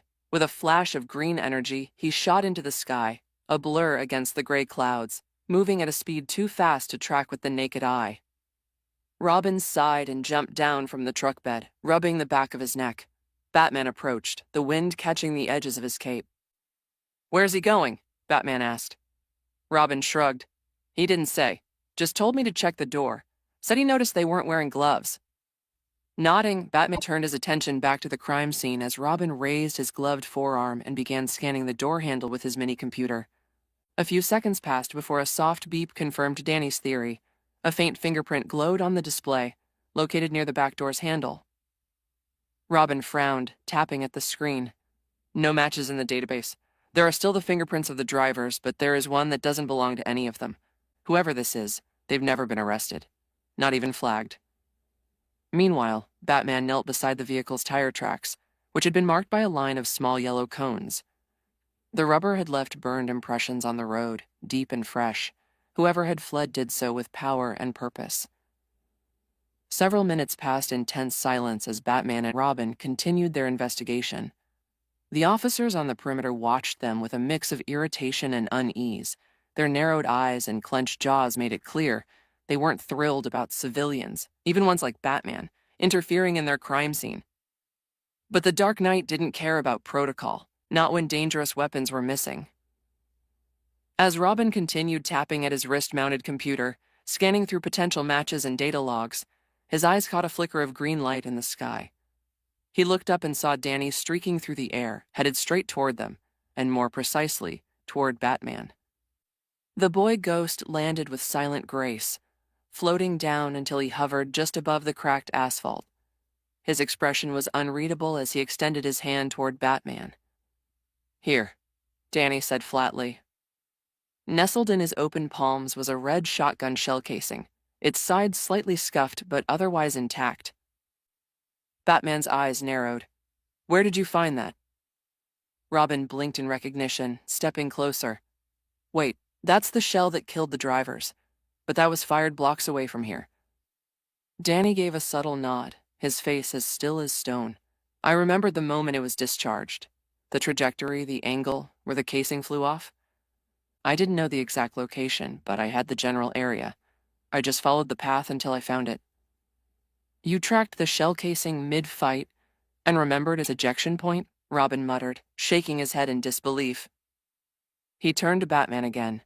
I'm thinking, if we can trace where this kind of shell is sold, then we might be able to trace it back to the buyer, Robin finished, nodding appreciatively. That could give us a suspect. Batman silently took the casing from Danny and examined it with the keen eye of a seasoned detective. His attention focused on the wad inside the shell, reading any manufacturer markings or ballistic signatures that could give them a lead. Good work, he said curtly. Follow me. That's honestly the last thing I wanted to hear from you right now, Danny muttered, trailing after him. Robin frowned, casting a glance at the Halfa. Look, I understand why you're upset. Trust me, I do. But don't bring grievances into the mission. It'll affect the dynamic and affect the success rate of the mission. You have to learn to separate your emotions from the mission. Danny didn't look at him. Instead, he climbed into the Batmobile's rear seat, eyes still glowing faintly. As true as that might be, you're forgetting something, he said, voice low. You and Batman, you're not the ones at risk if these weapons fall into the wrong hands. You're not the ones that those weapons will affect. None of you are a ghost here. I am. I'm the ghost in the city full of people looking for something to kill. So forgive me if I can't separate my personal grievances from the mission, because this mission is personal. Plus, they can turn ghost hunting into a sport, killing innocent ghosts as they please. After all, who's going to arrest them? Who in their right mind would charge someone for killing something that's already dead? Robin paused, caught off guard. His mouth opened slightly before he closed it again, realizing he had nothing to counter that with. I hadn't thought of it that way, he admitted, his voice soft. Batman didn't speak. He merely reached forward, pressing a hidden switch on the dashboard. A sleek compartment opened between the seats. He placed the shotgun shell inside. The moment the lid closed, a holographic scan of the shell appeared on the car's central display. Supercomputer, Batman ordered. Identify and display retail locations within Gotham that sell this ammunition type. The screen flickered and shifted. A map of Gotham spread out before them, 3 red blips pulsing ominously across the city grid. Robin leaned forward and tapped a few icons. Marking nearest vendor. Target acquired. Coordinates locked. All 3 clicked their seatbelts into place. Batman's hands gripped the wheel. With a mechanical snarl, the Batmobile's rear wheels spun in place, smoke and dust billowing into the air as the tires burned against the asphalt. Then, like a slingshot let loose, the vehicle launched forward, roaring into the streets of Gotham with blinding speed. Robin checked the rearview mirror out of habit and caught a glimpse of Danny. The usual lightness in his expression was gone. No jokes, no sly comments, no teasing glint in his eye. Just silence. His glowing eyes stared straight ahead, twin emerald eyes just glowing menacingly without so much as a smile. And for a brief moment, Dick Grayson felt a chill crawl up his spine. He was reminded that for all of Danny's laid-back attitude and sharp wit, there was a part of him that didn't belong in the world of the living. He had never realized before just how scary Danny could truly be at times. The Batmobile screeched to a halt in the narrow alleyway beside a grimy ammunition store, its tires screeching against the cracked pavement. The sun had already begun its descent behind the towers of Gotham's skyline, casting long shadows that draped over the alley cresting the scene of dusk. The air was thick with the scent of oil, metal, and faint cigarette smoke from the nearby dumpster. Robin turned in the passenger seat, flashing a playful smile at the person behind him. "Would you look at that?" he quipped, voice light and teasing. "Doesn't this situation fall under your cliché theory? 3rd time's the charm, huh?" Danny didn't respond with amusement. Instead, he stared at Dick with a flat, unamused expression that made the younger hero immediately regret his joke. Dick's smile faltered as he laughed awkwardly, slowly turning forward again to seek rescue from the tension. He leaned subtly toward the front seat and mouthed to Batman, "Do something!" But Batman, ever stoic, offered no such mercy. He merely opened the car door and stepped out silently, his cape rustling in the rising evening breeze. Robin groaned softly and followed him, while Danny didn't bother with the door at all. With an eye roll and a short sigh, he phased intangibly and floated through the car and into the alley like a ghost, his body leaving behind a faint shimmer in the air. Inside the ammunition store, Rows of rifles and handguns lined the walls. Crates filled with boxes of bullets and shotgun shells were stacked neatly near the entrance. The air buzzed faintly with the drone of a nearby television, mounted above the counter, currently playing a low-budget crime show. The store's owner leaned lazily against the counter, arms crossed, eyes glued to the screen. He didn't even notice the atmosphere shift until the television flickered and died with a sudden pop. Startled, he straightened up. The lights above began to flicker sporadically, casting brief flashes of shadow that crawled across the walls.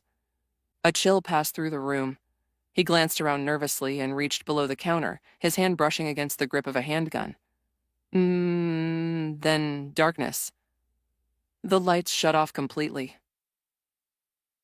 Only the faintest glow from the street lamps outside filtered in through the front windows and the narrow glass door, painting the interior in ghostly silhouettes. "Did I blow a fuse or something?" he muttered under his breath. But then he froze.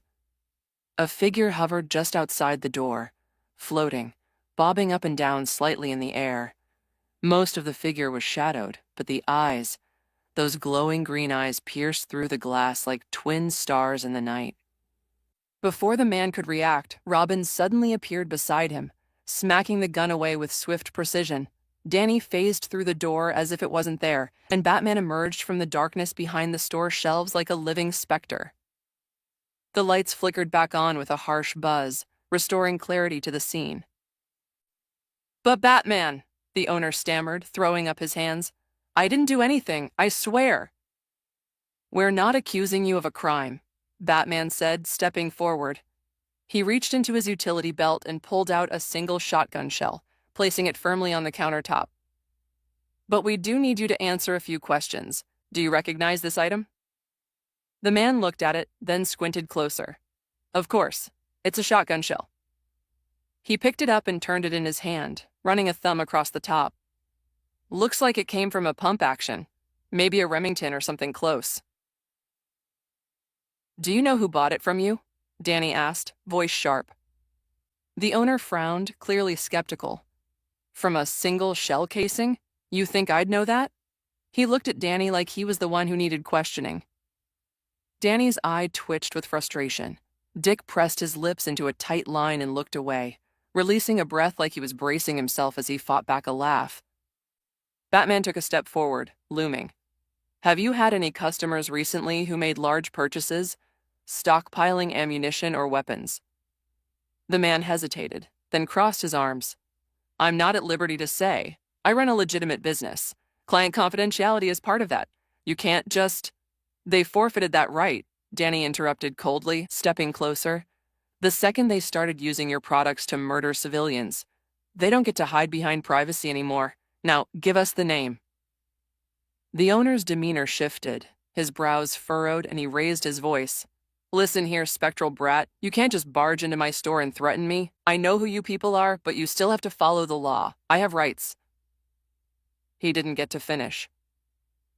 In the blink of an eye, Danny's hand seized the man by the collar, and with a sudden whoosh, they both vanished upward, phasing through the ceiling and out into the open sky. "Ah!" The scream trailed off into the distance. Dick and Batman both stepped forward, instinctively reaching out. "Danny, stop!" But it was too late. Danny's flight speed was beyond what either of them could follow. Batman growled under his breath and clenched his fist. "Damn it!" High above the skyline, Danny soared through the air, holding the trembling man by his collar like a rag doll. The wind howled around them, flattening the man's cheeks and blowing his hair wildly. The city below became smaller and smaller as they ascended, streetlights flickering on like stars in the growing darkness. Night had fully taken hold by the time Danny slowed to a hover, suspended far above the glowing web of Gotham's streets. From here, the city looked almost beautiful. Lights shimmered, buildings cast long shadows across the rooftops, and traffic flowed like glowing blood through the city's veins. It would have been a breathtaking view, if not for the circumstances. The man trembled, clutching at Danny's arm, knuckles white with fear. Please, let me down. Release me. I'm innocent. I didn't do anything wrong, I swear." Danny's eyes narrowed. His grip on the man's collar tightened, glowing green irises boring into him. Do you really think it's a smart idea to say release me when we're over 500 feet in the air? The owner looked down, eyes widening in terror. No, wait, don't drop me, please. Then give me what I want. Danny's voice was low, cold, unwavering. A name. The name of the person who recently bought a suspiciously large amount of ammunition or weapons from your store. Now. Or I swear to you, I'll let go. Danny let go of one hand, holding the man suspended by only his collar as they hovered hundreds of feet in the night sky. The store owner screamed, flailing his legs helplessly, the wind buffeting him as Gotham glittered far below. His panicked gaze darted to Danny, who stared back with cold, glowing green eyes that gleamed brighter with the deepening darkness. The faint city lights below only seemed to amplify the otherworldly aura around him. His white hair swayed gently, methodically, in the high-altitude breeze like it belonged to something not quite alive. Then the man saw something even more terrifying than the view below. Danny's lips curled into a cold, eerie smile. His glowing eyes narrowed into sharp crescent slits as he spoke in a sing-song whisper. I am a ghost. You know tilde-phasing through things is what we're known for, he said darkly. Who knows, my hand might just slip right through your jacket and, oops. And with that, Danny made his hand intangible. The man shrieked as he slipped through Danny's grasp, dropping for half a second into freefall. But just as quickly, Danny reached out and grabbed him again with his other hand. You maniac, the man sobbed, clinging to Danny's arm. Please don't do that again. You better hurry, Danny said calmly. I'm not sure how long I can hold you. Slippery fingers and all. All right. I'll talk. It was Dean Cooper. Dean Cooper, all right? He's the guy you're looking for, the man confessed in a frantic rush. He came into my shop a week ago and bought a huge shipment of ammunition. I thought it was weird, but I didn't ask questions. Business is business. Danny's grip remained firm. What else? I wanted details.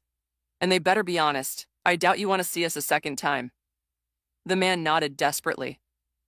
Mid-20s. Green eyes, black hair, full beard, probably 5'9", maybe 5'10". He mentioned living in Crime Alley. Said it during casual conversation while I was ringing him up. Danny smirked again, though this time it was more restrained. Thanks for your cooperation, Tilde. He gave the man a few soft pats on the cheek before beginning their descent. They phased downward through the rooftops, floating back into the store's ceiling, and slowly landed behind the counter. Danny let the man down gently, though the look in his eyes remained as sharp as ever. We've got everything we need, he said simply, already walking toward the door. Batman reached out and tried to place a hand on his shoulder. We need to talk. But Batman's hand passed clean through Danny's ghostly form. The boy turned his head just enough to meet Batman's glare with a firm, detached expression. You can reprimand me all you want after the mission. Then, without another word, the lights flickered off again, swallowing the shop in complete darkness. When they came back on, the store was empty. The trio had vanished without a trace. The owner slumped into his chair with a shaky sigh of relief. His body trembled as he took a moment to catch his breath. He heard the roar of the Batmobile before hearing it peel away. Then, glancing around, he reached under the counter and pulled out a burner phone. His fingers trembled as he dialed a number. Be ready, he whispered. You've got company coming. Inside the Batmobile, the engine hummed as they sped through Gotham's twisted streets, shadows streaking past the windows. You shouldn't have threatened him, Batman said at last, his voice low and stern. He kept his eyes on the road, hands steady on the wheel. He was innocent. Innocent? Danny snapped from the back seat, arms crossed. He was protecting a murderer. He knew what that guy, Dean, did with the ammo he sold him, and still kept his mouth shut under some pathetic client confidentiality excuse. That makes him complicit. Batman's jaw tightened, but before he could respond, Robin leaned forward from the passenger seat. Okay, I've got something. I cross-referenced the name, Dean Cooper. Our guy wasn't lying. Mid-20s, black hair, green eyes, beard, height matches. His listed residence, Crime Alley. I'm locking in the location now. We should proceed carefully, Danny warned. "This is most likely a trap." Robin looked back at him, brow furrowed. "Why do you say that?" "Think about it," Danny said. Apart from trying to protect him, he said that this Dean Cooper mentioned living in Crime Alley during their casual conversation, yet I highly doubt that. If I was going to do a heist in the next few days, I wouldn't exactly be sharing where I could be found in casual conversation. That's either supreme arrogance or a setup. "Good point," Robin muttered. "But how do we know for sure this guy's the one we're looking for? Could be a wild goose chase." Danny scoffed. "He was telling the truth." Robin tilted his head. "How can you be so sure?" Danny's eyes narrowed again into crescent slits. "Because he was terrified. And fear, true fear, makes it hard to lie." His heart was racing. His breath was shallow. He wasn't thinking. He was panicking. That's when people become most honest. He leaned back, voice calm but calculating now. "Not to mention he has no choice but to be honest with us. There exists the possibility that the Batman will survive if this is truly a planned ambush. And as long as that possibility exists, he knows he wouldn't be safe if he lied to us. So for his own safety, he has no other possible choice but to tell the truth, the whole truth, and nothing but the truth." Batman and Robin stood atop the rooftops of Crime Alley, the cold night air stirring their capes as they surveyed the structure across the street. The moon hung high overhead, casting long pale shadows over the grimy alley below. Hovering silently beside them, defying gravity with ease, was Danny, arms crossed, white hair faintly glowing in the darkness, his green eyes fixed on the target ahead. Both Batman and Robin held compact green-lensed binoculars to their eyes, customized tech that allowed them to track heat signatures inside the decrepit building. Through the lenses, they could see it all. Armed men patrolling the hallways, crouching behind crates, perched near windows, dozens of them, twitchy and on high alert.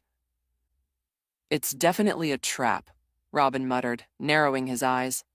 He placed one boot up onto the ledge, leaning forward. "They're locked and loaded. They're expecting us." Batman grunted softly, his silence as grim as always, yet his eyes remained sharp and calculating behind the cowl. Danny floated forward slightly, his gaze locked onto the building. His expression had hardened, quiet intensity replacing his usual levity.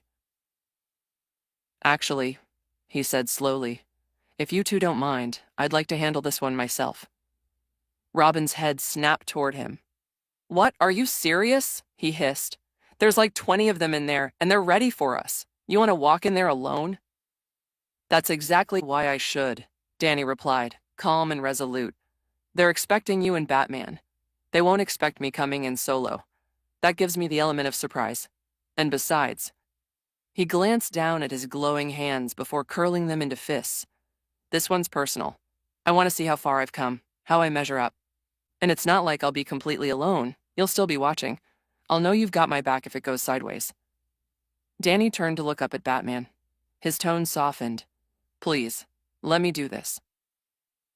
Batman looked at him for a long moment. He said nothing at first.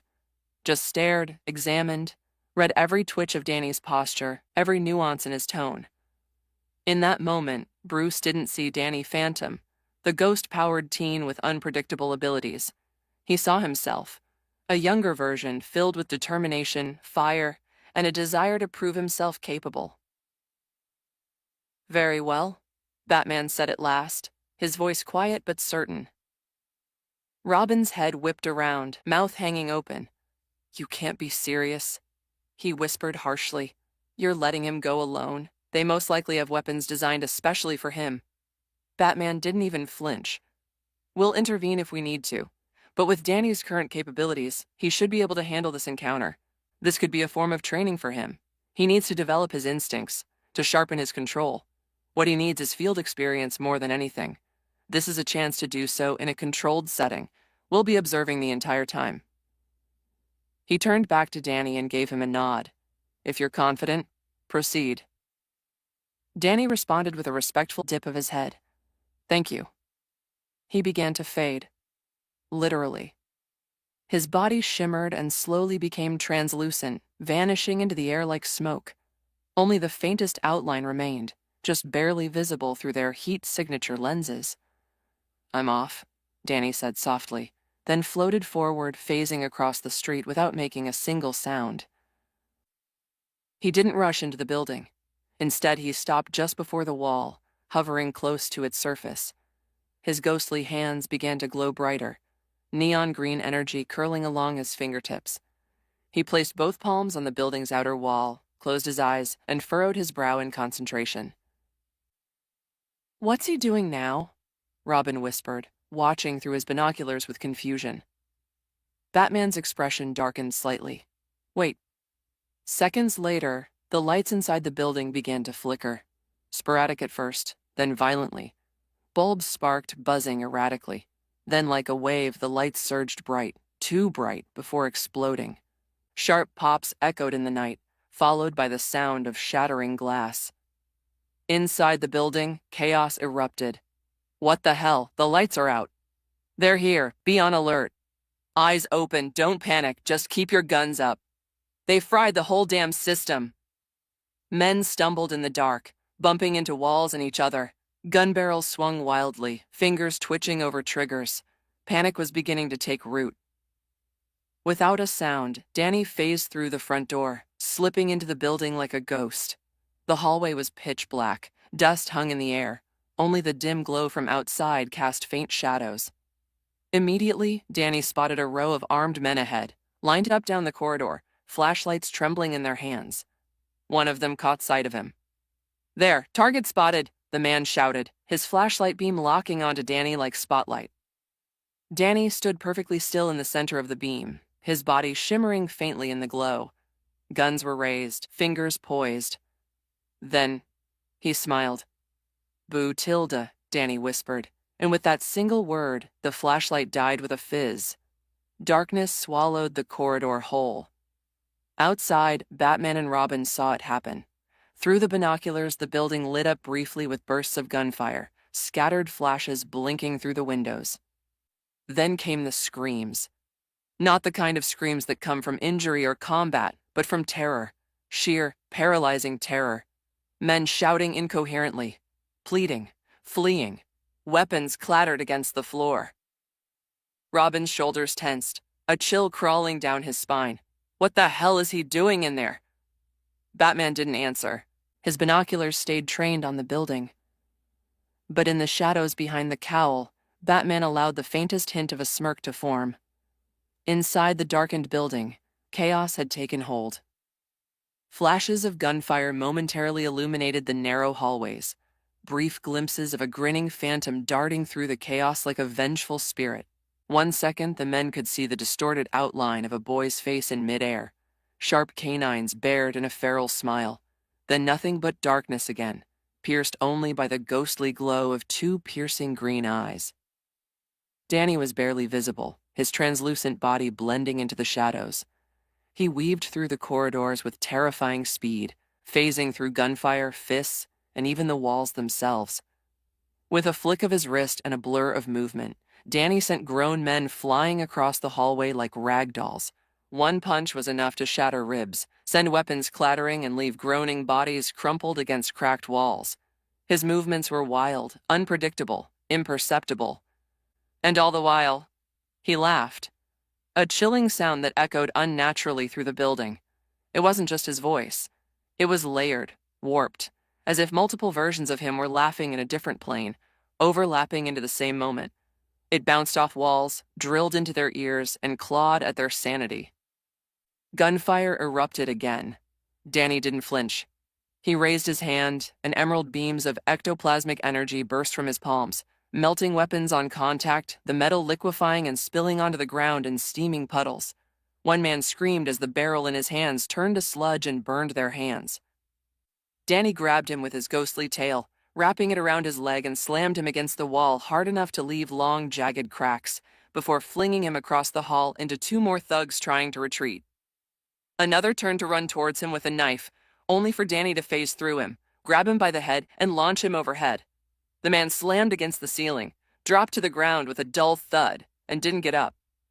Danny's laughter grew darker, more distorted, hollow. "Come on," Danny whispered in a voice that wasn't entirely his. "Don't die yet, I'm just getting started." He raised both hands, Ectoplasmic energy surged around his limbs. Desks, chairs, metal cabinets all began to tremble. Then they lifted, hovering in the air as though pulled by strings. Danny's hands twitched, and the possessed furniture shot forward like missiles, slamming into the panicked men and knocking them across the hallway, crushing some under the weight. Screams filled the air. One man aimed a flashlight at him, just as Danny extended a glowing hand.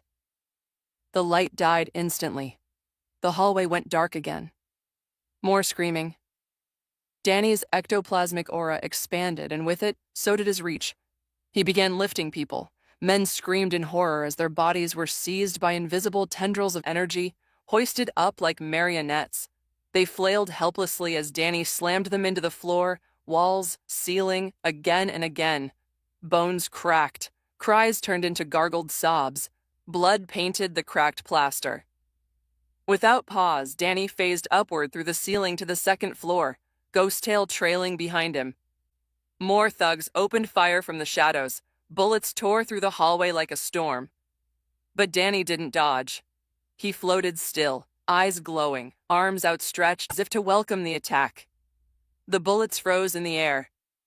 Wrapped in a web of ectoplasmic energy, every round hung suspended around Danny, dozens of them, spinning slowly in midair.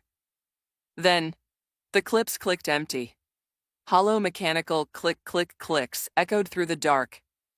Then silence. Danny grinned. The energy around him dissipated. The bullets all dropped to the floor, raining down in a metallic cascade that rang like ghostly wind chimes around him. Ha, Tilda. Danny's laughter came again. Quieter this time, more intimate. His pale face appeared for a second. His smile twisted into something manic.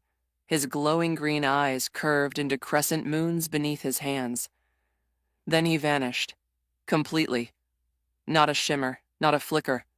Only the laughter remained, echoing louder and louder, overlapping with itself like a broken record. The sound warped and bent into something inhuman, and beneath it, a deeper mixed with ghostly wail, a ghostly keening that buzzed through their skulls like nails across glass. "Fuck this shit, I'm out," one of the men screamed, panic overtaking his senses as he bolted for the stairs. He made it 2 steps. A flash of green, a pull, and he was ripped backward, his body slamming into the concrete wall with a sickening crunch, before he collapsed to the ground like a puppet with its strings cut. Ha ha ha ha ha ha ha ha! Danny's voice echoed through the halls, growing more erratic. "You can't leave yet. I haven't finished playing. I haven't finished having fun." Then, "You can't leave. You can't leave. You can't leave." The voices repeated, distorted, glitching like a broken transmission, each one more unhinged than the last. The walls vibrated with his growing voice. The last thing many of the men saw was Danny's glowing face flashing for an instant, twisted in wicked glee, before being slammed through doors or even ceilings. Some tried to leap from windows in a desperate attempt to escape, but Danny would snatch them midair, dragging them back in as though reeling in prey. No one escaped. Not until Danny was done. Dean Cooper stood with his back pressed against the wall, his entire body taut with fear. His trembling hands clutched an advanced-looking firearm, its sleek design glowing with violet energy, humming softly with power. The gun looked like something out of a science fiction movie, custom-built to deal with one thing: ghosts. And tonight, that was exactly the nightmare stalking the halls. He brought one shaky hand to his mouth, trying to muffle the panicked breaths that slipped through his fingers. Sweat clung to his skin despite the cold. His heartbeat thundered in his ears like war drums, drowning out everything but the gut-twisting screams on the other side of the door. Men he had known for years, killers, thugs, mercenaries, were howling like they were being torn apart. One after another, the voices fell silent, swallowed by a cacophony of laughter that didn't sound human. It echoed as if it came from every wall and nowhere at once, distorted, wrong, layered with something inhuman beneath the pitch. Dean's knees almost gave out as he pressed his back harder against the wall near the door, his breath shallow and rapid. His weapon shook in his grasp. He knew what that laughter belonged to, and worse, he knew who it was for. "It's here for me. It's here for me." he repeated over and over again, unknowingly scaring himself further. The screams were dying out now. All that remained was that warped, manic laughter. Then, nothing. A sudden silence fell over. Dean's eyes snapped open, his throat tightening. The eerie quiet was worse than the screams. It was a silence that weighed down on the soul, a silence that made your imagination run wild. Still gripping his gun, he slowly, agonizingly, reached out toward the doorknob. He tried to steady his breath. In, out, in, out. His fingers touched the knob, cold as ice, and turned it. With painstaking slowness, he opened the door an inch, then two, and peeked into the hall. And froze. Bodies. Dozens of them. His men lay strewn across the corridor like discarded dolls. Some were sprawled across the floor in twisted heaps. Others slumped against the walls, unconscious, unmoving. A few hung from the stair railings as though they'd been flung there by invisible hands. Blood was smeared on the walls, mingling with broken glass and dented furniture. Not a single one responded to his movement or made a sound. But the worst of it, the most horrifying sight, was floating at the center of it all. There, hovering just above the ground like a specter of death, was him. Danny. His silhouette was backlit by the pale moonlight seeping through a cracked window, his body draped in darkness, except for the faint shimmer of his ghostly form. His tail gently swayed beneath him like a serpent coiled in midair. He hovered with a disturbing stillness, arms hanging low in front of him, head down, his back facing Dean. He looked like a puppet without strings. Dean's fear spiked, but he clenched his jaw, his terror morphing into desperation. This was his chance. The thing wasn't looking at him. Maybe, just maybe, he could get the drop on him. He raised the gun slowly, arms steadying as he took aim. His finger hovered over the trigger. But before he could fire, Danny's head twisted around slowly.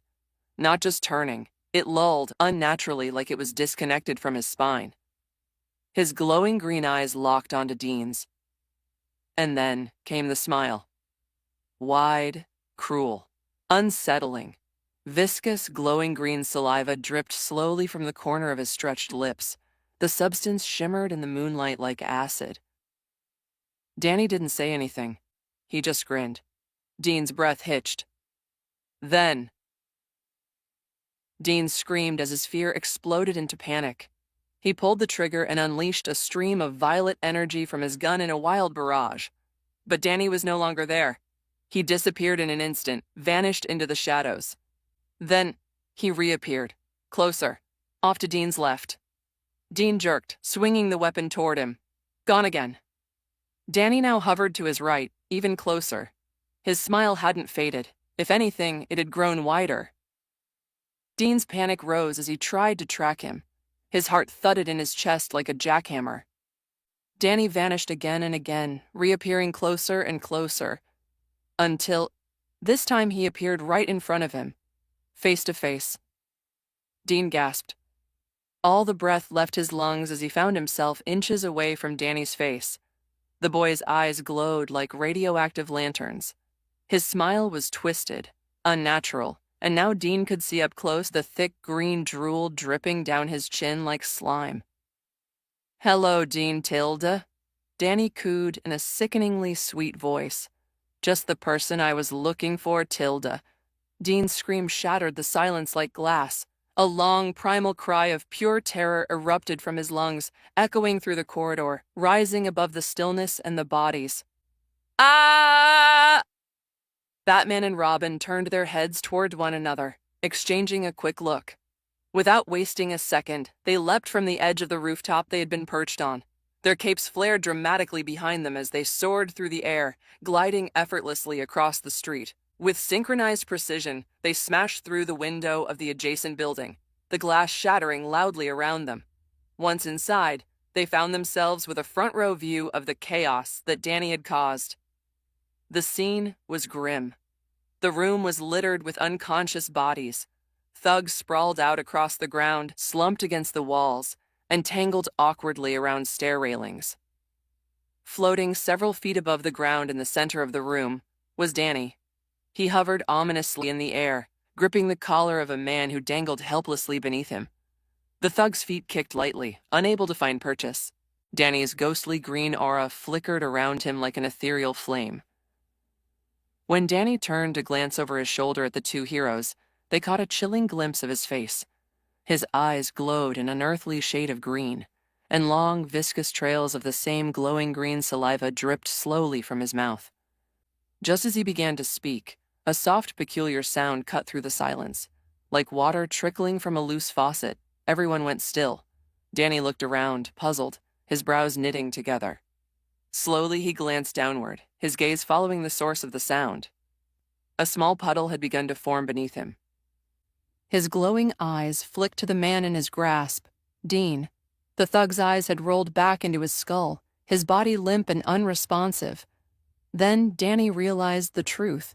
The man had passed out from sheer terror, and had completely soiled himself in the process. Danny blinked slowly, lifting Dean further away from him with a grimace. "Okay, that is disgusting on so many levels, I don't even know where to begin," he muttered, shaking his head with clear disbelief. Robin couldn't hold it in. He burst into uncontrollable laughter. "Ho, ha ha, man, this is gold. You actually scared him so bad he pissed himself. That is hilarious, ha ha ha ha." But just as suddenly as he'd started, Robin's laughter stopped as he saw Batman give him a quick look.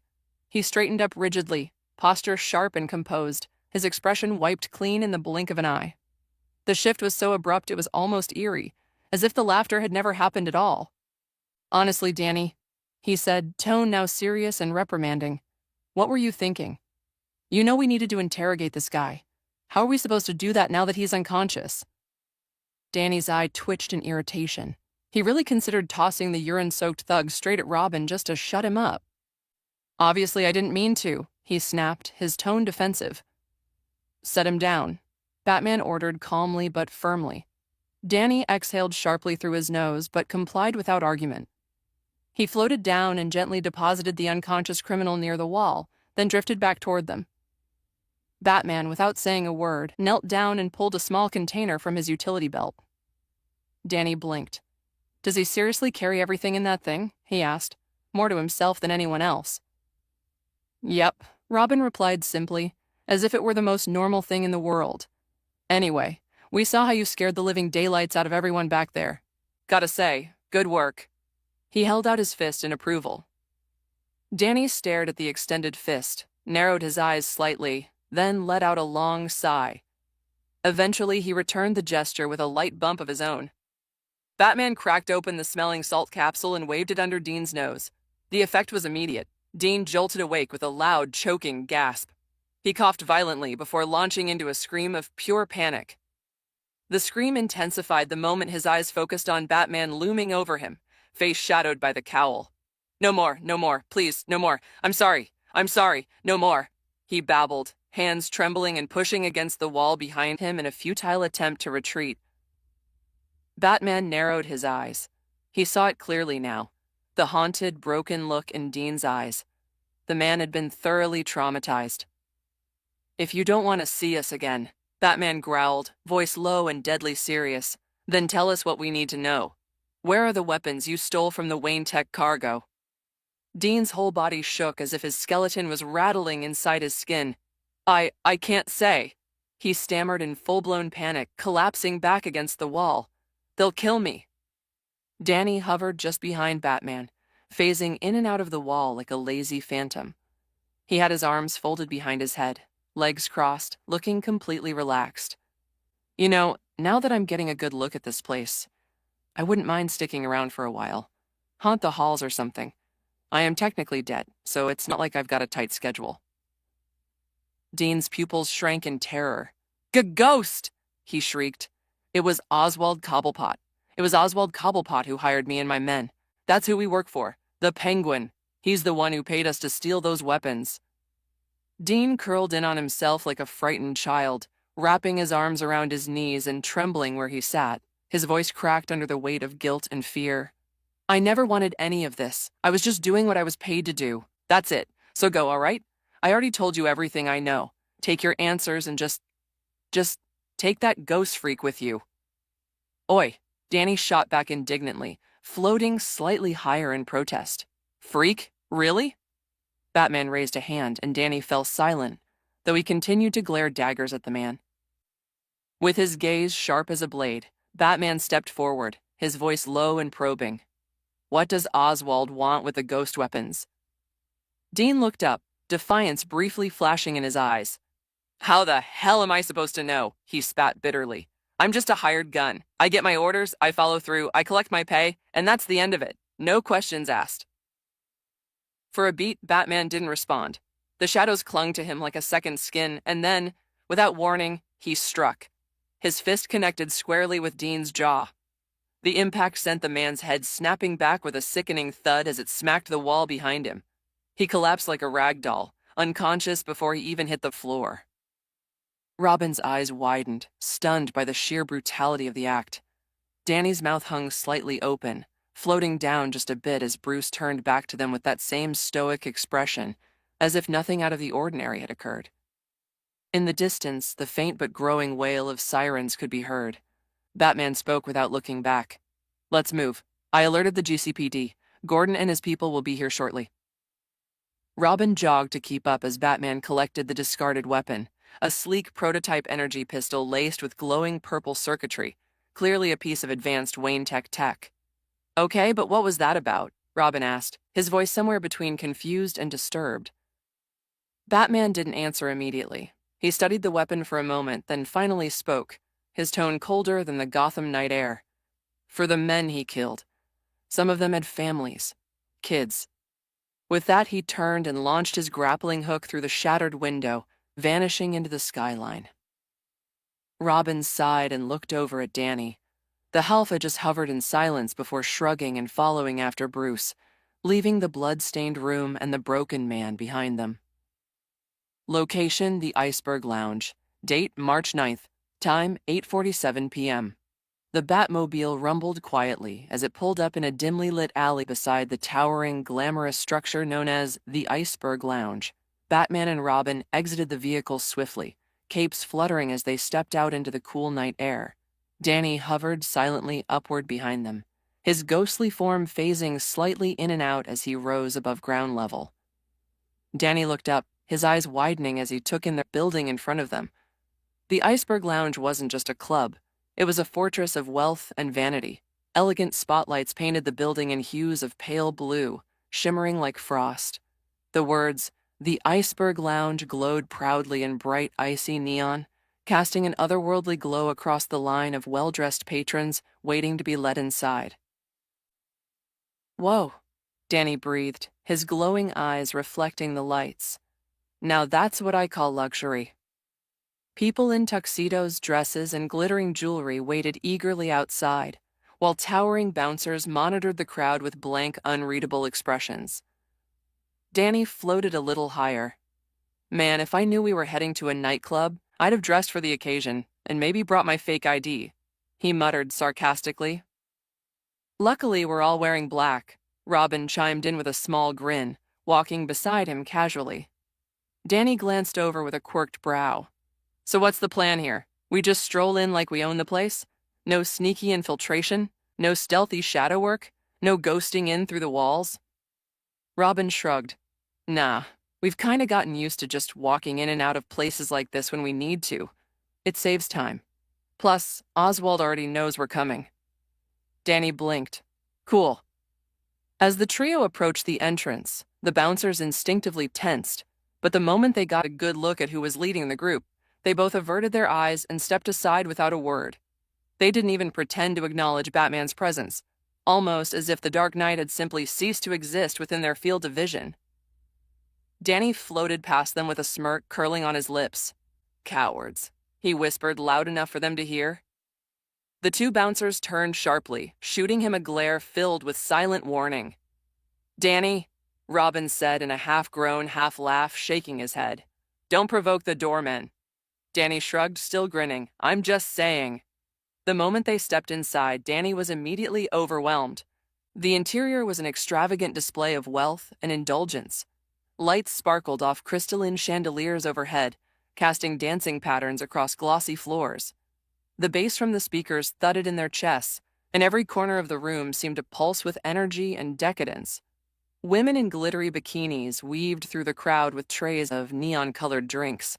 Laughter, clinking glasses, and the scent of expensive perfume filled the air. Danny, floating just above the floor, instantly covered his face with both hands. "Oh my," he muttered, voice muffled. "How indecent." Robin turned to look at him and burst into a small laugh. "What, never been to a club before?" Danny shook his head, fingers still shielding his vision. Welcome to Fanfic Voice, where every story finds its voice. Powered by Fiction Log X. Hear the fan fiction from the anime, manga, and game universes you crave. Let's begin. What if I reborn as Danny Phantom in the DC Universe? Part 06. Robin trailed casually behind Batman, hands laced behind his head, completely unfazed by the loud music, flashing neon lights, and chaotic swirl of partygoers dancing and drinking all around them. He'd long grown used to these kinds of places. After years of tagging along with Batman on nightly investigations, even through seedy underground clubs, shady backrooms, and questionable alleys, nightclubs had lost their shock value. At this point, they were just another stop on the usual patrols. Batman marched ahead with his usual purpose and stoic intensity, cutting through the crowd like a shadow through fog. Suddenly, he came to a sharp stop in the middle of the dance floor. Robin slowed behind him. "Robin," Batman said, his tone a mix of calm irritation and resignation. Robin raised an eyebrow, already suspecting what was coming. "Yeah?" Batman exhaled. "Where's Danny?" Robin blinked. "What do you mean? He's right He spun around mid-sentence and froze. The space behind him where Danny had been just moments ago was now completely empty. "Oh, for the love of," Robin groaned, pinching the bridge of his nose. Without another word, Robin turned around and jogged back into the crowd, weaving through the sea of bodies. It didn't take long to locate the particular scene. Just a few feet away, a group of flirtatious women had encircled Danny Phantom like moths to a very bashful flame. He stood in the center of their call, squirming like a deer caught in headlights. His face was greener than an unripe tomato, and his arms were frozen at his sides as if he didn't know what to do with them. "Oh my, I've never met a ghost before, Tilda," one of the women purred. "Are all ghosts such cutie patootie, or are you just one of a kind?" Another giggled, batting her lashes. "You poor thing. You died so young," a third cooed, clutching her chest dramatically. "My heart just aches for you." "Here," one of them added, puckering her lips. "Maybe a kiss will make you feel better." Uh, I, I think I'm, feeling better already. Oh, wow, Danny stammered, his eyes wide. Robin let out a tired groan and pushed forward. With one swift motion, he reached through the group of ladies and grabbed Danny by the collar, yanking him backward like a misbehaving puppy. Danny's feet dragged across the floor, heels scraping against the tiles. His face was now smeared with lipstick, and his expression was somewhere between dazed and euphoric. "Bye, ladies, Tilda. I'll never forget you." Danny giggled dreamily, waving his hand softly as Robin hauled him away. "Danny, get yourself together," Robin said coldly. "I don't think I wanna—" Danny sighed, eyes still glazed. "Robin." "What?" Robin grunted, not even looking back. "I think I've found my calling. I'm going to become a place-bound ghost. I don't mind haunting this place for the rest of eternity." Robin let out a loud, frustrated exhale as they rejoined Batman. "Let's just go," Robin muttered. "It won't happen again. I've got a hold on him now." Batman said nothing, continuing forward in stoic silence. The trio moved past the crowd and approached the roped-off VIP lounge. Two large security guards dressed in sleek black suits stood in front of the entrance, arms crossed, sunglasses in place despite the low lighting. A red velvet rope separated them from the exclusive area beyond. "Move," Batman ordered curtly. One of the guards stepped forward, shaking his head. "Sorry, we've been given direct instructions not to let you through. Mr. Cobblepot, Penguin, put both you and your sidekick on the blacklist. No exceptions." As the second guard stepped up to reinforce his partner, two blazing green beams of ectoplasmic energy blasted forward from behind Batman, hitting them square in the chest. The blast sent both guards flying backward, crashing through the decorative double doors with a loud crack. The red rope snapped from its posts and dangled limply. Danny hovered in midair behind them, fists glowing bright green, a satisfied grin on his face. "What about me?" he asked casually. "Am I on the list?" Without missing a beat, the trio walked over the fallen guards and into the luxurious lounge beyond. Inside, the air shifted drastically. The temperature dropped several degrees, and a visible mist curled at the edges of the room. Danny's breath puffed out visibly, and he shivered slightly. He wasn't sure if it was because of the massive iceberg planted right in the center of the room, or if he was detecting some ghostly presence. Either way, it sent a chill down his spine. Despite the cold, the party continued. The Penguin, Oswald Cobblepot, sat comfortably on a velvet couch near the iceberg, dressed in his classic black and white tuxedos with his signature top hat. Several women lounged beside him, giggling at his jokes as he puffed on a cigar. As the trio entered, guards stationed around the room immediately took notice. Weapons were drawn, safeties clicked off, and barrels aimed squarely at Batman, Robin, and Danny. The women at Cobblepot's side looked visibly anxious, glancing toward the nearest exit, unsure if they'd soon be caught in a shootout. Cobblepot narrowed his eyes, clearly irritated by the intrusion. "Batman," he sneered, rising slowly to his feet. "I had a feeling you'd show your brooding face sooner or later." Batman stepped forward, gaze as cold as the iceberg dominating the lounge. "Oswald, I'm going to assume I don't need to explain why I'm here."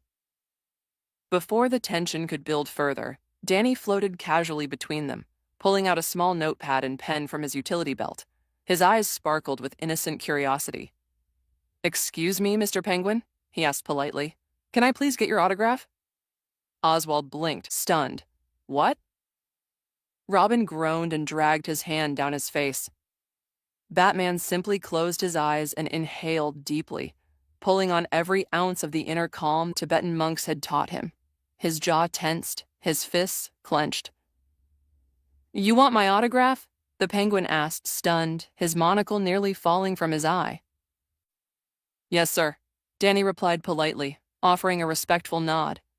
"You see, I'm trying to collect signatures from every notable hero and villain I meet.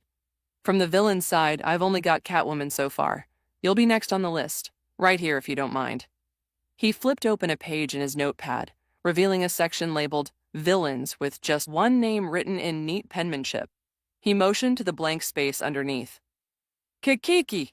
The Penguin burst out with a delighted cackle, puffing up with pride. "I like this new sidekick of yours, Batman. A hell of a lot better than that rude little brat you usually drag around." Robin's eyebrow twitched. "This kid clearly knows greatness when he sees it," Penguin declared, releasing the arm of one of the women beside him to snatch the pen from Danny's hand. "You've got a good eye, kid. I'm feeling generous tonight. Here you go." He scribbled a messy signature on the page, flourished with a cartoonish drawing of a penguin, then handed the pen back with smug satisfaction. "Much appreciated," Danny said with a small smile, tucking the notepad back into his utility belt. Then, without hesitation, Danny's fist snapped forward. A glowing green punch struck Penguin directly in the face. The crime lord was launched backward off his seat like a sack of meat, crashing hard into the massive iceberg at the back of the room. A wet spray of blood burst from his mouth as he hit the ice with a sickening crack. Robin's jaw dropped in silent awe. Batman simply exhaled, letting the remnants of his irritation dissipate. "You stinking little brat!" Penguin roared from where he lay slumped against the iceberg, clutching his face in agony. "What was that for? Weren't you a fan?" Danny stepped onto the headrest of the couch, one foot raised dramatically as he cracked his knuckles with a fierce glare. "Do I look like a household appliance to you, you pointed-nose freak? Shoot them all!" Penguin screamed, spitting blood as his guards sprang into action. The women screamed and ducked as bullets filled the air. Danny immediately summoned glowing green spectral shields, casting them around the fleeing girls to protect them from the gunfire. As chaos erupted, Batman and Robin moved like phantoms, batarangs and smoke pellets flying from their hands. Guards were disarmed and knocked unconscious in moments, taken down with a level of precision honed from years of training. Amid the chaos, Penguin fumbled into his coat pocket, pulling out a strange device. With a snap hiss, a whip-like coil of glowing metal extended outward and lashed around Danny, catching him off guard. Aha! Penguin laughed maniacally. He pressed a button and the whip surged with electricity. Ah, I'm really getting sick of being electrocuted, Danny screamed. The current coursed through his ghostly form, smoke rising off his clothes. He gritted his teeth, then spun mid-air with explosive force, hurling Penguin into the opposite wall. The impact left a dent in the plaster as Oswald crumpled to the floor in a heap, groaning. Danny hovered above, body steaming, fists clenched and jaw tight. Enraged, he dove toward Penguin with his fist pulled back, but Oswald managed to roll aside at the last second. Danny's punch struck the wall instead, creating spiderweb cracks that spread from the impact like a shattered mirror. With the last of the guards taken out and the women having escaped in a flurry of panicked heels, Batman, Robin, and Danny regrouped and turned toward the trembling crime lord. Oswald pushed himself upright, blood dripping from his nose, but rather than look afraid, he laughed. Chaka kaka. Robin spun his baton and narrowed his eyes. You find something funny, Cobblepot? Is it the fact that you're about to get the worst beating of your life? Penguin wiped the blood off his face with the back of his hand. No, it's the fact you're about to. He sneered. Then raising his voice, he shouted, Everyone, if you know what's good for you, come out now. Your new boss demands it. From all four corners of the room, walls, floor, and ceiling, ghostly figures began to drift through the surfaces. Miniature spirits floated forward, dozens of them with eerie glowing eyes and translucent bodies. They swirled around the trio like a spectral storm. Danny's eyes twitched. The Penguin looked around, arms raised in triumph. Ha ha ha, what's the matter? Feeling outnumbered, ghost boy? He scowled as he looked around and noticed one of them was missing, and barked out another command. Klemper, I know you're in here. Your friend needs assistance. The word friend left his mouth with sour hesitation, but it didn't matter. A new presence drifted out from the wall, tall, translucent, and glowing faintly green.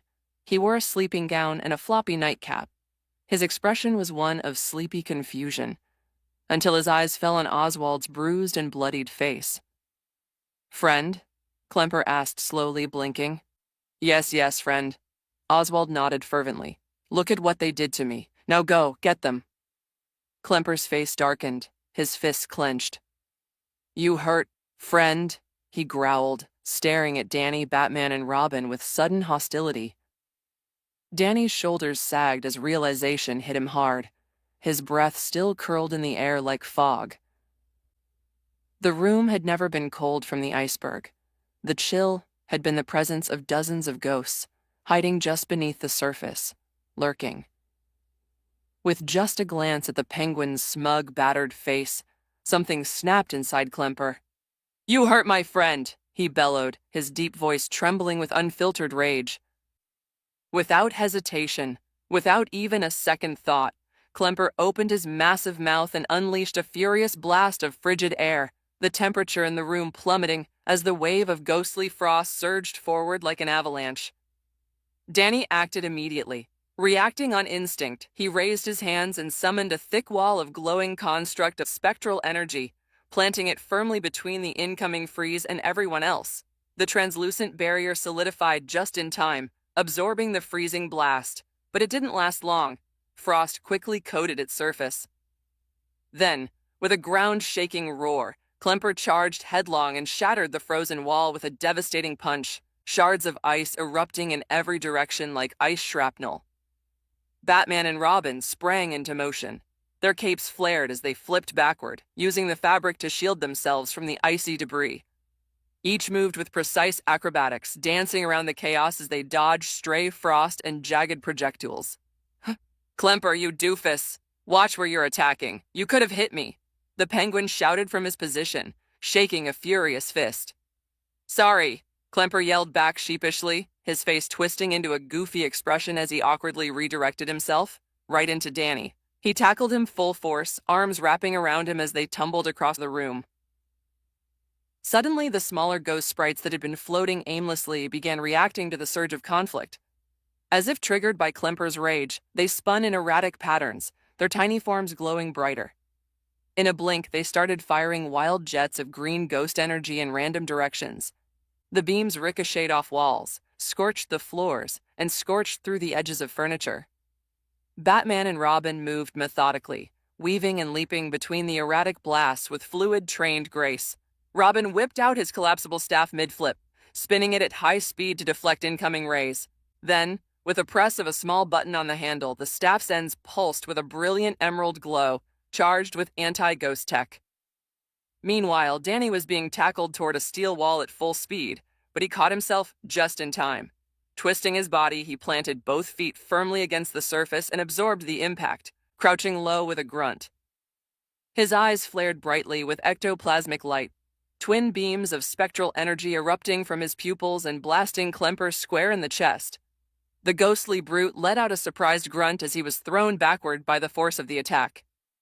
"Robin," Danny called, tossing the ghost containment flask into the air. Robin spotted the flask immediately. Using a nearby couch as a springboard, he launched himself into the air, flipped once mid-leap, and caught the thermos in one fluid motion before tucking into a roll to dodge another stray energy beam. He landed behind a scorched desk just as it exploded from a missed shot. Back on the move, Danny wasted no time. He bolted toward Klemper and tackled him once again, their bodies phasing through a nearby wall, both of them becoming intangible as they vanished from sight. Batman, meanwhile, had set his sights on Cobblepot. The Penguin was crawling away frantically toward a hidden panel in the wall. Batman sprinted after him, ducking and weaving through erratic ghost blasts. As he ran, he retrieved a set of metallic knuckle dusters from his utility belt. With a single press, they lit up neon green, humming with concentrated anti-ghost energy and crackling with raw power. In the room beyond the wall, Danny and Klemper materialized in what appeared to be a hidden treasure vault. The entire room gleamed with gold, literal stacks of bars crammed into carts, priceless artwork leaning against the walls, duffel bags stuffed with bills, and all sorts of stolen items laid haphazardly across polished floors. But more notably, scattered among the treasures were weapons, familiar weapons, experimental gear, ghost tech prototypes, several clearly marked with the Wayne Tech insignia. Of course. It all makes sense now, Danny thought grimly. He's using the ghosts. He's weaponized them. They're the perfect thieves, intangible, hard to trace, impossible to imprison. But his revelation cost him. Klemper, rising with a grimace, thrust his hands forward and released a concentrated blast of frost energy. The beam hit Danny square in the chest before he could react. "Ah!" Danny grunted, his body arching from the impact. The biting cold spread instantly across his ghostly form, encasing him in thick ice. Frost spider-webbed around his limbs and torso, locking him in place. The force of the attack slammed him back against the wall with a brutal crack, where he remained pinned by the sheer pressure. Struggling, Danny gritted his teeth as ghostly green energy began building up around him. His aura ignited like wildfire, heat pulsing through his frame, and as the spectral flames melted the frost inch by inch, steam rising from his skin. Across the room, Klemper stood trembling with anger, clenching his fists. "You hurt my friend," he growled. "I won't forgive you." He brought his hands together, forming a snowball of condensed frost energy, then hurled it at Danny with an echoing roar. Danny pushed off the wall and rolled to the side just in time. "He isn't your friend," he shouted.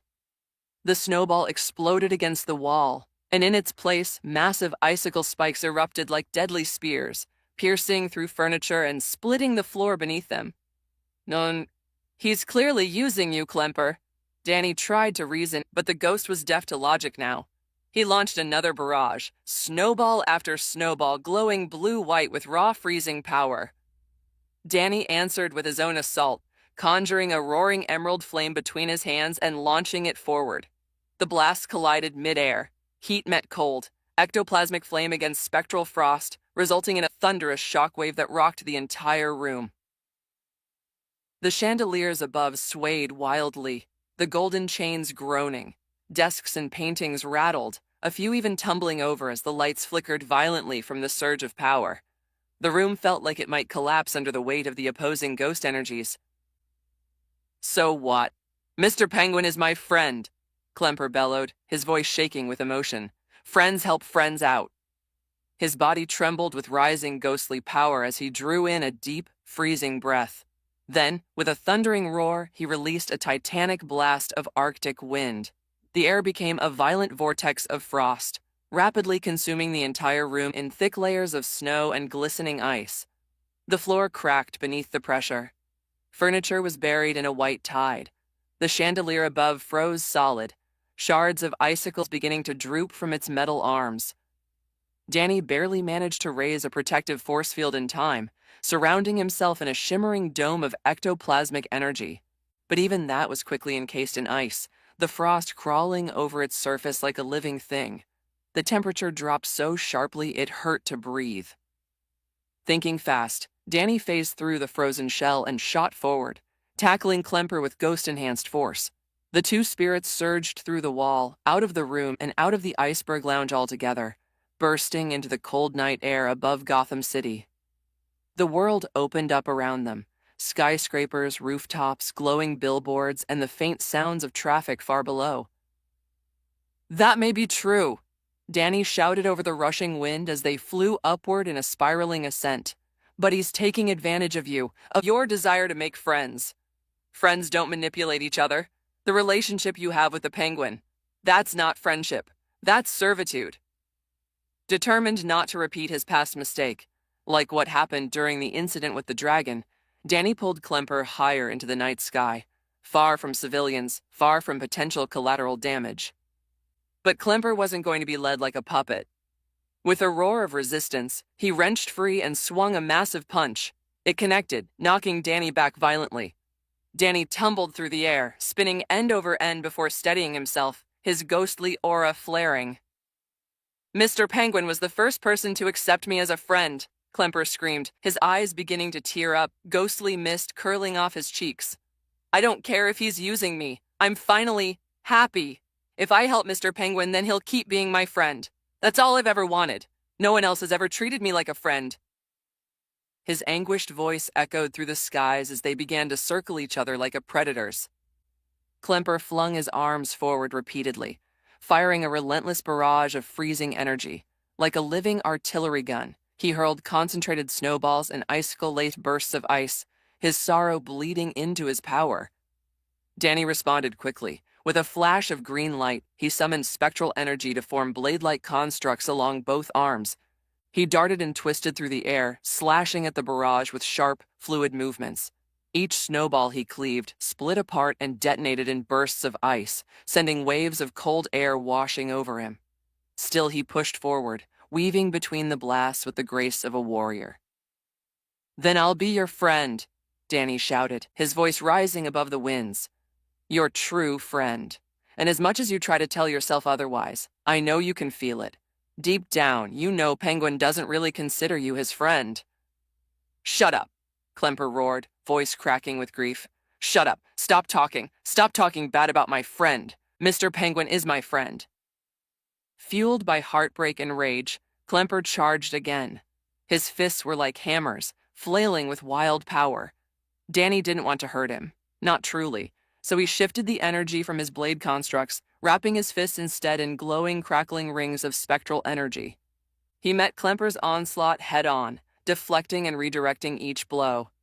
Wake up, damn it," Danny growled, blocking one punch and landing a powered uppercut that sent Klemper soaring back. Danny flew after him, fist pulled back, then slammed it downward into Klemper's chest. "That desperate need for friendship, it's blinding you. It's making you ignore every warning sign. You're letting yourself be used, and you're calling it happiness?" Grabbing Klemper by the front of his nightgown, Danny stared directly into his eyes and forced him to stop. "Look, I don't know how the penguin treated you," Danny admitted, his tone softer but still firm. "I wasn't there for all of it. I'm not going to pretend I understand your whole life. But nobody deserves to have their feelings played with. Not you, not anyone. I will not let it happen if I have anything to say about it." Klemper's breath caught in his throat. His arms, raised and ready for another strike, slowly began to fall. His glowing eyes flickered uncertainly. "Why?" he asked quietly, almost a whisper. "Why are you trying to help me?" Danny scratched the back of his neck, awkward but sincere. I guess I don't really discriminate when it comes to helping people. Or ghosts, he added with a chuckle. If I see someone who's hurting, someone who needs help, I just can't sit still and ignore it. I have to do something. I don't really need a reason to help someone that needs help. Klemper stared at him for a long moment. He blinked slowly, his expression unreadable as he looked down at his own hands.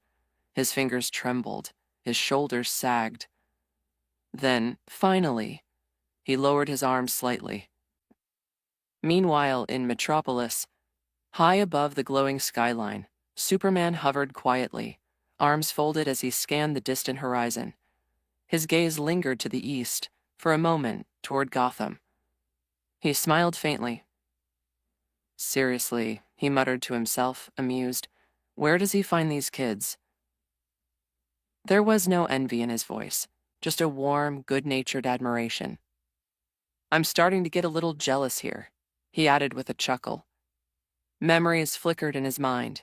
Danny in Star City, talking a mile a minute about how he'd totally call Superman for backup when things got dicey. That same voice now echoed in his ears, calm and brave as it tried to help someone. For someone who planned on constantly calling my name, Superman thought with fond amusement, he seems more than capable of handling himself. Klemper slowly lowered his arms, the air around him shimmering faintly from the residual energy of his spectral powers.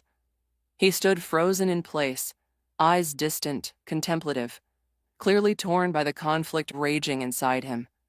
His form trembled slightly as the wind toyed with his long nightcap, fluttering in the air. His brows furrowed and his jaw tightened. After a moment of inner struggle, he took a step back, then another, retreating. I'm sorry, Klemper finally said, voice steady but his glowing eyes fierce. But I won't turn my back on my friend. He clenched his fists, and a visible wave of frosty energy rippled through his arm.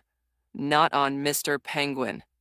Danny ran a hand through his hair, his expression one of pure frustration. How many times do I have to tell you? I haven't forgotten, Klemper snapped, cutting him off. His voice cracked, filled with emotion. You hurt my friend. You attacked him. You expect me to just forget that? His fist tightened, and a swirling sphere of condensed cold energy began forming within his hand, crackling with ghostly frost. Ice particles floated in the air around him. Mr. Penguin is my friend, until he says otherwise. You can't change my mind. Wait, just stop, Danny said quickly, raising both hands in a calming gesture as he floated backward to maintain distance. I really don't want to fight you, Klemper, not if I can help it. Just give me a chance. Let me show you the truth. The truth? Klemper growled, the misty aura around him intensifying. Why should I believe anything you say? Danny looked him in the eye, his voice calm but urgent. Because you're curious, aren't you? Deep down, you wonder what the Penguin really thinks of you. If he truly sees you as a friend or something else. Just give me one chance to prove it. Just one. If I'm wrong and he does care about you, then I won't stop you. I'll even let you get your payback. Klemper hovered silently in the air, his gaze locked on Danny's face, searching for any sign of deception. Seconds passed in tense silence, the energy sphere in his hand shrinking slightly as his emotions calmed. Fine, Klemper said at last. One chance. That's all you get. That's all I asked for, Danny replied, breathing a sigh of relief. He tapped the communicator in his ear. Robin, do you copy? Robin's voice crackled through the line, breathless. Danny, I'm kinda in the middle of something here. This better be important.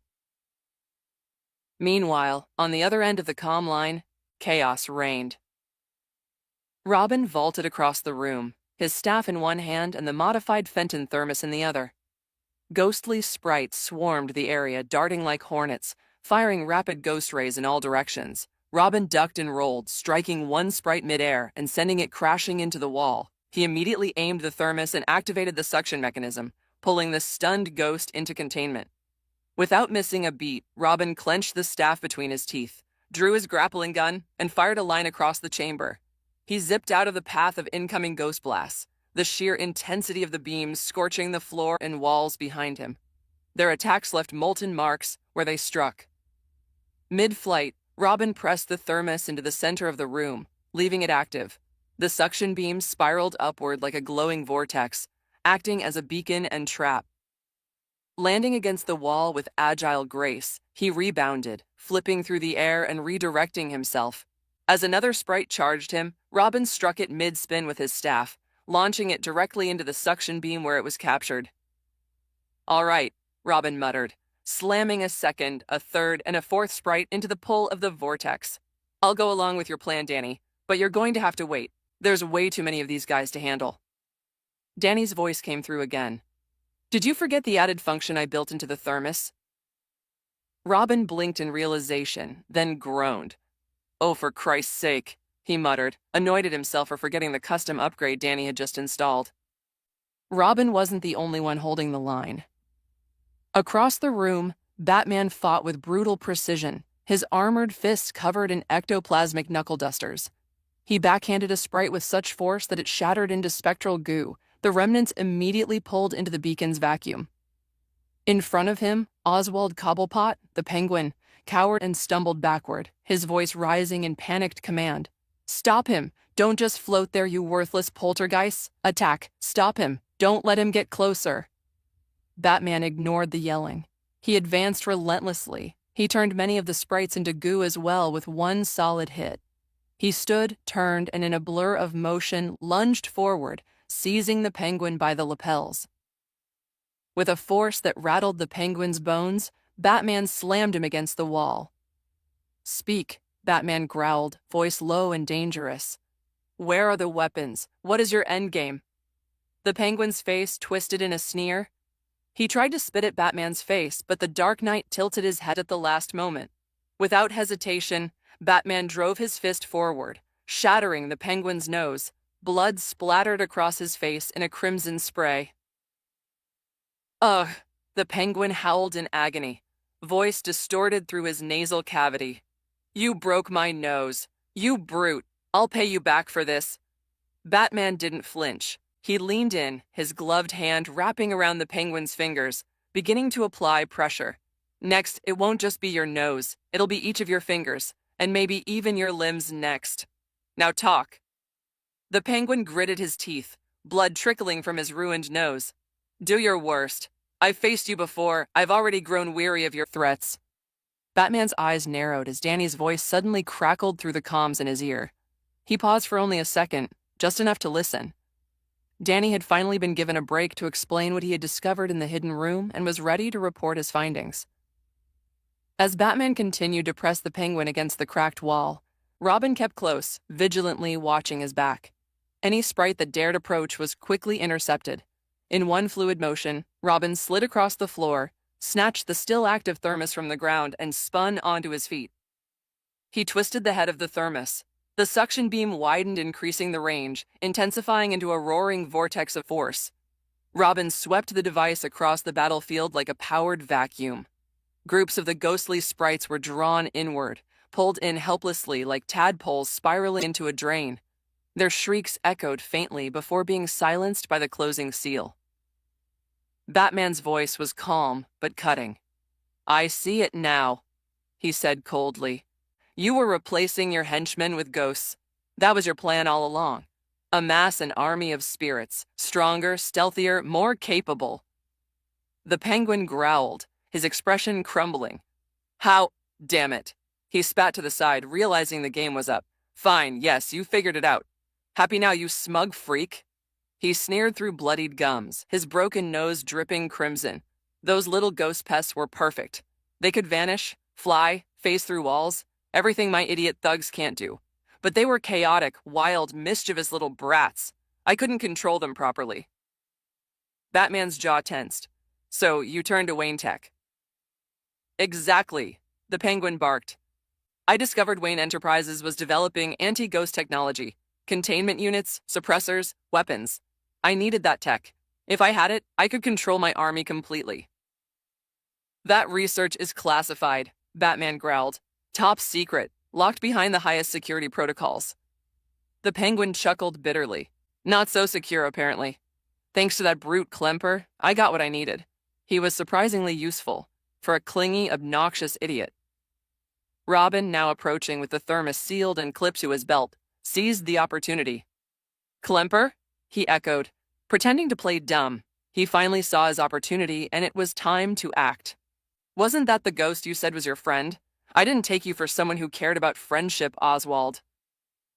Friend? The penguin scoffed, disgusted. Don't be ridiculous. The penguin has no need for friends. That annoying ghost showed up one day at my lounge, babbling about being friends just because of the stupid iceberg in the room. I shot at him, hired an exorcist. Nothing worked. But he kept coming back. He grinned, a cruel bleeding smirk forming beneath his swollen lip. That's when I realized I could use him.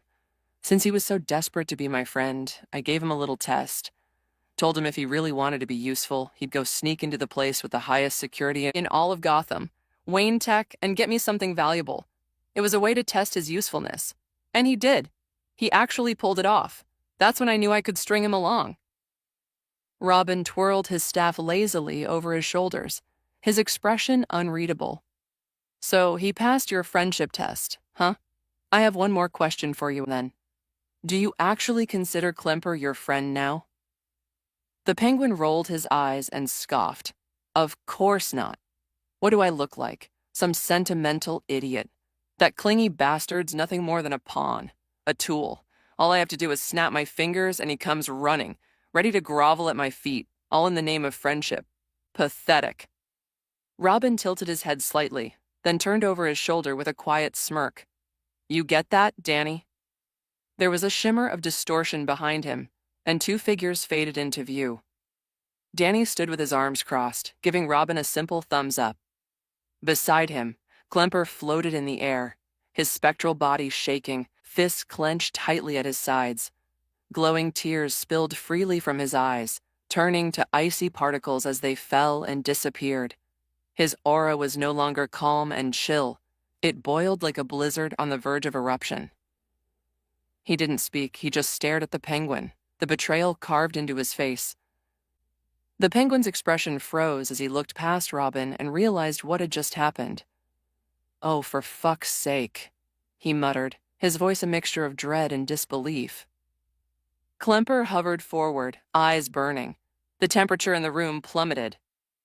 Let me guess, Robin said, stepping aside with a sly grin. He doesn't look so pathetic now, does he? Klemper, I was clearly set up. They forced me to say it. You have to believe me. Can't you see how beat up I am? Penguin cried out, desperation thick in his voice, arms outstretched, blood trailing from a cut above his brow. But Klemper didn't move. His body trembled, tears streaming down his transparent, ghostly green cheeks as his voice cracked from the pain buried deep in his chest. I trusted you. I thought you were my friend. I believed in you, he stammered. But you never cared. You lied to me. You said you were my friend, but it was all just a cruel joke, wasn't it?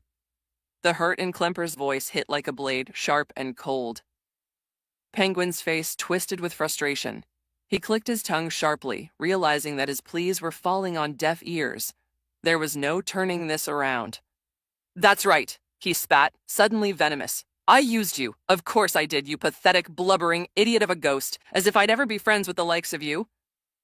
His words grew more cruel by the second, fueled by spite.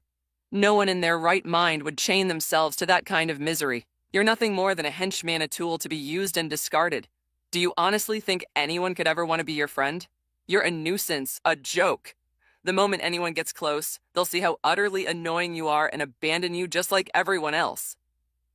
Before he could spew more venom, Danny shot across the room like a bullet, his fist slamming into the penguin's jaw with bone-cracking force. The impact was so fierce that a couple of the villain's yellowed teeth flew out, clattering to the ground like broken glass. The force of the punch sent Penguin tumbling backward into a stack of crates. Danny didn't stop there. Fueled by pure rage, he pounced on the dazed villain, raining down blow after blow with a fury none of them had seen from him before. He snarled, throwing each punch with a growl. Behind them, Klemper dropped to the ground, his legs giving out beneath him.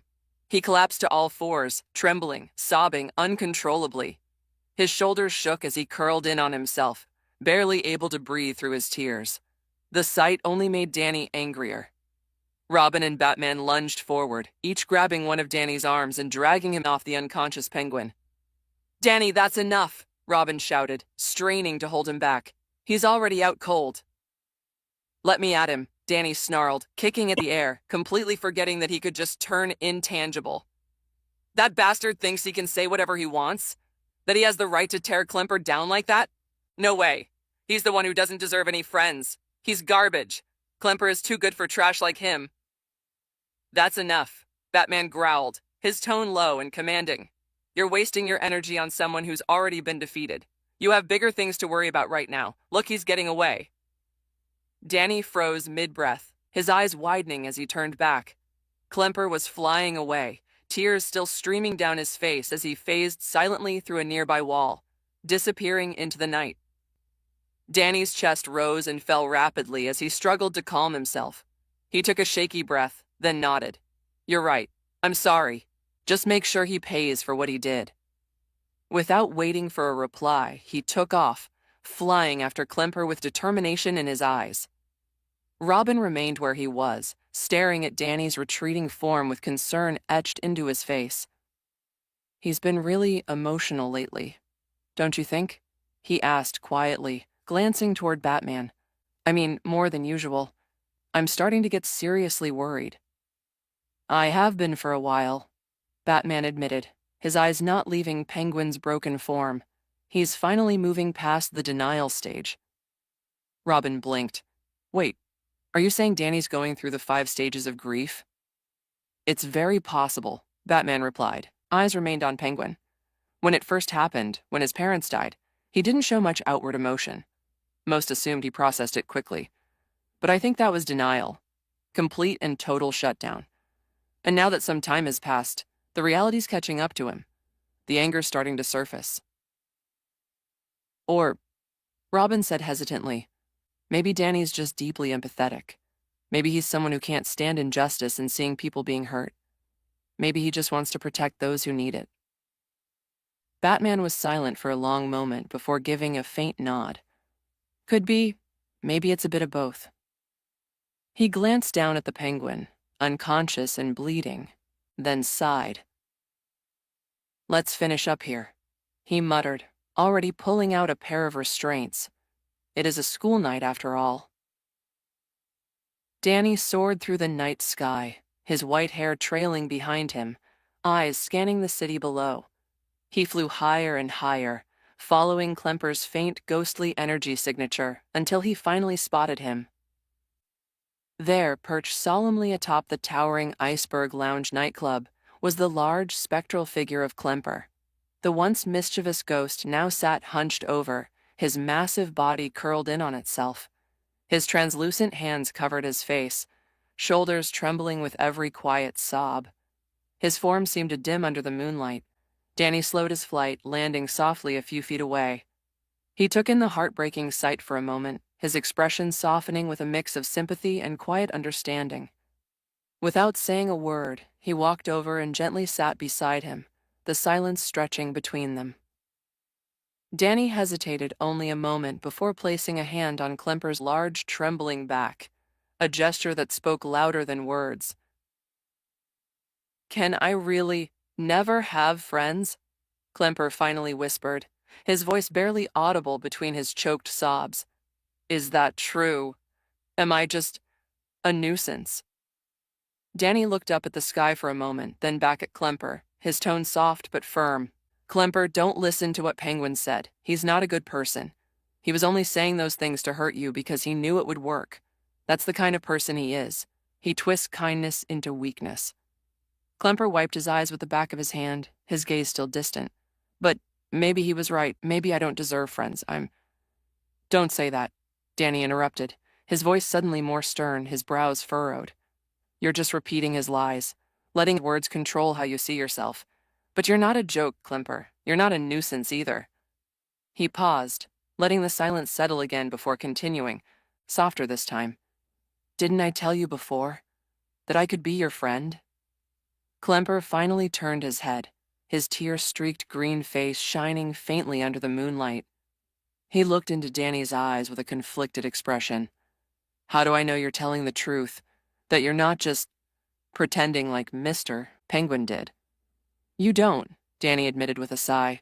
And that's scary, isn't it? Trust always is. But don't let one bad experience make you believe no one else will ever care about you.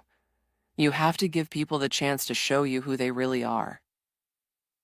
He smiled warmly and added, "That's what friendship is, isn't it? Trusting someone, even when there's no guarantee. Believing in each other, even when it's hard. I might not know everything about you, Klemper, but from what I've seen, you're someone I'd gladly call a friend."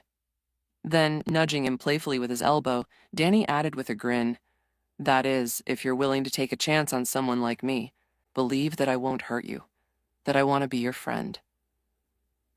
Klemper stared at him for a long moment. His expression slowly softened, his eyes filled with something fragile, hope. "You're a good person. I can feel it," he said, his voice trembling. "You helped me. You stood up for me. You saw what Penguin was doing and stopped it. And now you're still here, willing to be my friend." He sniffled and asked with timid hope, "Would you really be friends with someone like me?"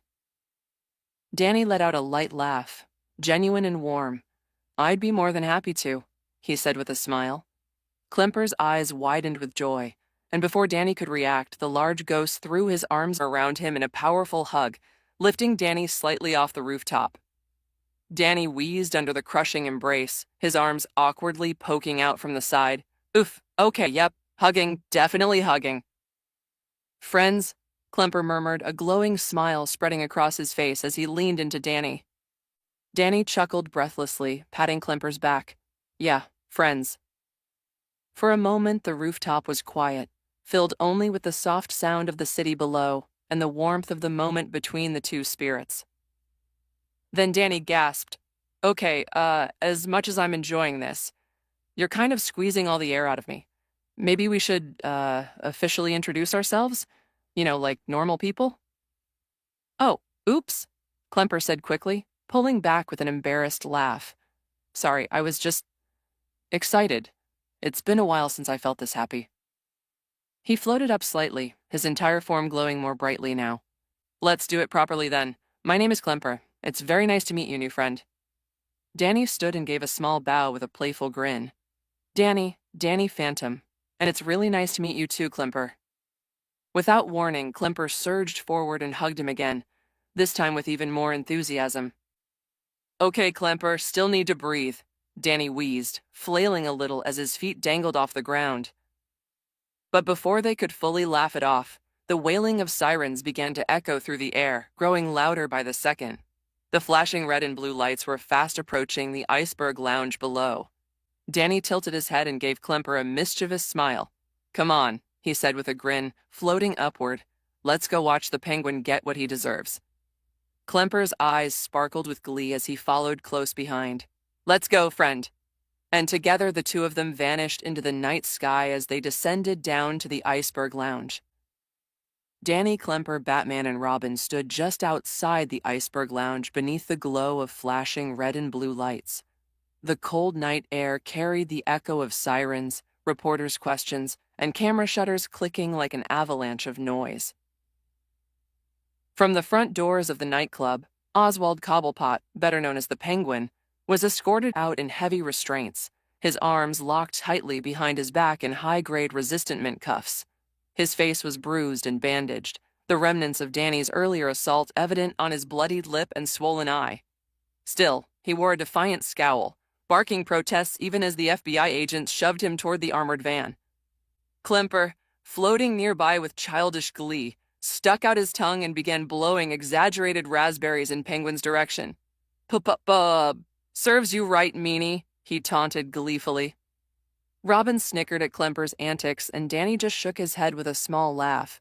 But the mood tensed slightly as more agents arrived, this time carrying crates and cases filled with confiscated stolen goods, evidence from the hidden back room of Penguin's lounge, all covered in snow.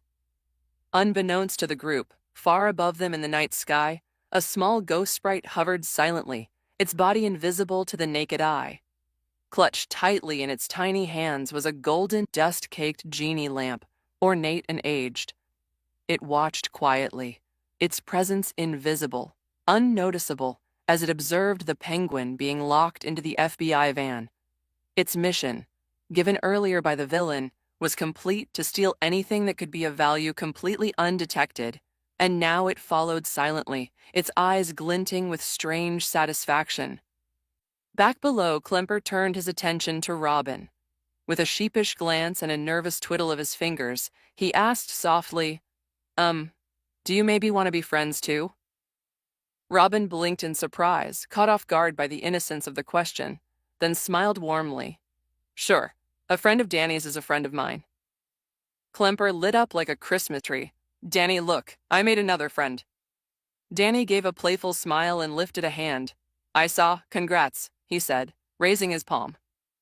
Klemper laughed shyly and floated over to high-five Danny, his palm giving a faint shimmer as it met Danny's hand with a gentle slap.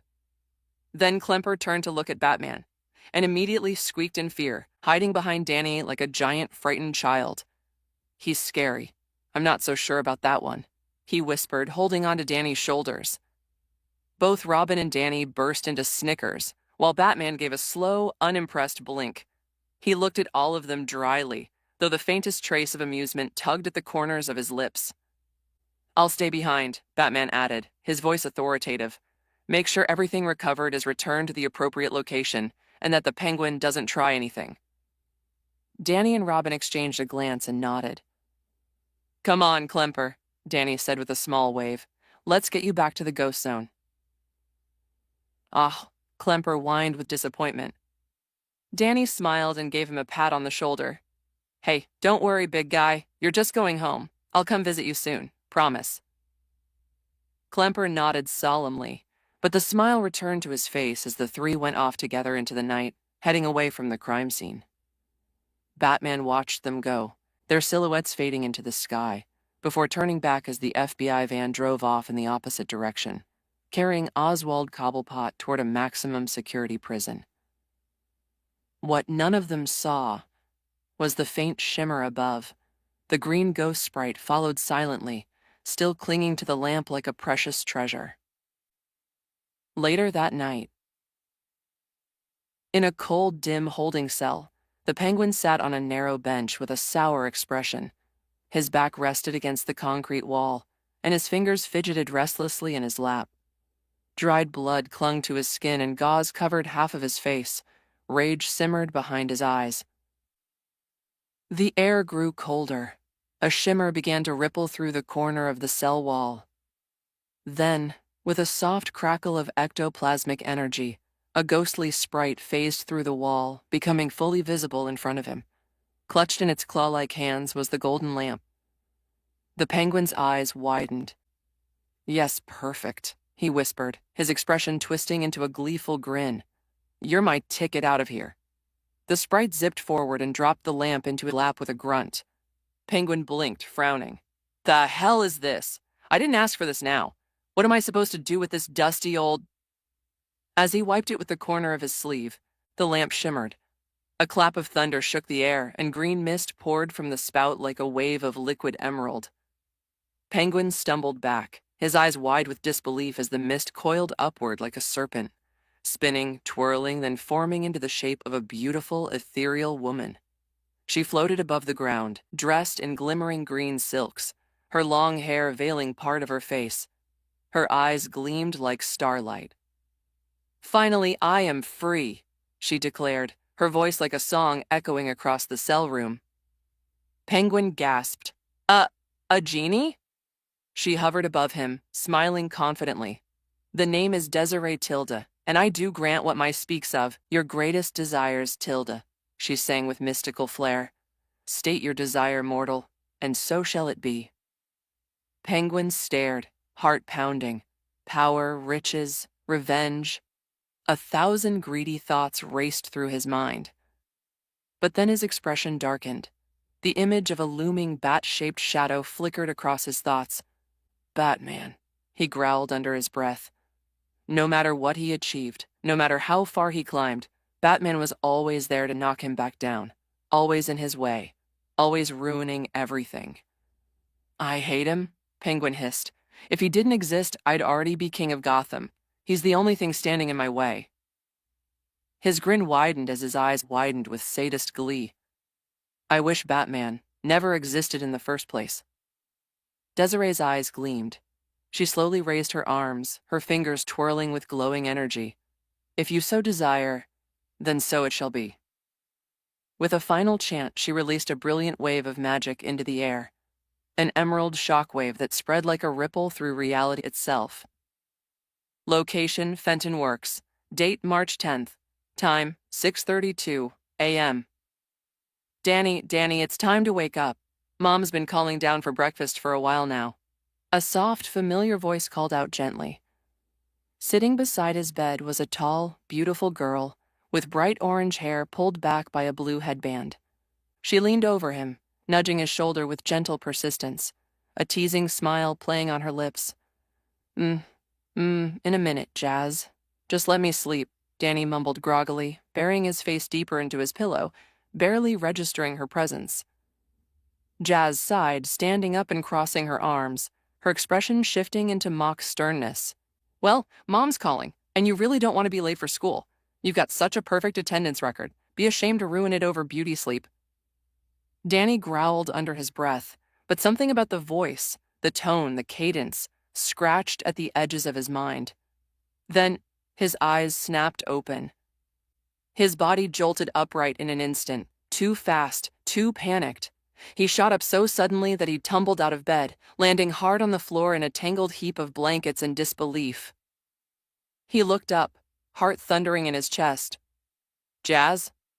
Jazz blinked, startled by the intensity in his voice and the wild fear in his eyes. Geez, Danny, you scared me. What's up with you? You look like you've just seen a ghost.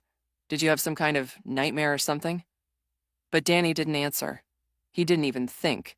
He moved, almost on instinct, launching himself forward, scrambling along the ground and wrapping his arms tightly around her in a desperate embrace. The force of it nearly knocked Jazz off balance, forcing her to take a few quick steps back. Hey, she stammered, her voice rising in surprise. Okay, now I seriously know something's wrong. She was prepared to make another sarcastic comment, something to lighten the mood, but she stopped herself as she felt Danny against her. Danny was trembling. He clung to her like she was the last solid thing in the world, like the moment he let go, she would vanish. His fingers gripped the back of her shirt, his face buried against her shoulder. He was shaking, not from cold, but from something far deeper, far more broken. Danny, she whispered, her voice softening as her hands instinctively went to comfort him. She rested her head gently against his and held him just as tightly. I don't know what's going on, she murmured, brushing her fingers slowly through his hair. But it's all right. I'm here. Your big sister is here. There's nothing to be afraid of. That was all it took. The tears came fast, unstoppable. Silent at first, then hiccuped, then sobbing. His body shook harder as the dam inside him broke wide open, the grief he had buried deep within himself finally erupting to the surface. He cried into her shoulder, clutching her like a lifeline. All the pain, all the heartbreak, all the weight of having lost her, of having faced a world where she didn't exist, where she had been torn away by fate or magic or cruel chance, now pouring out of him in choked sobs and hot tears. Jazz didn't ask questions. She didn't try to make him talk. She just held him, rocking slightly, gently, whispering soft reassurances as the morning light poured in through the window. Whatever this was, whatever nightmare he had been trapped in, for now, he was home. And she was here. And that was enough. Danny clung tightly to Jazz, as if letting go would cause everything around him to crumble. But Jazz gently pulled back, cupping his face in her hands. Her eyes widened with concern as she took in his tear-streaked features, his pale skin flushed, his cheeks damp, and his lips trembling with unspoken grief. Danny, she whispered, voice thick with worry. His expression was contorted in pain, a silent agony that twisted her heart. He refused to meet her gaze, eyes clamped shut as fresh tears spilled down his face. Danny, can you tell me what's wrong? She asked softly, wiping away his tears with the sleeve of her sweater. Her voice was tender, calming, but laced with urgency. She needed answers, needed to know what had caused this breakdown. I'm sorry. Danny choked out between sobs, his voice barely above a whisper, fragile and guilt-ridden. "I'm so sorry. It's all my fault." He hiccuped mid-sentence, struggling to breathe as the weight of guilt pressed harder on his chest. "But because of me, you, Mom, and Dad, I'm sorry," he repeated, almost incoherently. He cried harder, his body trembling in Jazz's arms, completely unraveling in front of her. Jazz felt her heart shatter into a million pieces as she watched her little brother fall apart. He looked so lost, so broken, completely overwhelmed by something invisible yet crushing. She didn't know what had happened or what he was talking about, but what hurt her most was her helplessness. She didn't have the words to make it better. No amount of logic or comfort seemed enough. So instead, she did the only thing she could do. She held him. Jazz wrapped her arms around him tightly, protectively, her own tears welling in the corners of her eyes. She pressed her cheek against the side of his head, whispering softly, "It's all right, Danny. You didn't do anything wrong. I'm fine. Mom and Dad are fine too. It was just a bad dream, I promise. That's all it was, just a nightmare." They stayed like that for several minutes, huddled together on the edge of the bed, Jazz holding Danny close while his sobs gradually subsided. Eventually, his crying slowed, his breathing evening out, though he still trembled slightly. His eyes were red and puffy, the tears drying on his cheeks, leaving faint trails down his skin. Now seated beside him, Jazz cradled his head against her chest, running her fingers slowly through his hair. She kissed the crown of his head, her heart still pounding with concern.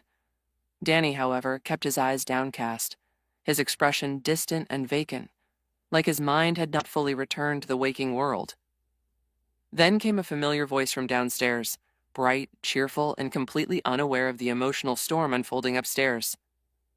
"Jazz, honey, did you manage to wake up Danny yet? Breakfast is ready, and we don't want to be late for school." It was their mother calling from the kitchen with her usual upbeat tone and a faint lively jingle in her voice. The sound made Danny jolt, his breath caught in his throat. "Mom." The word echoed in his head, and his eyes filled with tears again, though this time not from guilt or fear, but something closer to disbelief. A small part of him had feared that voice would never come again. Jazz felt his body tense and glanced down, seeing the fresh tears forming in his eyes. She quickly called back, trying to mask the shakiness in her own voice. "We'll be down in just a second." He must have had a nightmare, Jazz thought, brows furrowing. A vivid one, maybe even a lucid nightmare. Something so real, he actually believed it happened. I've read studies about how dreams can distort a person's sense of reality, especially when strong emotions are involved. He could have genuinely believed he lost all of us. She took a calming breath and gave Danny's back a gentle rub. "Come on, Danny," she said softly. "Let's go downstairs. You'll see it for yourself. Mom and Dad are fine. Everything's okay." Danny nodded faintly, still not speaking. Jazz took his hand and rose to her feet, tugging him up gently. As they stepped out of the room, Jazz glanced over her shoulder to make sure he was following. He was, though his grip on her hand was tighter than usual. His face had grown eerily blank, the vulnerability from before hidden behind a stiff, composed mask. His features were frozen, stoic, almost emotionless, but the dried tear streaks on his cheeks betrayed the truth beneath. To anyone else, he might have looked calm, but Jazz could tell he was just holding himself together. Barely. He descended the stairs and reached the kitchen, where the smell of fresh pancakes filled the air. Inside, two familiar figures were already present and busy with their usual morning routine. Standing at the stove was Maddie Fenton, their brilliant and no-nonsense mother, clad in her signature blue jumpsuit and red goggles perched atop her head. She hummed a little tune to herself as she carried a stack of golden brown pancakes to the table, her movements efficient and full of practiced care. At the head of the table sat Jack Fenton, their boisterous and well-meaning father. Towering in size and wearing his usual orange and black jumpsuit, he was surrounded by scattered gadgets and ghost hunting gear, none of which stopped him from eagerly waiting for breakfast, fork and knife already in hand. Danny stood still, staring at the sight before him, his parents alive, laughing, going about their usual chaotic morning routine as if nothing happened, as if they hadn't vanished, as if they hadn't died. His chest tightened. His vision blurred. Unshed tears welled in his eyes, trembling at the edge of falling. He felt overwhelmed, like his heart was being pulled in 100 directions at once. Maddie, sensing her children's presence behind her, looked up. Her eyes immediately zeroed in on Danny.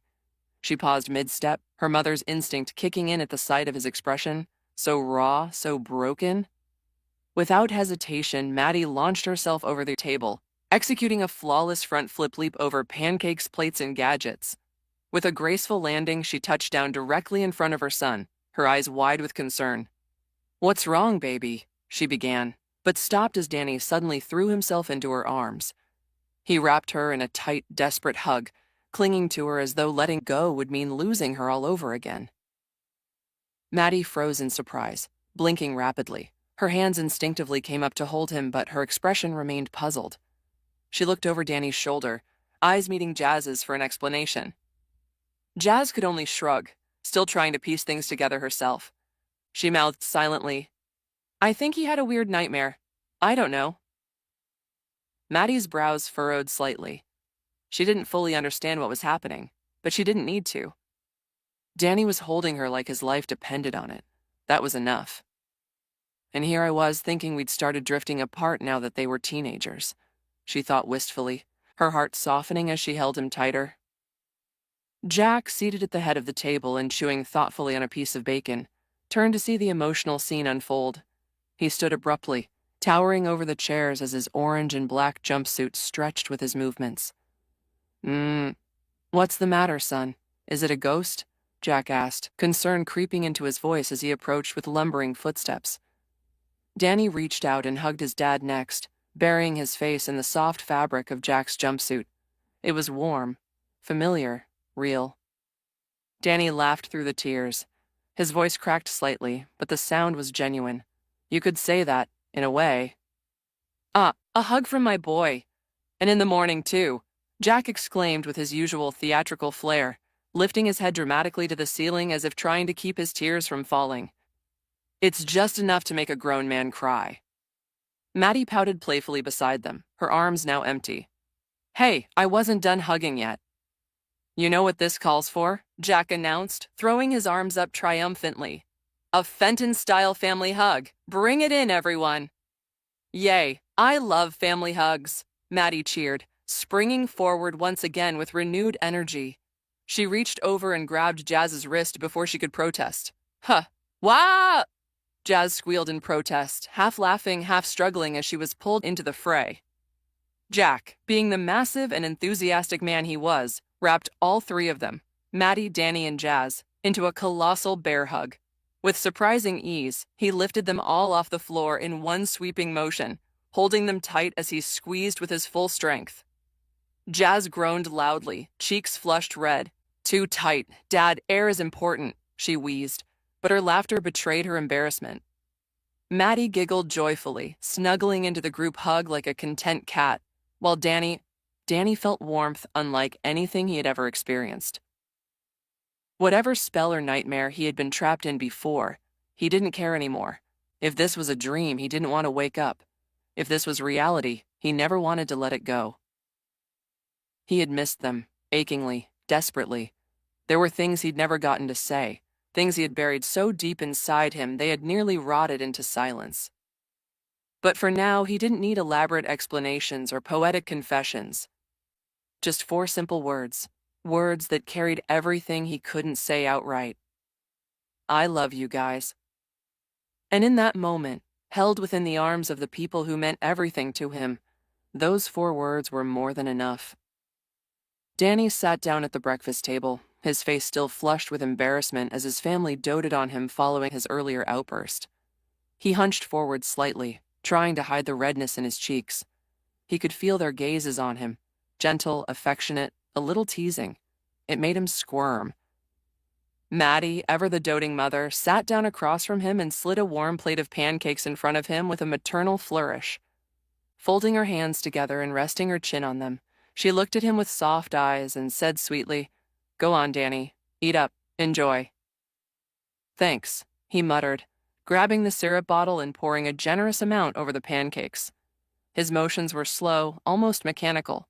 He picked up a fork, cut a bite, and brought it to his mouth. As he chewed, his jaw worked slowly. The taste was rich, fluffy, familiar in a way that made his chest ache. Mom's cooking. I didn't think I'd ever get to experience it again. He looked up at Maddie, and for a second he had to look away. There was a tightness in his throat, a pressure behind his eyes. His vision blurred slightly as he blinked back, the tears threatening to spill over. It's good. Thanks, Mom, he whispered, his voice cracking just barely at the edges. Maddie reached over and ruffled his hair, her smile radiant and full of love. Ah, thank you, sweetie. I'm so glad you're enjoying it. Danny ducked his head lower, burying his face behind another bite of food. He nodded wordlessly, chewing faster to distract himself from the growing warmth in his chest and the sting in his eyes. Every bite grounded him more. Each flavor, each texture, every small detail. He didn't know how long this moment would last, whether it would disappear the next day or the next second. So he cherished it. Stuffing his mouth with another bite, he tried to hide how his tears were beginning to break free, slipping silently down his cheeks between forkfuls. He didn't want them to see, didn't want them to worry. But this feeling was overwhelming. He was home, and for the first time in what felt like forever, it felt real. Later that morning, steam filled the bathroom like a misty cloud, wrapping Danny in its warm embrace. He stood in the shower, both hands braced against the tiled wall, head bowed low. Water rained down over him, cascading from his hair and running in steady streams down his face and bare shoulders. His soaked hair hung like a curtain over his eyes, hiding the unfocused, distant look in them. His mind spun. What the hell is happening? Did Barry screw with the timeline again? Some kind of multiverse mishap? Or is this just more DC-level cosmic nonsense? The thought wasn't entirely joking. To his knowledge, things like this never just happened. But even in all his confusion, he was grateful. So grateful. Danny slowly opened his palms, watching the water collect and trickle through his fingers. This isn't a dream, I'd know. The warmth of their hugs, the sound of their voices, the food. It's all too real. No illusion is this perfect. The thought gave him comfort and also fear. But if this is real, why I remember? Why am I not different like the rest of them? Shouldn't I have changed too? Forgotten, at least? The logic didn't add up. Not unless this wasn't just a localized shift, but something that bent the fabric of reality itself. And yet, here he was, remembering everything, feeling like a ghost in a world that shouldn't exist. No matter how hard he tried to piece it together, no matter how many theories he ran through in his head, he always came up empty. Every answer just brought more questions. Later, wrapped in a towel, Danny walked quietly back into his bedroom. His hair was still damp, dripping softly onto the carpet. He closed the door behind him with a quiet click, then leaned forward and pressed his forehead against the wooden surface, letting out a slow, shaky breath. His voice was low, barely above a whisper. Just what the hell is happening? Maybe I can answer that for you, a voice chimed in softly. Danny jumped, nearly slipping in surprise. He spun around, clutching his towel tightly, as if it were his last line of defense. His heart pounded in his chest, and his eyes went wide as he caught sight of a beautiful woman sitting comfortably on his bed. One leg was crossed elegantly over the other, and she leaned back on her arms with a small, knowing smile. Death, Danny whispered in disbelief, his voice cracking. He instinctively brought a hand up to his chest, the towel tightening around his waist. What are you doing here? She gave him a playful wink. I figured I'd play your Deus Ex Machina for the day, the one who conveniently shows up with all the answers right when you need them most. Her teasing smile widened as she raised a hand and flashed a peace sign. Ta-da, Tilda. Danny groaned softly and tried to maintain what little dignity he had left. I mean, I'm not saying I don't appreciate the help, but you couldn't have waited until I was dressed. This is A rather compromising position for me. Oh, right, my bad Tilda, she said with a snap of her fingers, her tone playful and unbothered. In an instant, Danny felt a shift. He looked down and realized that he was now fully dressed in his usual attire, a red and white shirt, jeans, and sneakers. Uh, thanks, he muttered, still flustered. First of all, you're welcome. Second, you really need to consider diversifying your wardrobe. And third, just call me Dee Dee. She grinned, her golden eyes glinting with amusement. After all, we're partners now, aren't we? Danny blinked. Sure, I guess, he said with a nervous chuckle, scratching the back of his neck. So, about my questions. Right, Dee Dee interrupted, clapping her hands once. Now, I can't give you all the answers, rules and cosmic laws and whatnot, but I can clear a few things up. For starters, the fact that this timeline exists and your parents are still alive. It's all thanks to a wish. Danny's expression shifted, eyebrows drawing together in confusion. A wish? He repeated, the word tasting foreign on his tongue. A wish. A wish. He paused, then narrowed his eyes. Desiree? Bingo! Dee Dee exclaimed, throwing both hands up as if he just won a game show. Someone let the genie out of the bottle, and no, I don't mean that metaphorically. Danny's eyes widened. What kind of wish would cause that? What does that have to do with my parents being alive? He quickly moved to his desk, sitting down in front of his computer and swiveling to face her.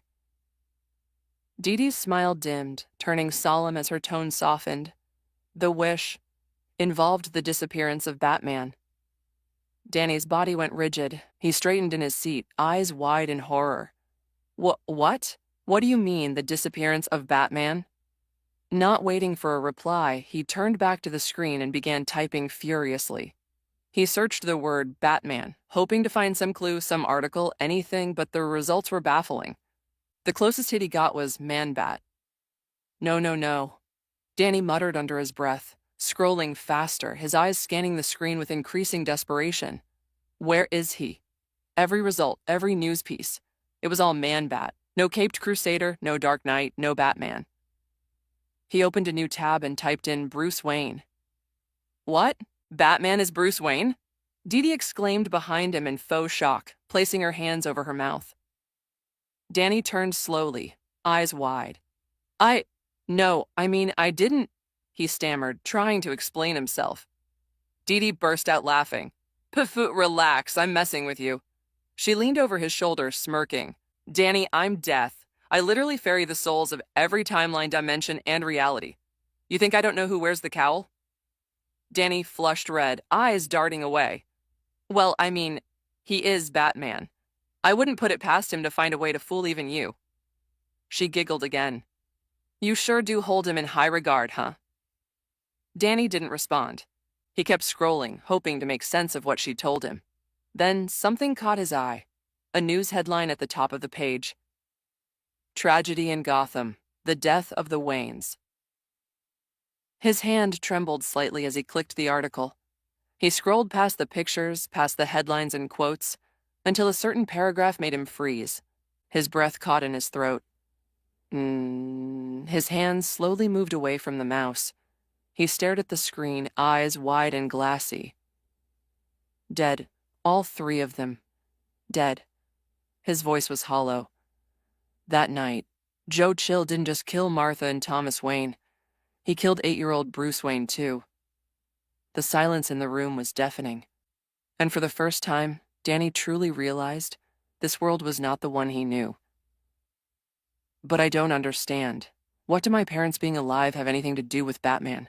Danny asked, his voice tinged with confusion, panic, and disbelief. His eyes were wide. The news of Bruce Wayne's early death had hit him like a truck, an impossible truth from a reality he barely recognized. Death, who was Precious looking over his shoulders, leaned on the desk, tilted her head in amusement at his reaction. She gestured lazily toward the nearby window. Why don't you start by looking out that window? She said, her voice calm but layered with meaning. Danny glanced at her skeptically, unsure of what looking outside would solve, but the earnest glint in her eyes pushed him forward. With hesitant steps, he walked across the room and reached for the window latch. He opened it slowly and leaned his head out. A gust of cool air hit his face, and what he saw made him blink in confusion. Directly across from his bedroom window was a large, brightly colored billboard that boldly read, "Welcome to Amity Park." Danny stared at the sign for several seconds, trying to make sense of its convenient placement. He slowly pulled his head back in, shut the window, stood there in silence, then immediately opened it again to double-check. Same sign. He shut it once more, this time a little harder, and turned away with a shaky laugh. "I think I'm seriously losing my freaking mind," he muttered, pressing 2 fingers against his temple. "I'm honestly so overwhelmed right now. It's like every answer just gives me 5 new questions." Death let out a soft chuckle, stretching slightly as she shifted her position. "I won't answer the questions you can figure out for yourself," she said gently, her tone laced with wisdom. "But I will share what would be difficult for you to discover on your own. For example, the reason you remember the other reality, and why your memories weren't rewritten by the shift. That's mostly thanks to me." Danny turned to her sharply, eyes narrowing. "You? What do you mean you did that? What exactly did you do?" "You wouldn't remember," Death began patiently, "because you were unconscious at the time. When the incident occurred, when your body was on the brink, you were, for a moment, technically dead. I appeared before you then. My job was to collect your soul and guide it to the afterlife." Danny's breath caught in his throat. He had no memory of that, no dreams, no visions, just blackness and waking up confused. He looked at her, stunned, not interrupting as she continued. "But while I was there," she went on, her gaze turning thoughtful, "I witnessed something that caught me off guard. Your accident didn't just nearly end your life. It stirred something dormant inside of you. A memory. A spark from a life before this one." Danny felt the blood drain from his face. His breathing hitched as he braced himself on the edge of his desk. You know about that?" he whispered, his voice barely audible. "I mean, of course you do. Your death. Of course you'd know." Death gave him a warm, knowing smile and nodded. "To protect you, and the dangerous knowledge buried deep within you, I took precautions. I fortified your mind, shielding it from telepaths and manipulative influences.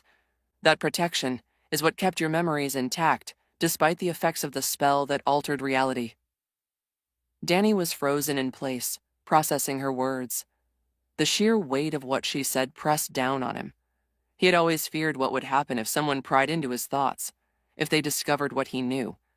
It was a concern that lingered in the back of his mind, even when he trained under Batman, hoping someday he might learn techniques to hide or shield his consciousness. But now, he didn't need to worry. That thought brought unexpected relief. A warm wave of gratitude washed over him, and he slowly sat back down in his chair, looking at her with genuine awe. I don't know what to say," he admitted, his voice cracking slightly. "Thank you. You've seriously done me a huge favor. How can I possibly repay you?" Death chuckled softly, her expression softening even further. She reached over and ruffled his hair with affection, her touch surprisingly gentle for someone so often associated with endings. "Don't worry about it, kiddo Tilda," she said with a wink. "Just keep doing what you're doing. You're a good kid, Danny Fenton. I've high hopes for you. Think of this as me investing in a future worth preserving." There was something profoundly comforting about the way she said it, this being who had likely seen the beginning and end of countless lives, offering him not just protection, but belief. "Thanks," Danny murmured, glancing away as his voice softened. A light blush rose to his cheeks, catching him off guard. He rubbed the back of his neck, his gaze dropping to the floor. "Can you answer my first question now? What does Batman disappearing have anything to do with my family being alive?" Death's expression didn't shift much, but the corners of her lips curled into a sly, knowing smile. Her eyes sparkled with something between mischief and patience. "You've been trained by the world's greatest detective, haven't you?" she asked casually, crossing one leg over the other as she lounged with regal grace. "Surely you can piece the clues together yourself. A sharp mind like yours shouldn't need every answer spoon-fed." Danny blinked at her in mild confusion, but there was no sarcasm in her tone, just challenge. He sighed and leaned forward, his elbows resting on his knees, one hand rising to cover his mouth in thought. His eyes narrowed as he stared at the floor, turning her words over in his head like a mental puzzle. Okay, so the only thing my family and Batman have in common is, he muttered, tapping a finger against his lips thoughtfully. We both lived in Gotham. The pieces started falling into place slowly, like clicking cogs in a machine. Without Batman, Gotham would have changed. A lot, Danny continued, more to himself than to her now. Crime would have skyrocketed without someone keeping the supervillains and psychos in check. Without Batman patrolling the streets, the city would fall into chaos. It'd be a dangerous place for anyone, let alone a family with young kids. He sat back and closed his eyes, processing the growing clarity in his thoughts. Knowing Mom, she probably noticed how bad things were getting. She's always been hyper-aware of danger, even if she hides it under her ghost obsession. She would have brought it up to Dad, and they'd want to protect Jazz and me. I think she'd be the one to suggest moving away. He paused for a beat, then shook his head slightly. Or maybe Jazz was the one who pushed the idea. Yeah, that actually makes more sense, he muttered. She's always been proactive, especially when it comes to the family. Mom agreeing with her? That tracks. She'd listen to Jazz if it meant keeping us safe. The logical progression brought a heavy silence to the room. Danny breathed out slowly through his nose, eyes still closed. The conclusion brought a bittersweet ache to his chest, relief that they were alive, but sorrow knowing what had to change for that to be true. A sudden knock on the door snapped him from his spiraling thoughts. No. Danny stood up quickly, shaking his head clear of the fog as he walked to the door and pulled it open. Jazz stood in the hallway, her expression one of concern. Danny, who were you talking to just now? She asked, eyes peering into his room curiously. I thought I heard you talking to someone. Danny froze for a second. His mouth opened slightly, but no words came out. What was he supposed to say? Oh, just having a casual conversation with the embodiment of death herself? Yeah, no, that wouldn't go over well. He stalled, eyes darting as his mind scrambled for a response. Myself? He offered weakly, the word laced with clear uncertainty. Jazz stared at him silently for a moment longer, her expression unreadable. I see, she finally said, though the concern in her voice deepened. She clearly didn't buy the explanation, but decided not to push further. Anyway, she continued, shifting gears, I talked to Mom and Dad. You don't have to go to school today if you're not feeling up to it. We get it, Danny. Danny let out a breath of genuine relief. His shoulders visibly relaxed as the tension in his chest eased. The last thing he wanted right now was to sit in a classroom pretending everything was normal while his world had just turned upside down. Thanks, Jazz. Really. That means a lot, he said sincerely, looking at her with gratitude. Jazz stepped forward, giving him another affected hug as she kissed his forehead. Just get some rest, okay? She said with sisterly warmth. And if you need anything, you know where to find Mom and Dad. Yeah, he nodded. I do. With that, Jazz turned and headed down the hallway, grabbing her backpack on the way out the door. Danny watched her go for a second before closing the door behind her. When he turned back, he found Death once again lounging in his desk chair, looking thoroughly amused. You have a very caring older sister, Danny, she said, a rare note of admiration in her voice. Danny looked down, a small, soft smile tugging at the corner of his mouth. His gaze drifted to the closed door Jazz had just walked through, and his expression grew distant but warm. Yeah, he said quietly. I really do, don't I? Sam and Tucker strolled down the school hallway, heading in the direction of Jazz, who stood by her locker seemingly lost in a world of her own thoughts. Her brow was furrowed, and she didn't even seem to notice them until they were only a few feet away. Hey, Jazz, Sam greeted casually, eyeing her curiously. Where's Danny? He didn't show up to first period. Jazz blinked, clearly startled from whatever mental loop she had been trapped in. She shut her locker with a soft thud and turned to face them. Huh? Oh, Danny. She trailed off for a moment before composing herself. He's not feeling well. He stayed home today. Sam's expression shifted into concern. Not feeling well? Is he sick? Jazz looked slightly uncomfortable, glancing away and fiddling with the strap of her backpack. Well, not exactly. I mean, I wouldn't say he's sick. Sick. He's just not feeling great, I guess. Tucker raised an eyebrow. That's not exactly reassuring. Yeah, Sam added, crossing her arms. That's pretty vague, Jazz. I know, he's dealing with something. That's all I can really say right now. Jazz offered them a faint, forced smile. Anyway, I don't want to be late. I'll see you guys later, okay? She turned on her heel and walked off quickly, disappearing into the crowd of students flooding the halls.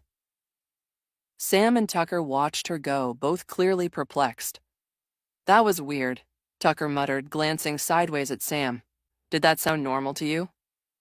Sam shook her head. Not even close. What was that about? He asked aloud. Sam hesitated, then leaned in slightly, her voice dropping to a whisper.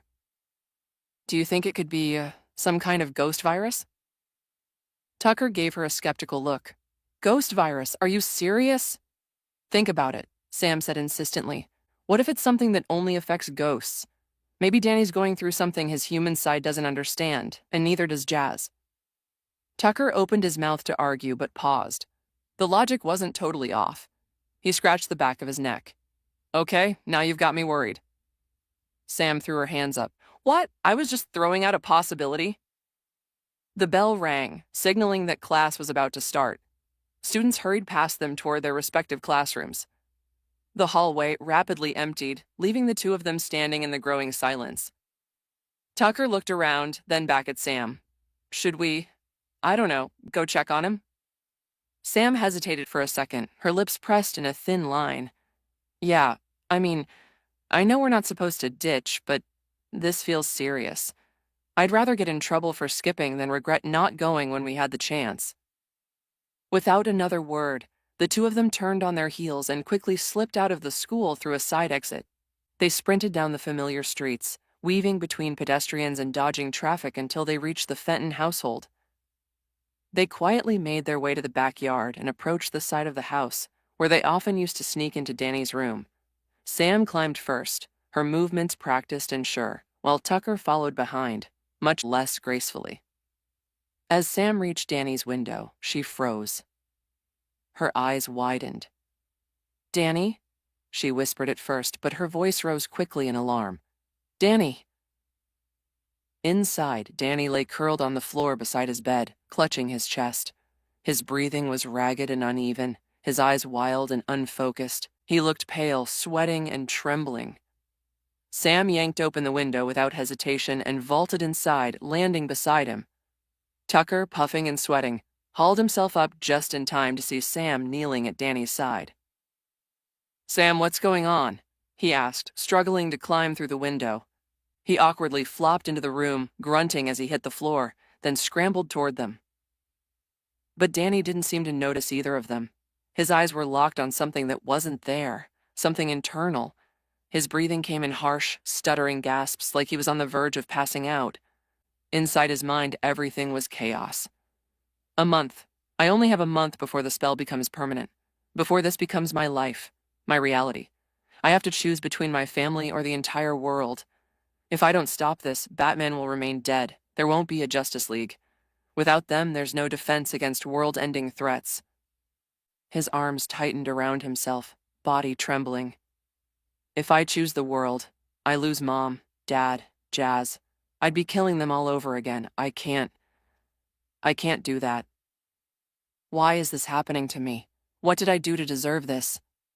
Each breath grew sharper, more erratic. A high-pitched wheeze left his throat as his lungs threatened to give out. Sam's panic surged.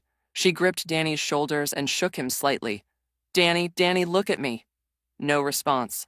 Without thinking, acting purely on instinct and desperation, she drew her hand back and slapped him across the face. The sound cracked through the air like a whip, silencing everything for a moment. Tucker froze in stunned disbelief. Sam gasped, cradling her now stinging hand. Ow! Danny blinked, his hand slowly rising to touch the red mark forming on his cheek. He stared at Sam, his chest slowly rising and falling as he momentarily forgot all what he was thinking, and the only thing on his mind was the pain and heat across his cheek. "Ow!" Danny shouted, still clutching his cheek. "What the hell was that for?" Sam, blowing on her hand and wincing from the sting, shot him an incredulous look. "You know what that was for? You were having a full-blown panic attack." "So your bright idea was to slap me?" Danny exclaimed, his voice rising as he stared at her like she'd completely lost it. "Who slaps someone during a panic attack?" "Me," Sam snapped, gesturing to herself. "And hey, it worked, didn't it?"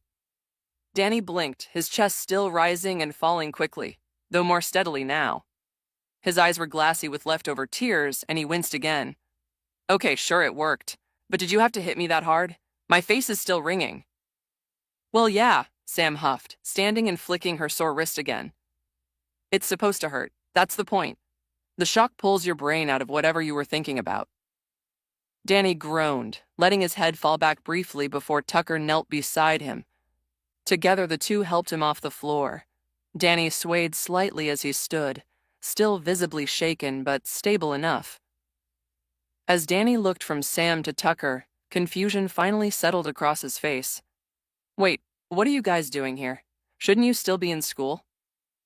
"Jazz told us you weren't feeling well," Tucker replied. "You know, vague and suspicious, so we got worried." Sam added, "So we escaped school and came over to check on you. That's when we found you on the floor, gasping like you were dying." The two stared at him, concern written plainly across their faces. "Mind telling us what that was all about?" Sam asked gently. "Yeah, dude, that didn't look like a normal panic. You okay?" Tucker followed up, his usual humor gone for once. Danny opened his mouth, almost spoke the truth, but then faltered.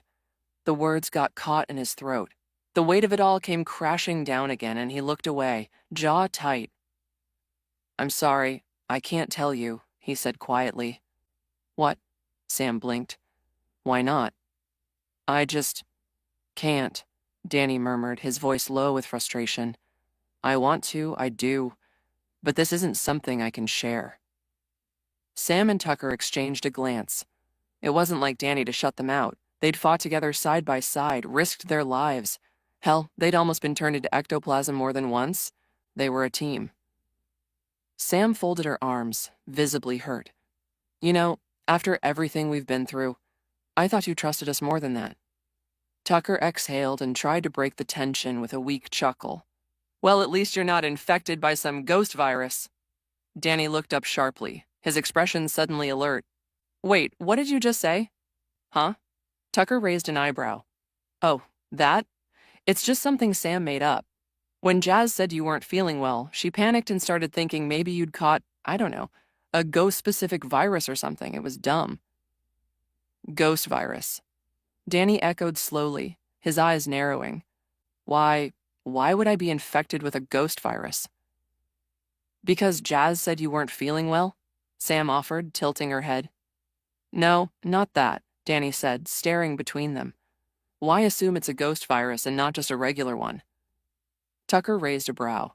"Because you're half ghost now? Like, do normal viruses even affect you anymore? Or is your biology just ghost weirdness now?" Danny's mouth slowly opened, his eyes growing wide. A shiver of realization crept up his spine. "You guys, you know. You know about my ghost powers." Sam gave him the most unimpressed look imaginable. "Well, duh. We were there when it happened, remember? You stepped into your parents' freaky ghost portal, got zapped, and woke up glowing. Pretty unforgettable." Danny's jaw dropped. He just stared at them, speechless. This is just like in the show. I haven't even used my powers yet. But if Sam remembers that, then my transformation must have gone exactly the same way, just like it did in the show. "They know," Danny thought with growing joy, barely able to contain his excitement. "Finally they know. God, I really thought I was doomed to never tell them in my own reality." A wave of relief surged through him like a breath of fresh air. "Danny, you're seriously acting weird right now," Sam said, her voice both cautious and curious. Her brows were furrowed in confusion, and her arms rested stiffly over her chest. What's going on? Danny practically bounced on his heels. Okay, both of you, sit down. This is going to take a while to explain, he said, motioning hurriedly for Tucker to sit beside Sam on the bed, his tone frantic but thrilled. Tucker tilted his head, clearly suspicious. Didn't you say before you couldn't tell us anything? Yeah, but that was before I realized you guys actually already know I have ghost powers. Danny beamed, the grin on his face spreading. Sam and Tucker exchanged glances, eyebrows raised in shock and disbelief. That disbelief, however, quickly gave way to something more serious. Their expressions tightened as they both turned toward him simultaneously. And then, Danny, Sam began, her tone low and serious. Like we said, we were there the day of the accident. Why wouldn't we know about your ghost powers? Before Danny could reply, they both stood up and switched positions with him, gently grabbing his arms and guiding him to sit back down on the bed. Now they stood above him, arms crossed, looming like interrogators with familiarity and concern. Explain, Sam ordered, her voice leaving no room for protest.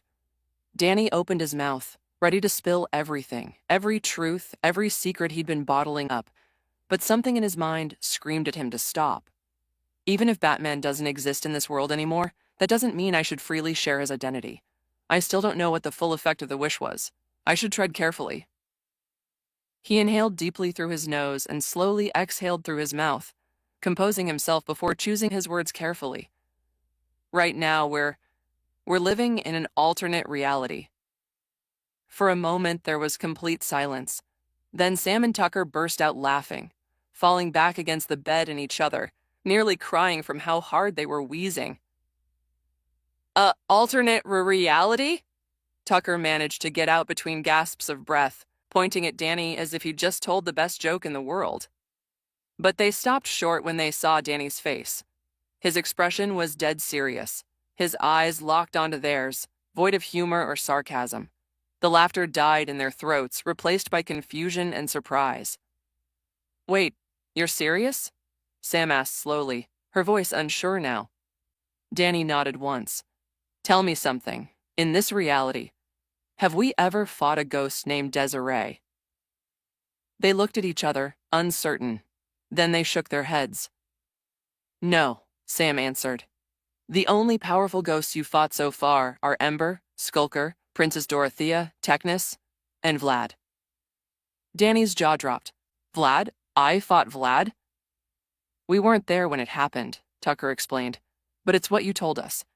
You said you went on a trip to Wisconsin with your parents and met him there. Danny leaned forward, running a hand through his hair, his mind racing. That's right. In this world, my parents are alive. So I must have gone with them, unlike in my reality, where I never got the chance. That means no trip to Wisconsin, and no meeting with Vlad. He exhaled again, shoulders slumping. All right, Desiree is a ghost, specifically a wish-granting ghost genie, and because of a wish made by a villain, this entire alternate reality was created. Sam stared blankly.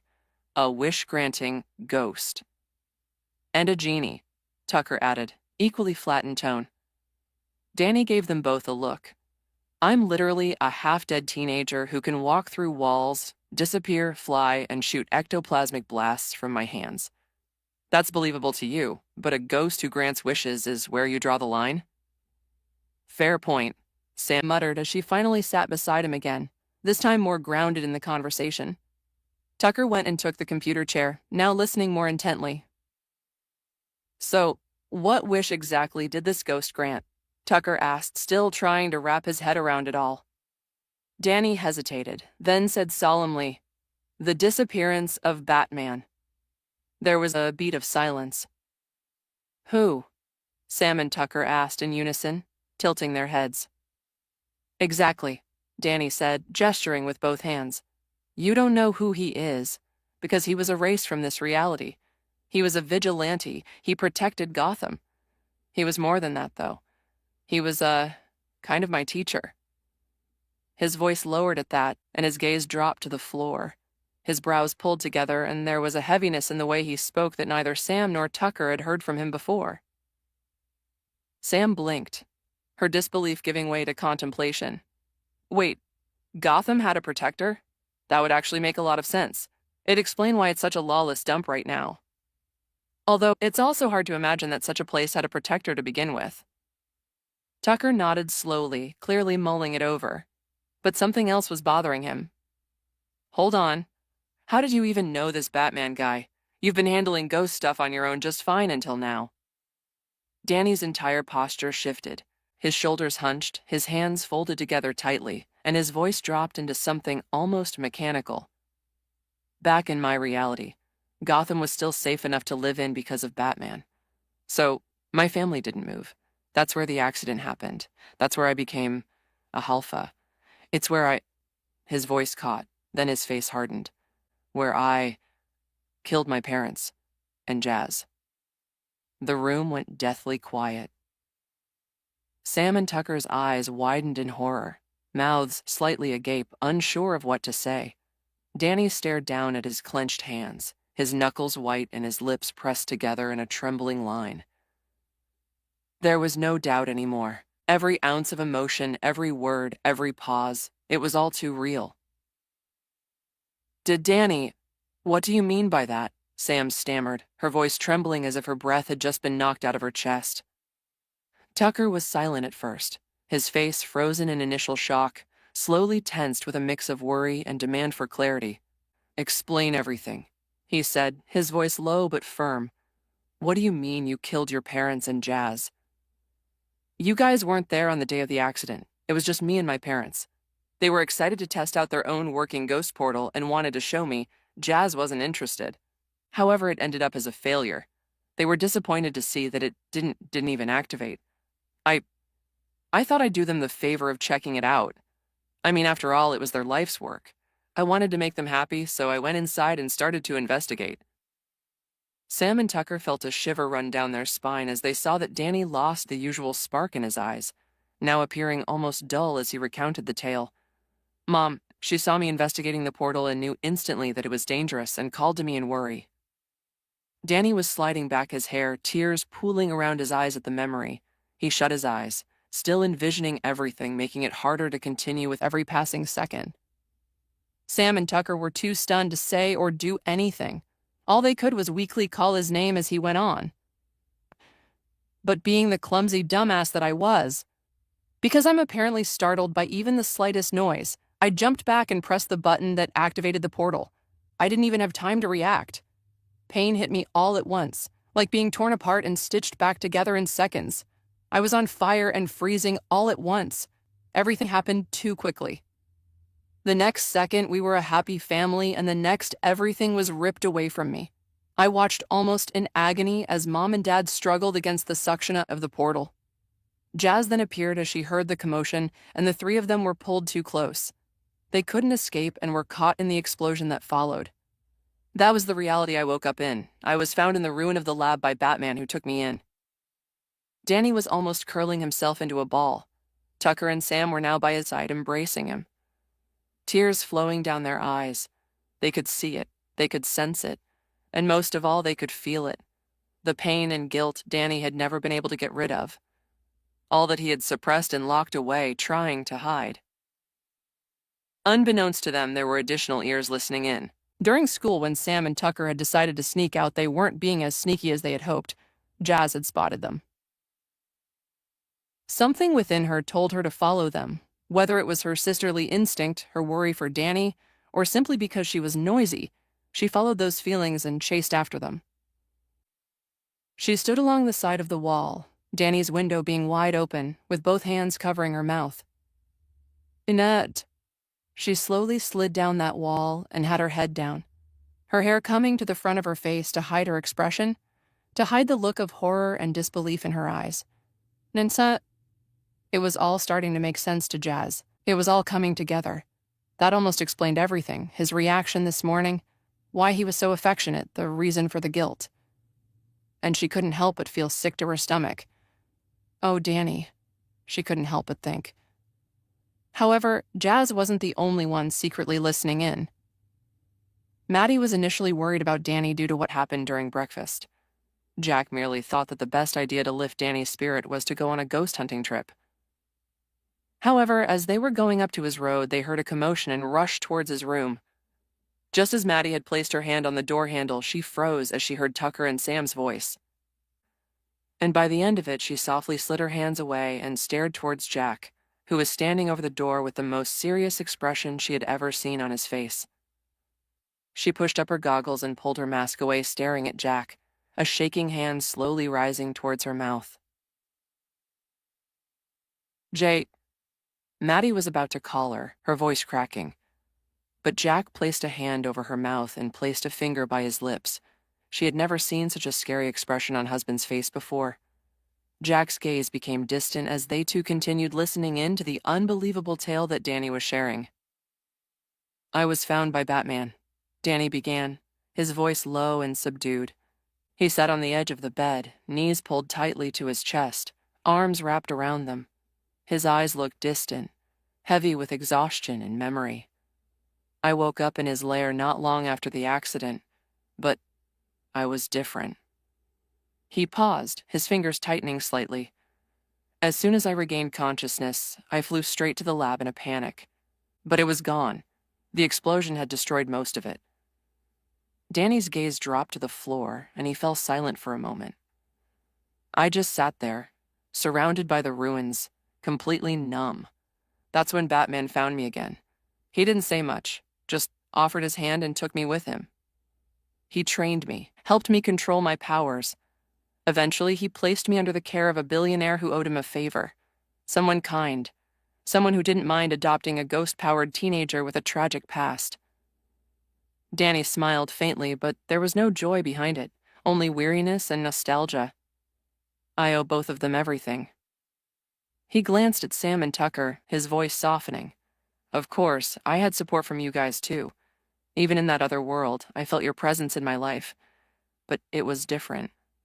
Tucker, who had been wiping the last remnants of tears from his eyes, looked up. Different how? Danny let out a sigh and rested his chin on his knees. Batman didn't let me reveal my identity. In that reality, the two of you never knew who I really was, or what I could do. Sam and Tucker were silent at first, stunned by the idea of a version of themselves who had no idea about Danny's powers. It felt alien to them, almost like hearing about someone else's life. But even so, neither of them blamed him. It wasn't Danny's choice to keep the secret. I wanted to tell you guys for so long, Danny admitted, voice cracking just a little. Every time I looked at you, I hated the lie. This is the first time I've ever had the chance to be honest. No secrets, no lies. Inwardly, he added, I wanted it to be like in the show, the three of us fighting ghosts together. That would have been so cool. It was a quiet, selfish wish he had carried with him ever since he recovered his memory of his past life. A dream born from watching the cartoon as a child, now blurred by the harshness of reality. Sam moved closer, gently rubbing Danny's back. Is that what triggered your panic attack earlier? She asked, her tone gentle. Was it waking up in this altered reality and finding your parents alive and well? Or your mentor being gone? Danny shook his head slowly, his expression grim. No, it wasn't that. He swallowed. That happened earlier this morning. I saw Jazz. He let out a soft, nervous chuckle. I saw her alive. I broke down in front of her, which was kind of embarrassing. Danny, Sam said softly, there's nothing to be embarrassed about. That was an entirely human reaction, especially given what you've been through. Danny nodded faintly, pulling his knees in tighter.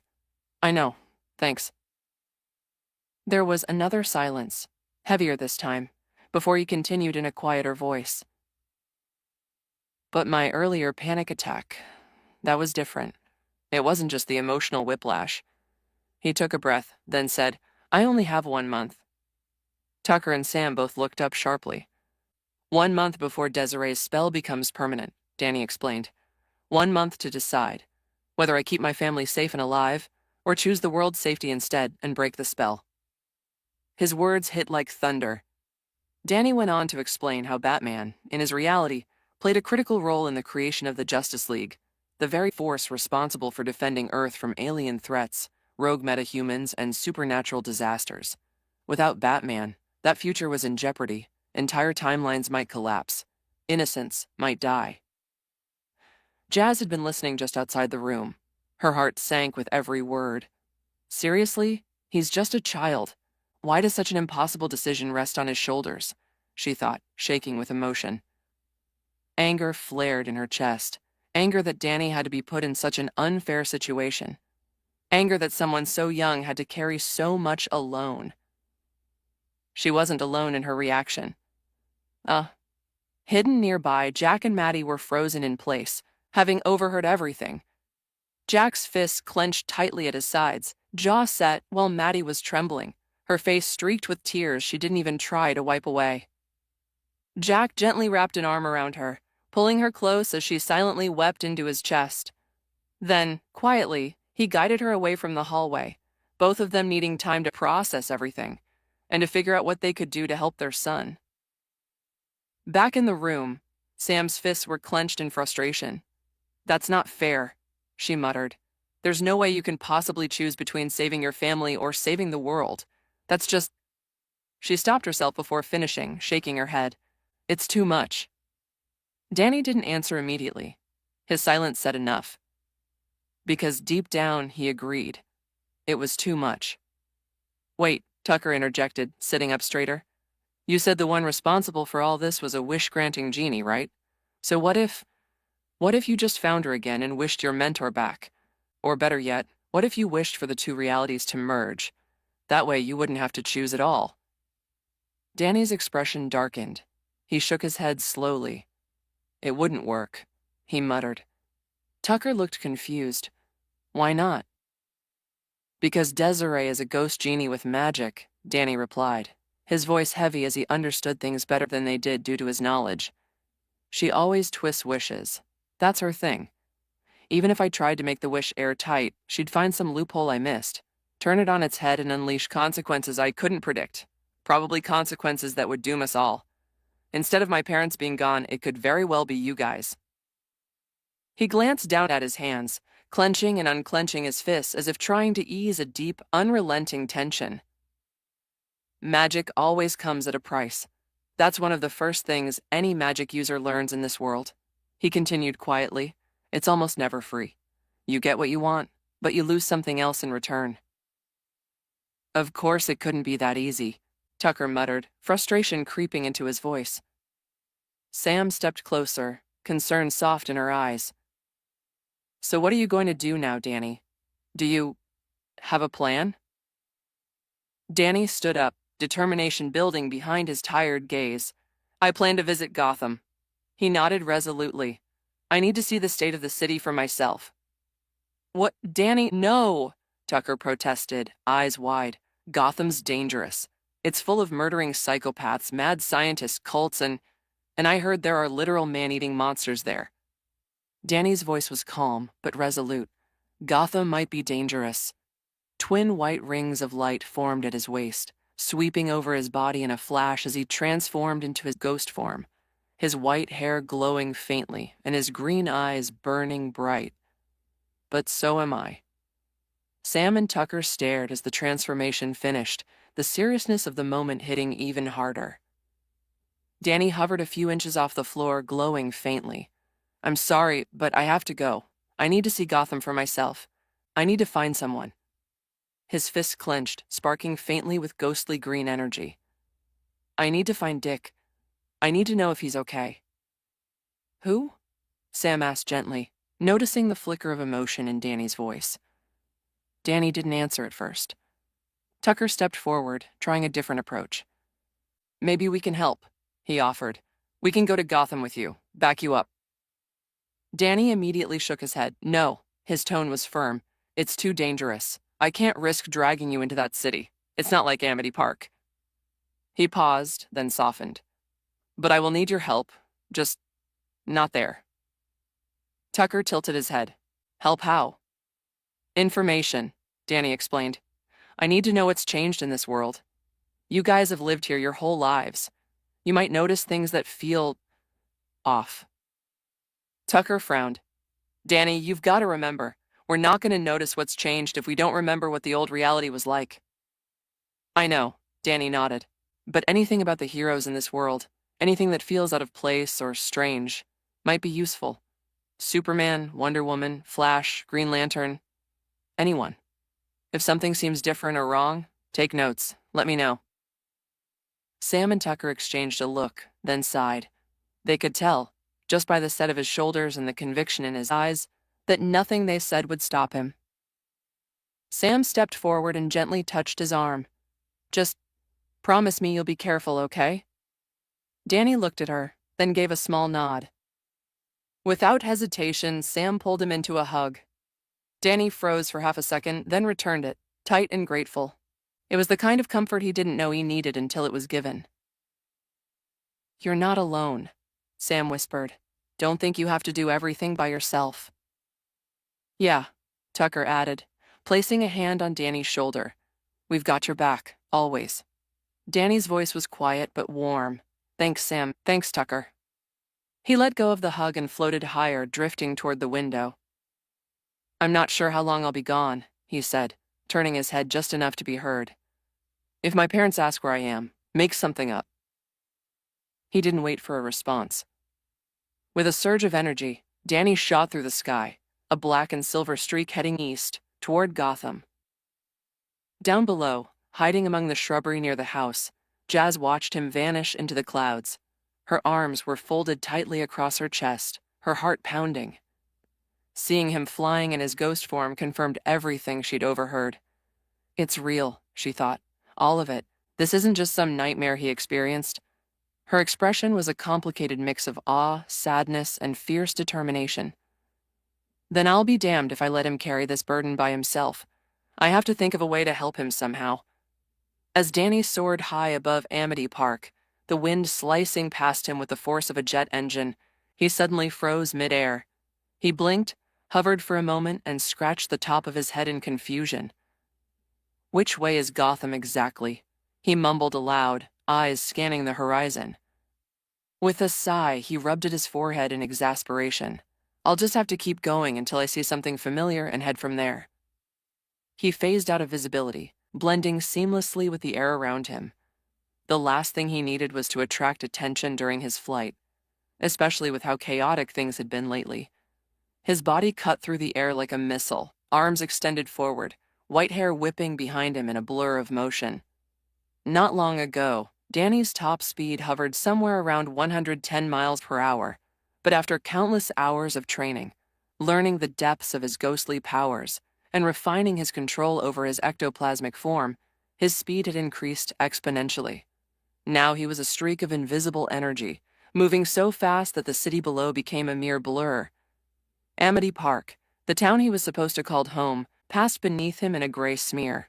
He looked down briefly, watching the unfamiliar rooftops and streets zoom by, and his expression grew complicated.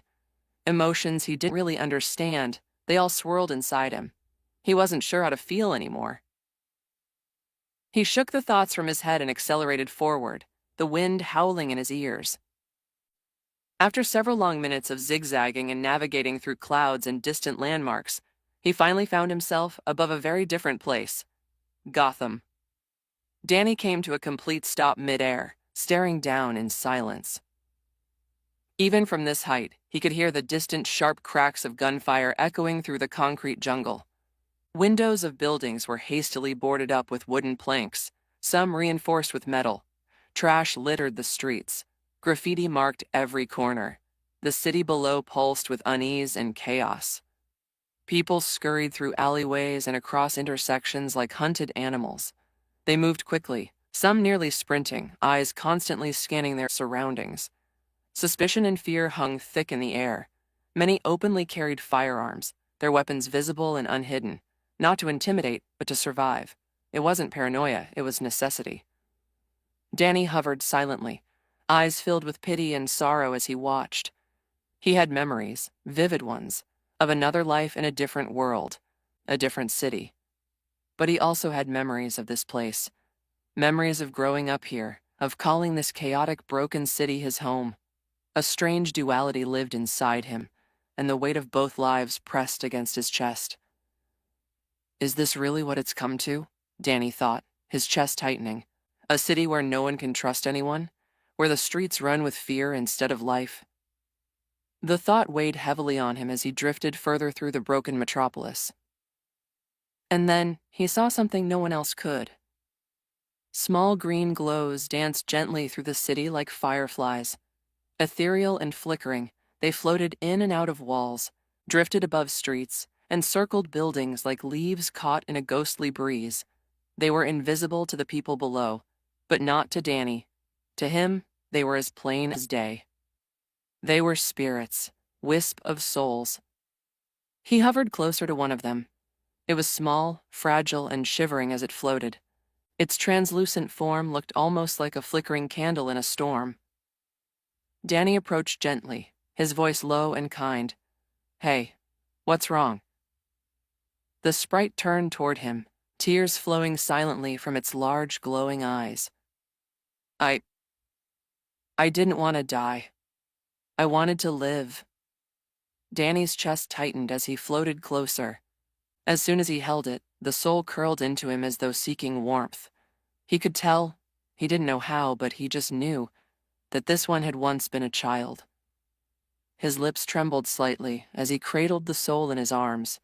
"It's all right. You're going to be okay.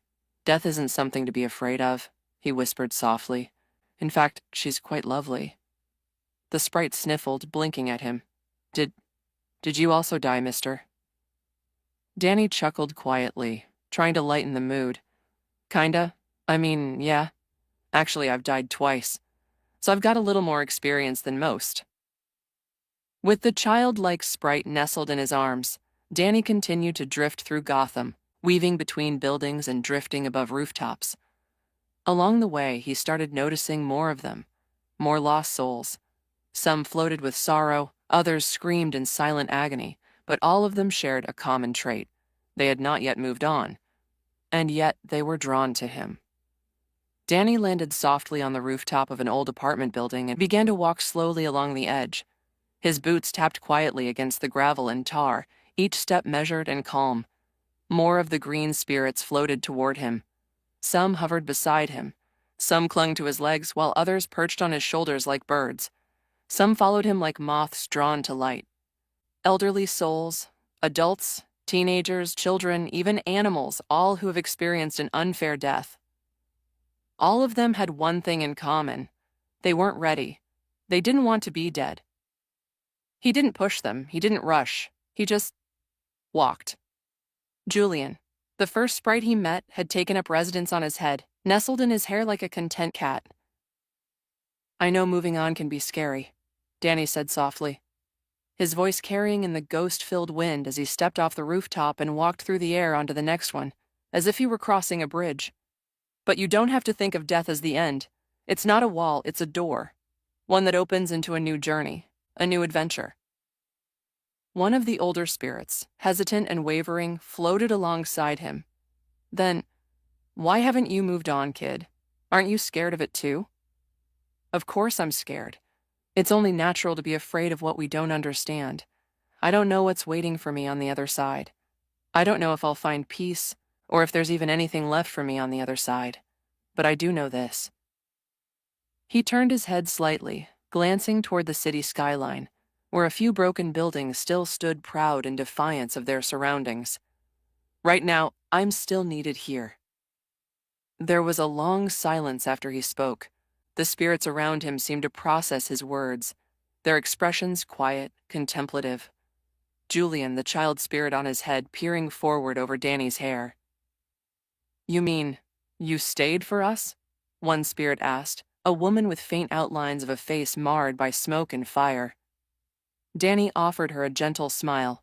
"I suppose so. I can be quite stubborn. Maybe I just haven't finished what I need to do. Maybe I'm here so I can help others find peace first. I guess I couldn't bear to leave while there were still people like you out there, spirits who didn't deserve to be forgotten. Someone's got to be there for you." "Why do you look like this? You don't seem like the rest of us," Julian asked, tilting his head. "You seem almost like a half-ghost." Danny gave a short, almost sheepish laugh. "Yeah, that's pretty accurate. An accident turned me into something in between, not quite living, not fully dead. I'm what you'd call a halfa. Ghost powers, Human heart. Cool, Julian whispered, curling into a ball atop Danny's head. You're like a superhero. Danny chuckled. That's the idea. As the group floated forward, Danny caught sight of a small chapel wedged between two ruined apartment buildings. The steeple was broken and crooked, and the stained glass windows were shattered. Yet something about it still radiated peace. He descended slowly, the spectral entourage following behind. He pushed the chapel doors open with a soft creak, stepping into the dust-filled air and faded light that leaked through the cracks in the roof. Inside, the room was still. A shattered cross lay at the front of the altar, and broken pews were scattered around like fallen dominoes. But even here, especially here, it felt quiet, respectful, like the dead would be listened to. Danny walked slowly down the aisle, spirits floating along the sides watching him. He approached the altar and sat down cross-legged in front of it. The others followed suit, some hovering in the air, others gently landing on the floor. I don't know if this place ever gave people comfort, Danny said aloud, his voice echoing faintly through the hollow space. But maybe it can now. One by one, the spirits gathered closer. The child Julian drifted down and curled up in Danny's lap. An older man with a limp in his spirit form sat beside Danny, his ghostly hand brushing the floor with shaking fingers. A woman clutched what remained of a spectral locket around her neck, lips moving as if in prayer. Danny sat with them for a while, not saying anything. He just listened. The whispers of the souls around him were soft, filled with regrets, memories, fears, and faint hopes. They shared stories of lives interrupted, lovers never reunited, families separated, dreams abandoned in the chaos of Gotham's slow decay. And Danny listened to every word. Finally, after what felt like hours, he looked up and took a deep breath, out of habit more than need. You don't have to keep wandering, he said. You don't have to be lost. If you're ready, I can help you move on. Julian looked up at him wide-eyed. Will it hurt? Danny shook his head gently. Not at all. It'll feel like falling asleep in the arms of someone you love. Peaceful. Some of the spirits drifted upward, gazing quietly toward the forwards. The atmosphere had shifted, subtle at first, but unmistakable. One by one, they turned to Danny. One of them, their voice soft yet steady, spoke up. I think we're ready to move on. Others remained hesitant, their forms wavering with uncertainty, but eventually they too closed their eyes. A collective sigh passed through the group, a sound made of release and quiet resignation. With weary acceptance, they nodded. Danny gave a small nod in return.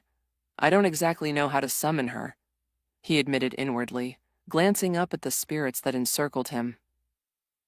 With a deep breath, Danny closed his eyes and whispered, not like a spell, not like a command, but like a prayer carried on the wind. Death. These restless spirits are ready to move on. Please guide them to the next stage of their journey. There was silence. And then, a voice, like velvet in twilight. I would be delighted to... Danny's eyes opened, and there she was. Death of the Endless. She stood with the grace of a breeze, a black parasol resting over her shoulder, casting only the faintest shadow. Her gothic attire didn't make her seem grim or foreboding. It made her elegant, grounded, real. Her warm smile radiated reassurance. It wasn't the kind of smile you gave to someone who was leaving. It was the kind you gave someone who was going home. Every soul present turned toward her, and in that instant they felt it. Peace. Understanding. Welcome. Come along now, everyone, she said kindly, her voice echoing like distant wind chimes. A new adventure awaits. The sprites, almost spellbound by her presence, began to float toward her. As they approached, something beautiful happened. Their small, flickering forms began to shimmer. With every inch closer, they transformed. Tiny green lights expanded, shaping themselves into who they were in life. Men, women, children, elders, dogs, cats, even birds. faces and features returning in full, their past selves restored for one final farewell. Each of them turned to Danny before following death into the unknown. They smiled, grateful, free, whole. Among them, Julian fluttered back and landed gently on Danny's chest. The boy looked up at him with sparkling eyes and threw his little arms around Danny in a hug. Danny froze in place, momentarily stunned by the gesture. Ha ha ha, Julian giggled. Now us ghosts can say we have our own superhero. Danny's breath hitched, his throat tightening. He didn't speak, he couldn't. He slowly wrapped his arms around the small spirit and returned the hug. When Julian let go, he gave one final grin before turning and running toward Death, who extended her hand to guide him along with the rest. Danny stood there, rooted to the ground, unmoving as he watched the souls cross over, the last flickers of green light vanishing into Death's embrace. The silence afterward was deafening, and then she returned. Death walked toward him calmly, her steps silent yet deliberate. She stopped just before him and crouched down to his eye level, her parasol tilted slightly to cover the both of them. Her smile never faded, but it was quieter now, more intimate. She gazed at him with those deep, knowing eyes that had seen the first sunrise and would one day see the last. "Hey, Danny," she said gently. "Mind telling me what's going on in that head of yours? I've been told I'm a pretty good listener." For a moment, Danny didn't respond. His shoulders trembled as he brought a hand to his silver hair, fingers curling tightly. His eyes shimmered, glassy with emotion. Tears threatened to spill, lips parting but no sound coming out. When he finally spoke, his voice cracked. I don't know what to do," he admitted, his tone raw and shaking. "I feel so lost.